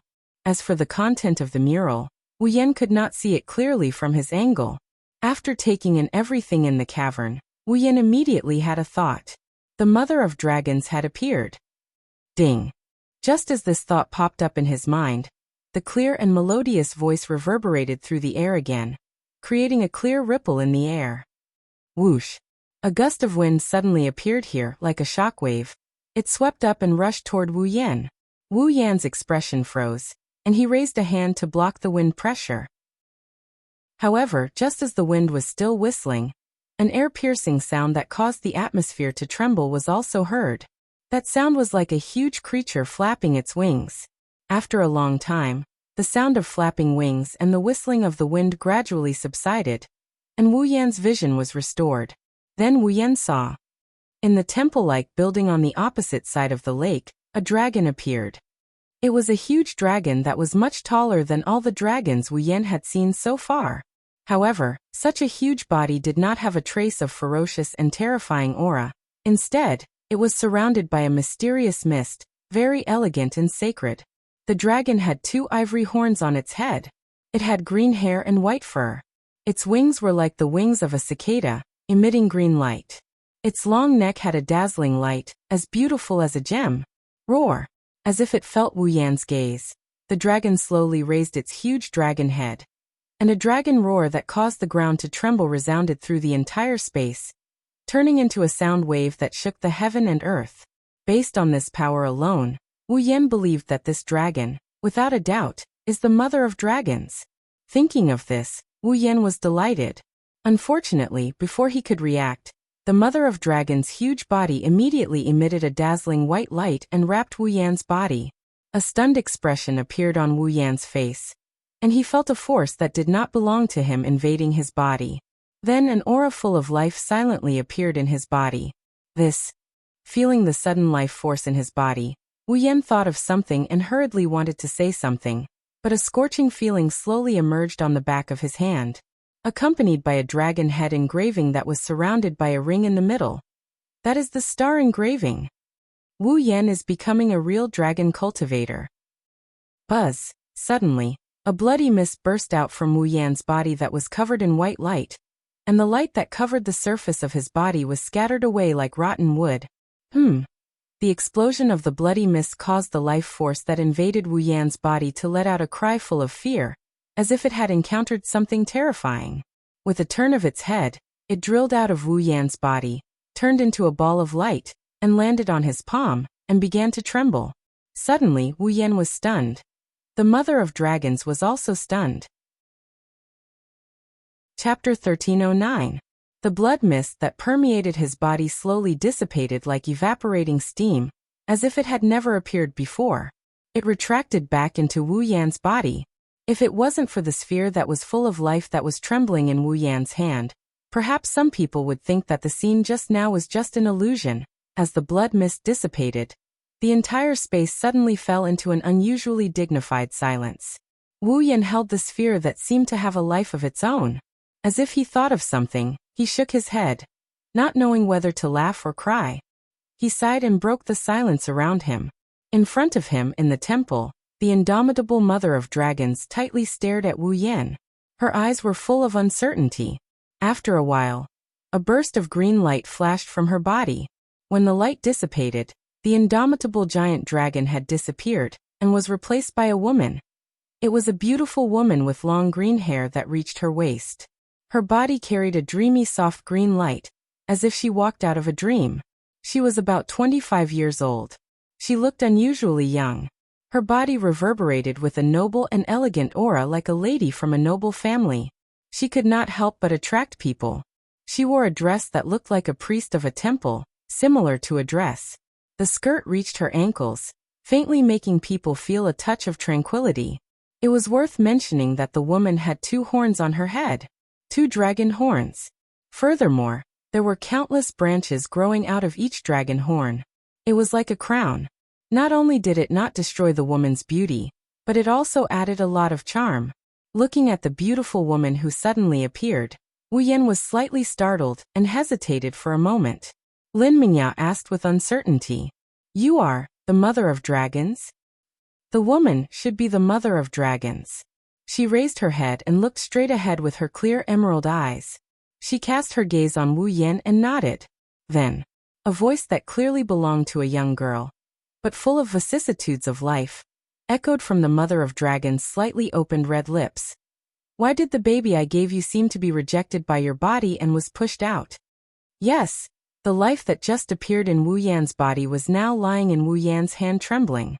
It was the baby dragon that the mother of dragons entrusted to him. In other words, the sphere in Wu Yan's hand was equivalent to a living dragon egg waiting to be hatched. Feeling the life aura from the sphere that was doing subtle movements in his hand, Wu Yan, who already faintly knew what it was, now that he got the mother of dragons' affirmation, he shook his head and smiled bitterly. "Although I don't quite understand the principle, the reason. It should be because those restless fellows in my body can't tolerate such a weak thing existing in the same body as them." Restless fellows? The eyes of the dragon mother narrowed slightly. She pondered for a moment before she calmly opened her mouth. "You, who are you?" "Me." Wu Yan raised an eyebrow and he grinned. "I'm just an ordinary child in the Knight's Kingdom of Lorimon." "No, you're not from the Kingdom of Knights." Upon hearing Wu Yan's answer, the mother of dragons replied indifferently, startling Wu Yan. "Due to the fact that the dragon tribe is facing extinction, we dragons can only sign a contract with humans. We can obtain star essence from humans and survive," the mother of dragons said in a ruthless tone that was cruel to the dragon tribe. However, not all humans can be kind to the dragon tribe and gain the trust of the dragon tribe. Therefore, when I decided to let the dragon tribe rely on humans to survive, I chose the Kingdom of Knights. I chose to focus on the path of knighthood and establish the Lorimon knighthood as a clan that lives together with my dragon clan. It's also because of this reason that I can obtain the information of everyone in the knighthood through the virtuous dragon magic, Abayan. It's also through this that I can find out who has the talent to become a dragon breeder and obtain a dragon's partner. Dragon Mother looked at Wu Yan with an indifferent expression as she affirmed Wu Yan. "Therefore, I can be sure that you're not from the Kingdom of Knights." Upon hearing this, Wu Yan's heart sank as he stared at the Mother of Dragons. "Since you can obtain the information of everyone in the Kingdom of Knights and you're sure that I'm not from there, why did you choose to entrust your young to me?" Wu Yan asked in a deep voice as he raised the sphere that was emitting life energy in his hand. "According to what you said, people who aren't from the Kingdom of Knights shouldn't be able to obtain your entrustment and become a dragon breeder, right?" "That's not the case." The Mother of Dragons shook her head gently. "With the magic of my dragon tribe, I can more or less obtain some information on the Uruxtran continent. However, due to the close relationship with the Kingdom of Knights, the information I obtain is more detailed. It's not that I didn't entrust my young to someone outside of the kingdom of knights. Not long ago, I made an exception and let someone from the kingdom of Shepron become a dragon breeder, because I wanted to see something from her. But I can't get any information from you. Mother Dragon was silent for a while, and then her voice sounded with a little seriousness. It's as if you don't belong to this world. Wu Yan raised his head abruptly. His wine-red pupils shone brightly as a strong suspicion rose in his heart. He realized that he seemed to have underestimated the mother of dragons, who could only be the center of the dragon tribe's reproduction system. Putting aside how powerful she was, just her wisdom and analytical ability alone made her worthy of being the mother of the dragon tribe. Suppressing the suspicion in his heart, Wu Yan closed his eyes. When he opened them again, they had returned to normal. You said that you can't get any information from me? Wu Yan looked at Dragon Mother with a smile that didn't look like a smile on his face.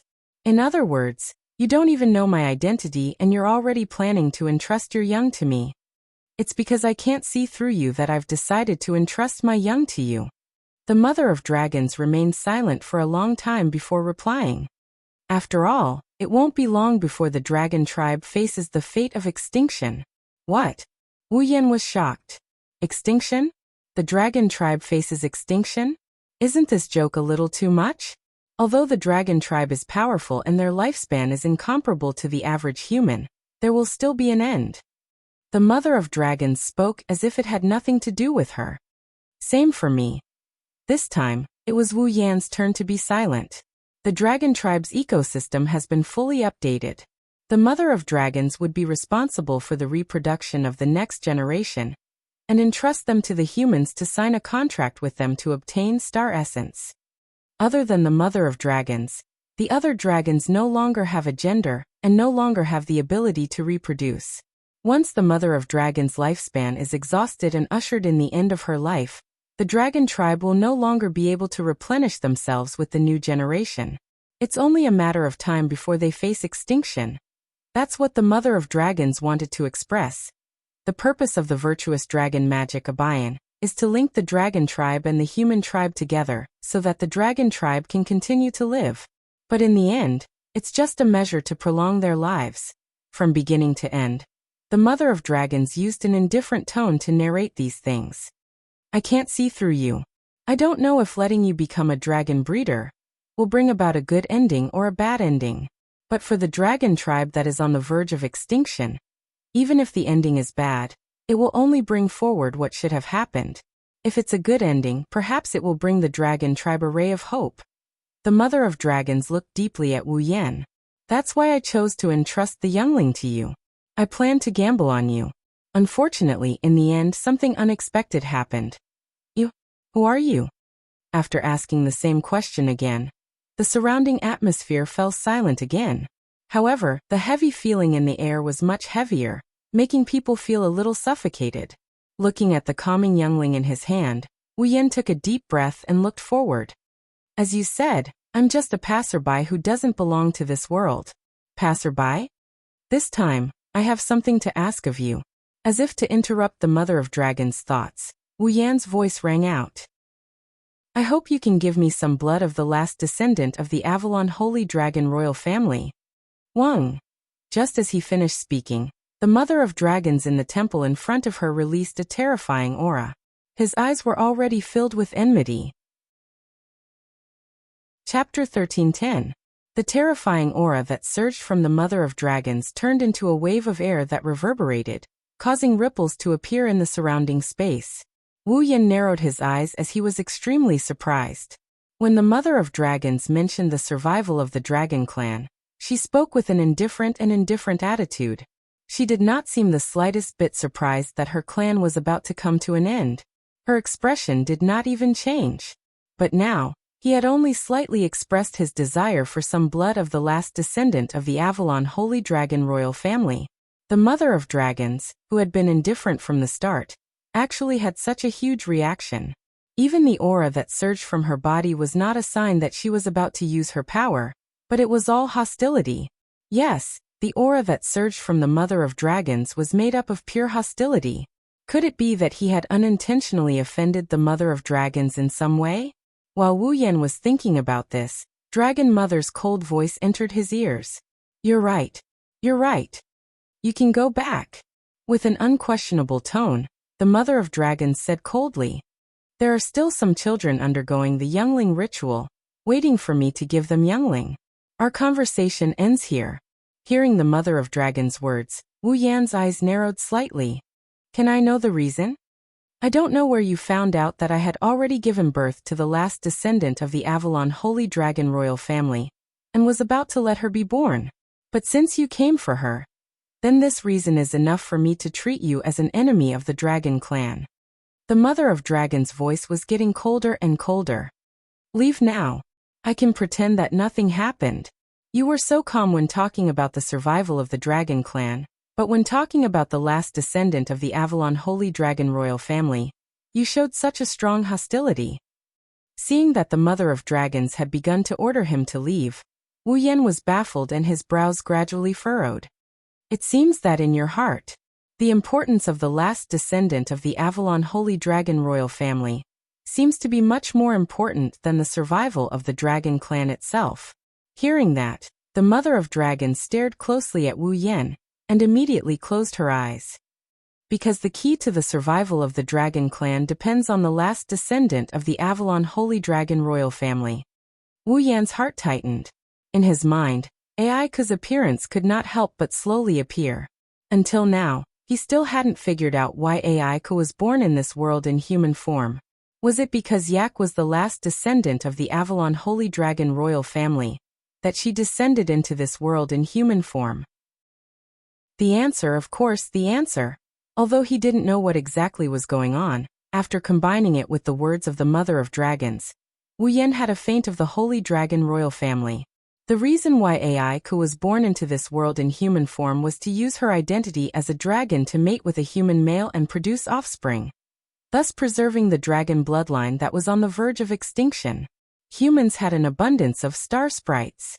Through the union with humans, the half-human half-dragon offspring might be recognized by the planet and regain the right to make the star sprites self-sufficient. That's hard to say. Thinking of this possibility, coupled with the Mother of Dragons' words that the key to the survival of the Dragon clan depends on the last descendant of the Avalon Holy Dragon royal family, Wu Yan was even more certain of the guess in his heart. If that's the case, then it's no wonder the Mother of Dragons would suddenly have such a strong hostility towards him. After all, it's not an exaggeration to say that Aika is the last hope of the Dragon clan. Based on this situation, it's undoubtedly impossible to get the Mother of Dragons to give him the blood of the last descendant of the Avalon Holy Dragon royal family. However, from what the Mother of Dragons just said, Wu Yan found a chance to get her to agree. Immediately, Wu Yan's furrowed brows gradually loosened, and a relaxed expression appeared on his face. I just want to get some blood of the last descendant of the Avalon Holy Dragon royal family. This shouldn't be a request that can harm her, right? Go back. The Mother of Dragons' expression was still cold, and did not waver at all. This made Wu Yan feel helpless from the bottom of his heart. If that's the case, of course, I won't accept the blood of the Avalon Holy Dragon royal family for no reason. I'm willing to pay a price. Go back. This time, the Mother of Dragons' voice carried a hint of anger. No matter what price you pay, it can't compare to the importance of that child. Is that so? Wu Yan's expression was calm, and the corner of his mouth suddenly lifted. Then what if I say I have a way to extend your life and let you live for a while longer? Wah! The Mother of Dragons' expression changed drastically. Seeing this, Wu Yan did not waste any time, and directly reached out his hand and pointed at the void in front of him. Immediately, a green gem appeared in his hand without any warning, and was exposed in this space. It's a thumb-sized tear-shaped green gem. Breath of Time. Can only be used on living organisms. An item born from soil that is still in good condition after a long period of time.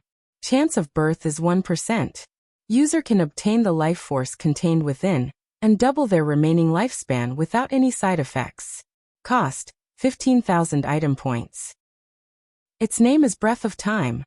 Glancing at the tear-shaped green gem floating above his other hand, Wu Yan turned his eyes to the Mother of Dragons.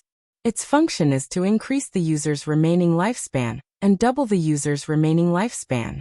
It should be a very useful item for you, right? You. The Mother of Dragon's gaze swept across the breath of time and cast on Wu Yan. Finally, a trace of emotion appeared in her eyes. I've never heard of such a treasure in this world.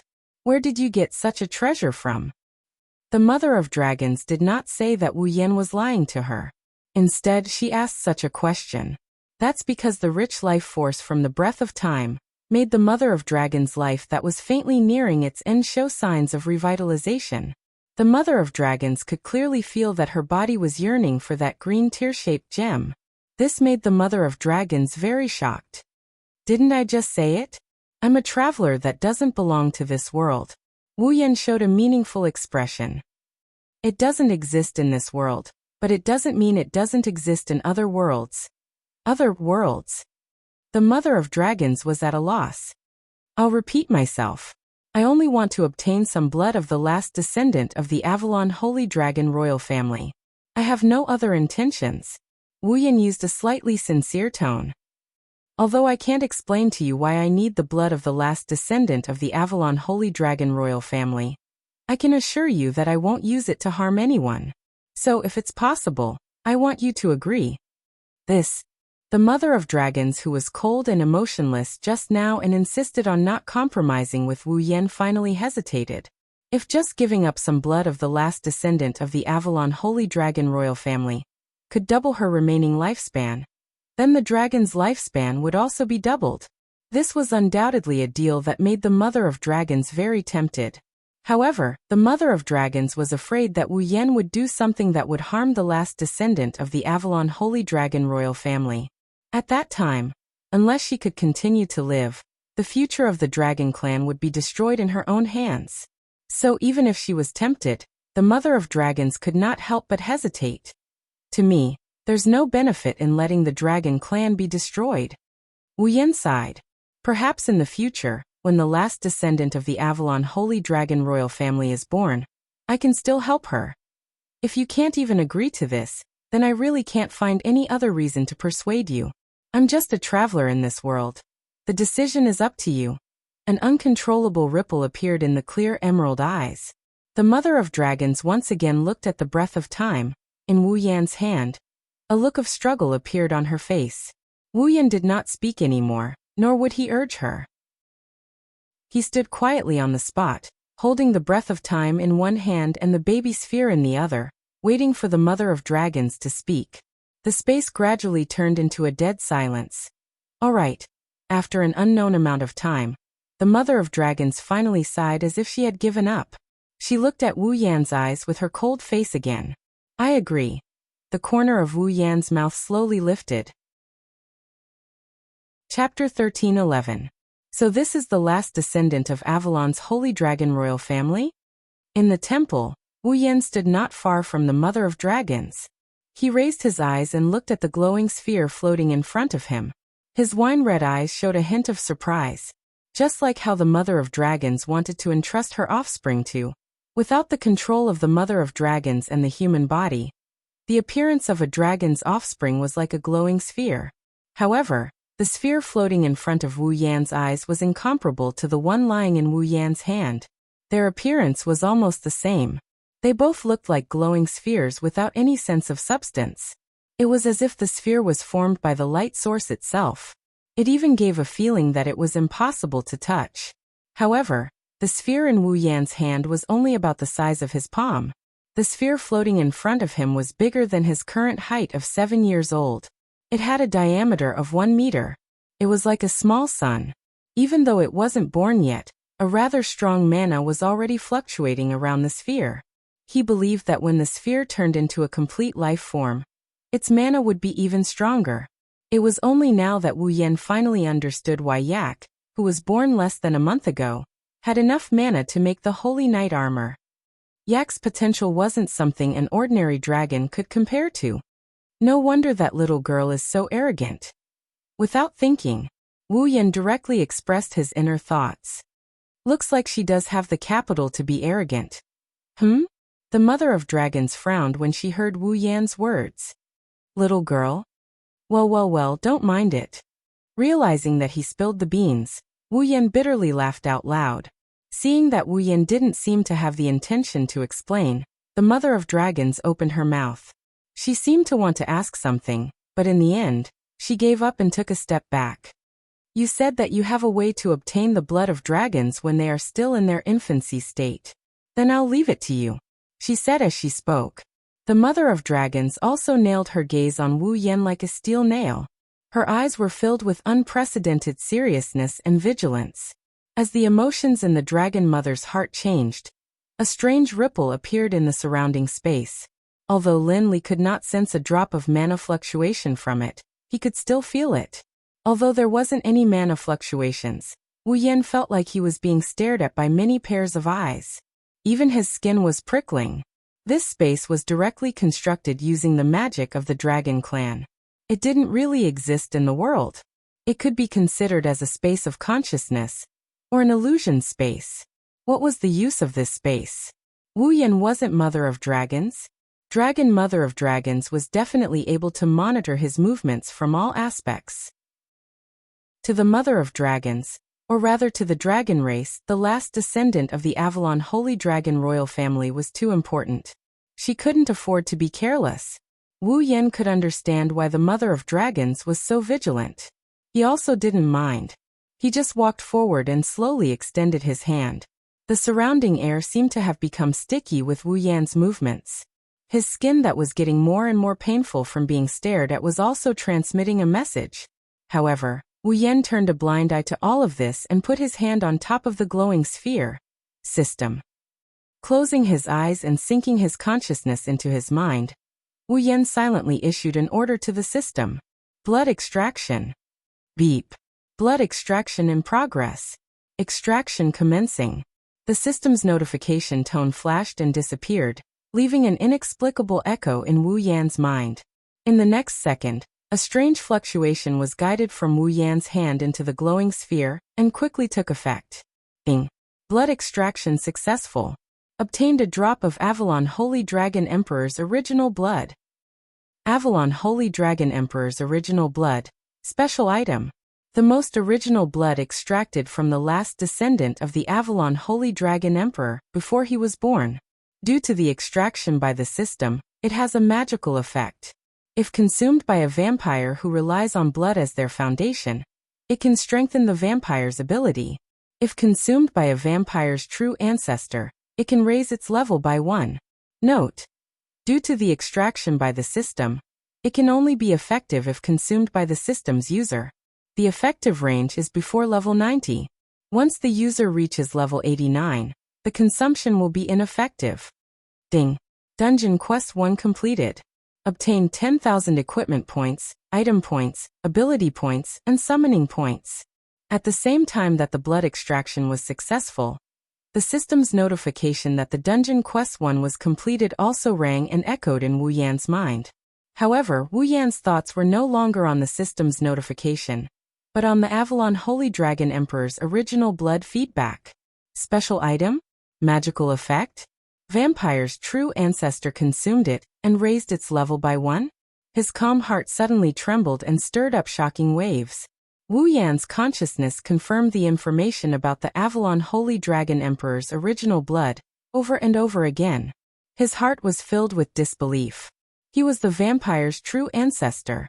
In other words, if he consumed the Avalon Holy Dragon Emperor's original blood, his level would be raised by 1? And it would be effective until he reached level 90. His heart trembled fiercely. The disbelief in Wu Yan's heart gradually faded and was replaced by indescribable ecstasy.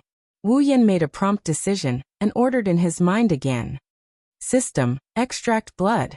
As soon as his voice fell, several notifications echoed one after another. Ding. Blood extraction successful.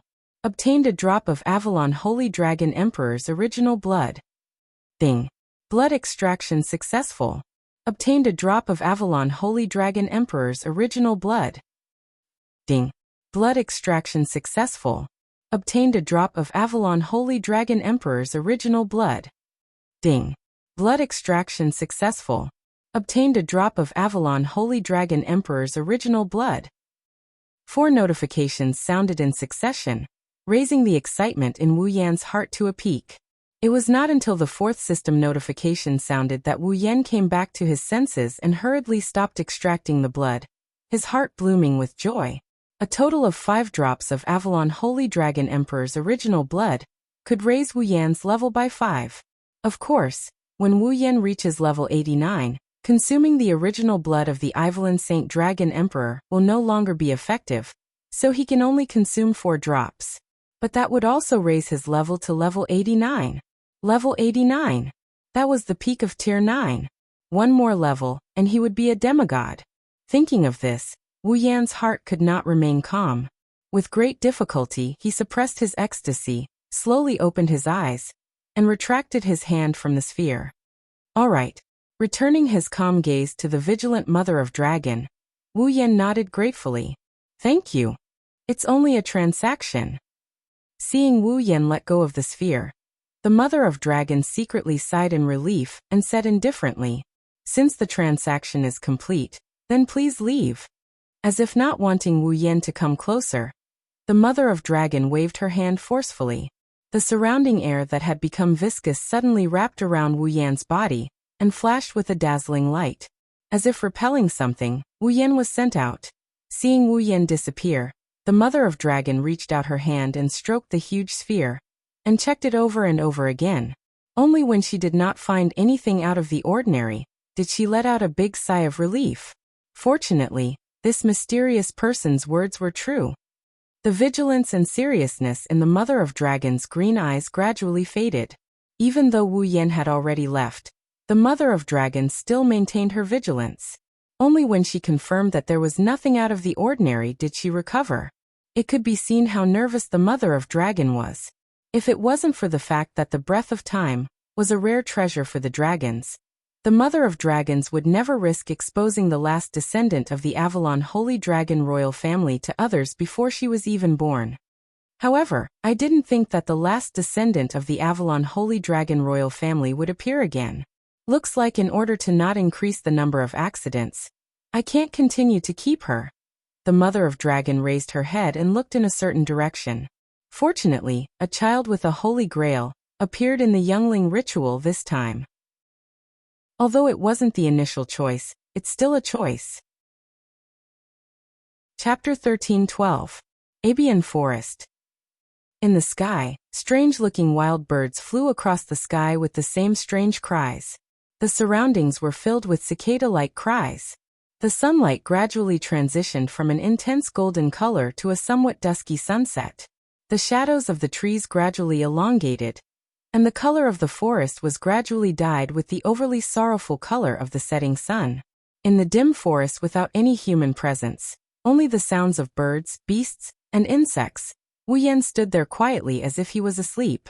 He breathed rhythmically, until a certain moment Wu Yan, who seemed to be asleep, suddenly opened his eyes. His breathing quickened as if he had a nightmare. This place. Exhaling softly, Wu Yan looked around. Already back? Looking up at the setting sun, Wu Yan's lips slowly curled up. His trip back in time this time had not been in vain. Not only did he complete the first dungeon mission, but he also gained a lot. Before coming here, Wu Yan did not expect that he would be able to obtain an opportunity to level up here. With the newborn blood of the Avalon Saint Dragon Emperor, he could reach level 89, the pinnacle of rank 9, and have the qualifications to reach the demigod realm. Once he achieved the demigod body, he would be qualified to be called a true powerhouse, right? Thinking of this, Wu Yan felt a burst of joy. System. You're a good person. Wu Yan sent a card to the system without a care in the world. With a happy mood, he didn't leave the forest. He stood there and waited for time reversal to run out, so he could return to the original timeline. At this moment, a sound like someone crying suddenly entered Wu Yan's ears. Wu Yan was a little surprised. The crying sound became clearer and clearer. This time, Wu Yan could clearly distinguish the owner of the sound seemed to be a girl. A girl. Crying? Is it a child participating in the newborn ritual? Wu Yan frowned. Looking at the source of the sound, he hesitated for a moment. Then he stepped forward and walked in the direction of the crying sound. Dense trees surrounded him. In front of him was a messy grassland. Wu Yan walked forward, pushing aside the grass blocking the way. He walked towards the crying sound that was getting clearer and clearer, until he pushed aside the last bush.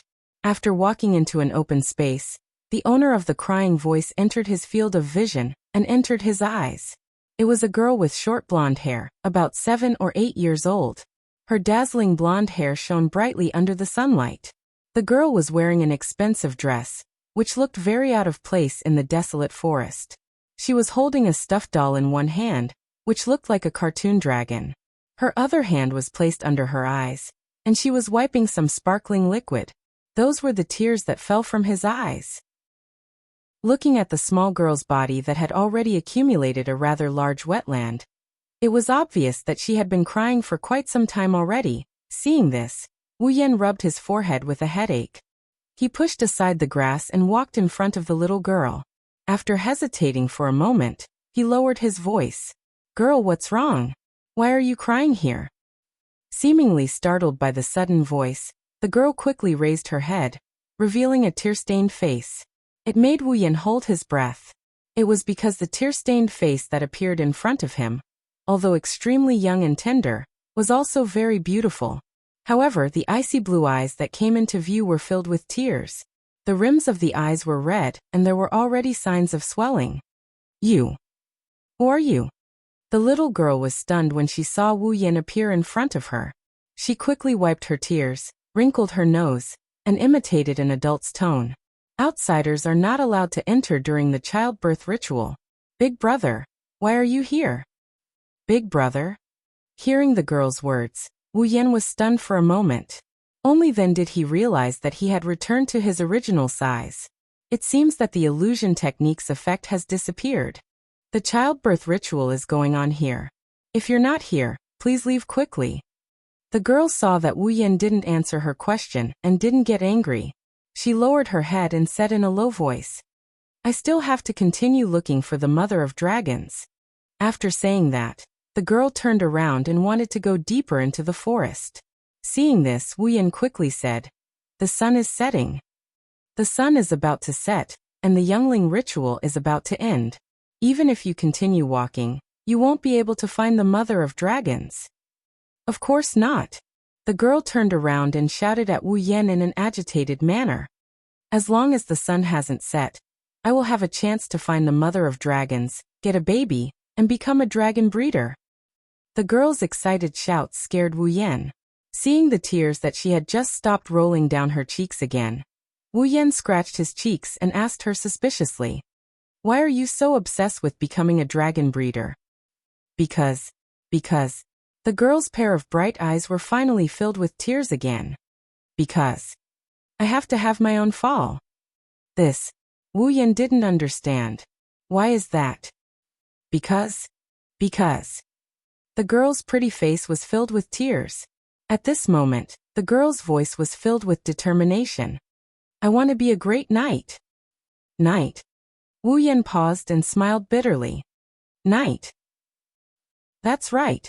The girl clenched her fists but immediately lowered her head with a pale face. "But the youngling ceremony is about to end. The mother of dragons didn't entrust her youngling to me. I've already failed the selection. I've failed to live up to the expectations of my royal father and royal sisters. I can't become a great knight anymore. The girl couldn't help but feel sad. Tears rolled down her face, and Wu Yan's hair went numb from crying. Okay, don't cry." Woo. However, the wound in the girl's heart was completely touched by Wu Yan. She couldn't stop her tears. Scratching his ears and cheeks, he paced back and forth on the spot. Listening to the girl's cries, his heart felt like it's being squeezed by a hand. He desperately thought of words to comfort her. Suddenly, Wu Yan seemed to have thought of something. With a flip of his hand, a glowing ball appeared in his hand.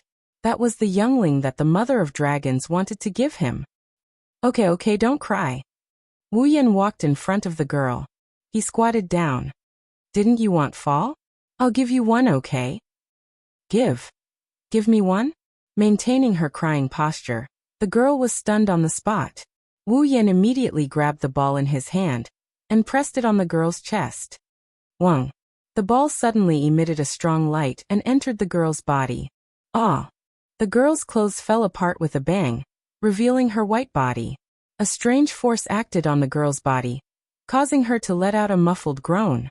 Then, a star carving slowly appeared on the girl's chest and imprinted itself into her body. At this moment, the girl felt something seemed to have changed in her body. Feeling the change clearly, the girl's eyes violently fluctuated. As if she was sleep-talking, she murmured, "I have fall?" Wu Yan showed a big smile. "I'll give you fall, so don't cry anymore, okay?" But. Although the girl did not understand what had happened, she knew that it was this gentle big brother before her who had given her the fall she had always dreamed of. "Is this okay?" "Well, it's useless to give it to me anyway. I don't really need it. If you need it, I'll give it to you." Wu Yan waved his hand carelessly, but his eyes suddenly focused. He could feel a strange pulling sensation tugging at his body. This was the sign of his return. Wu Yan immediately stood up. "Okay, I'm leaving. Remember not to cry anymore." With that, Wu Yan turned around and walked into the nearby bushes. Wait. The girl hurriedly chased after him. "Big brother. What's your name?" "Me." Wu Yan turned around with a smile in his eyes. "I'm Wu Yan." "Wu Yan." The girl repeated the name, memorizing it in her heart. Seeing Wu Yan turn around again, she quickly ran after him. "Big brother Wu Yan." "Wait." The girl grabbed Wu Yan's clothes, making Wu Yan slightly anxious. He didn't want anyone to see him mysteriously disappear. What's wrong?" "This is for you." The girl solemnly raised the stuffed doll in her hand. "I know I owe Big Brother a great favor, but at least please accept this." "This." Wu Yan hesitated, but when he felt the pulling force getting stronger, he stopped thinking. "I understand, then I'll accept it." After taking the stuffed doll, Wu Yan turned around and rushed into the bushes. "Hurry up and get out of the forest." Just as he said that, Wu Yan dashed into the bushes and disappeared from the spot in the next second. The girl stared blankly in the direction Wu Yan disappeared, her hand on the star carving. Wu Yan. Chapter 13:13. Ansari Dragon Academy. Apollyon in the room. The originally silent space suddenly twisted, causing ripples to appear in the calm space. The ripples spread out and covered a corner of the room. Then it twisted and spun like a black hole. Not long after, a figure appeared from the twisted space. As if it was repelled by something, it appeared in the room. Phew! Wiping the sweat off his forehead, he exhaled lightly. He looked at the dragon-shaped plushie in his hand and bitterly laughed. "I almost disappeared in front of that little girl. That was close." The bitter smile disappeared and turned into a joyful smile. Thinking about the rewards he got from returning to the past, Wu Yan couldn't help but feel excited. After leaving this world, I'll go all out to reach the peak of rank 9. After making up his mind, Wu Yan clicked on the system tab with one of his hands. Character, Wu Yan equipment points, 31100 item points, 150000 ability points, 21,000 summoning points, 51,000 level, 85 dungeon world. Star Carving's Dragon Knight Dungeon Mission. Acquire. Mission 1. Enter Tokisaki Kurumi's Red Jade mode, and use the ability of the Angel, Safkill, to use the Bullet of 12, Yod Bet. When the Mother of Dragons placed the last descendant of the Avalon Holy Dragon royal family in the Abayan Forest, she would obtain a drop of the first blood of the last descendant of the Avalon Holy Dragon royal family, before she was born and placed in the Abayan Forest. Mission reward. 10,000 equipment points, item points, ability points, summoning points completed. Mission 2. Obtain a drop of infant blood of the last descendant of the Holy Dragon royal family. Mission reward. 30,000 equipment points, item points, ability points, summoning points. Mission 3. Not yet activated. Looking at the dungeon mission 2 on the system list, Wu Yan blinked and didn't know whether to laugh or cry. Obtain a drop of infant blood of the last descendant of the Holy Dragon royal family? So it's asking me to obtain a drop of Aiko's blood? Isn't this giving me free points? Dungeon Mission 1 wasted so much time. Dungeon Mission 2 is much easier and the reward is better than Dungeon Mission 1. The young blood of the last descendant of Avalon's Holy Dragon royal family in their infancy? Wu Yan's heart surged when he thought about the effect of the infant blood of the Holy Dragon royal family. I wonder if the infant's blood has such a miraculous effect. If I can level up when I reach level 89, then I'll be a true demigod. Dungeon Mission, Dungeon Mission, Dungeon Mission, Dungeon Mission, Dungeon Mission,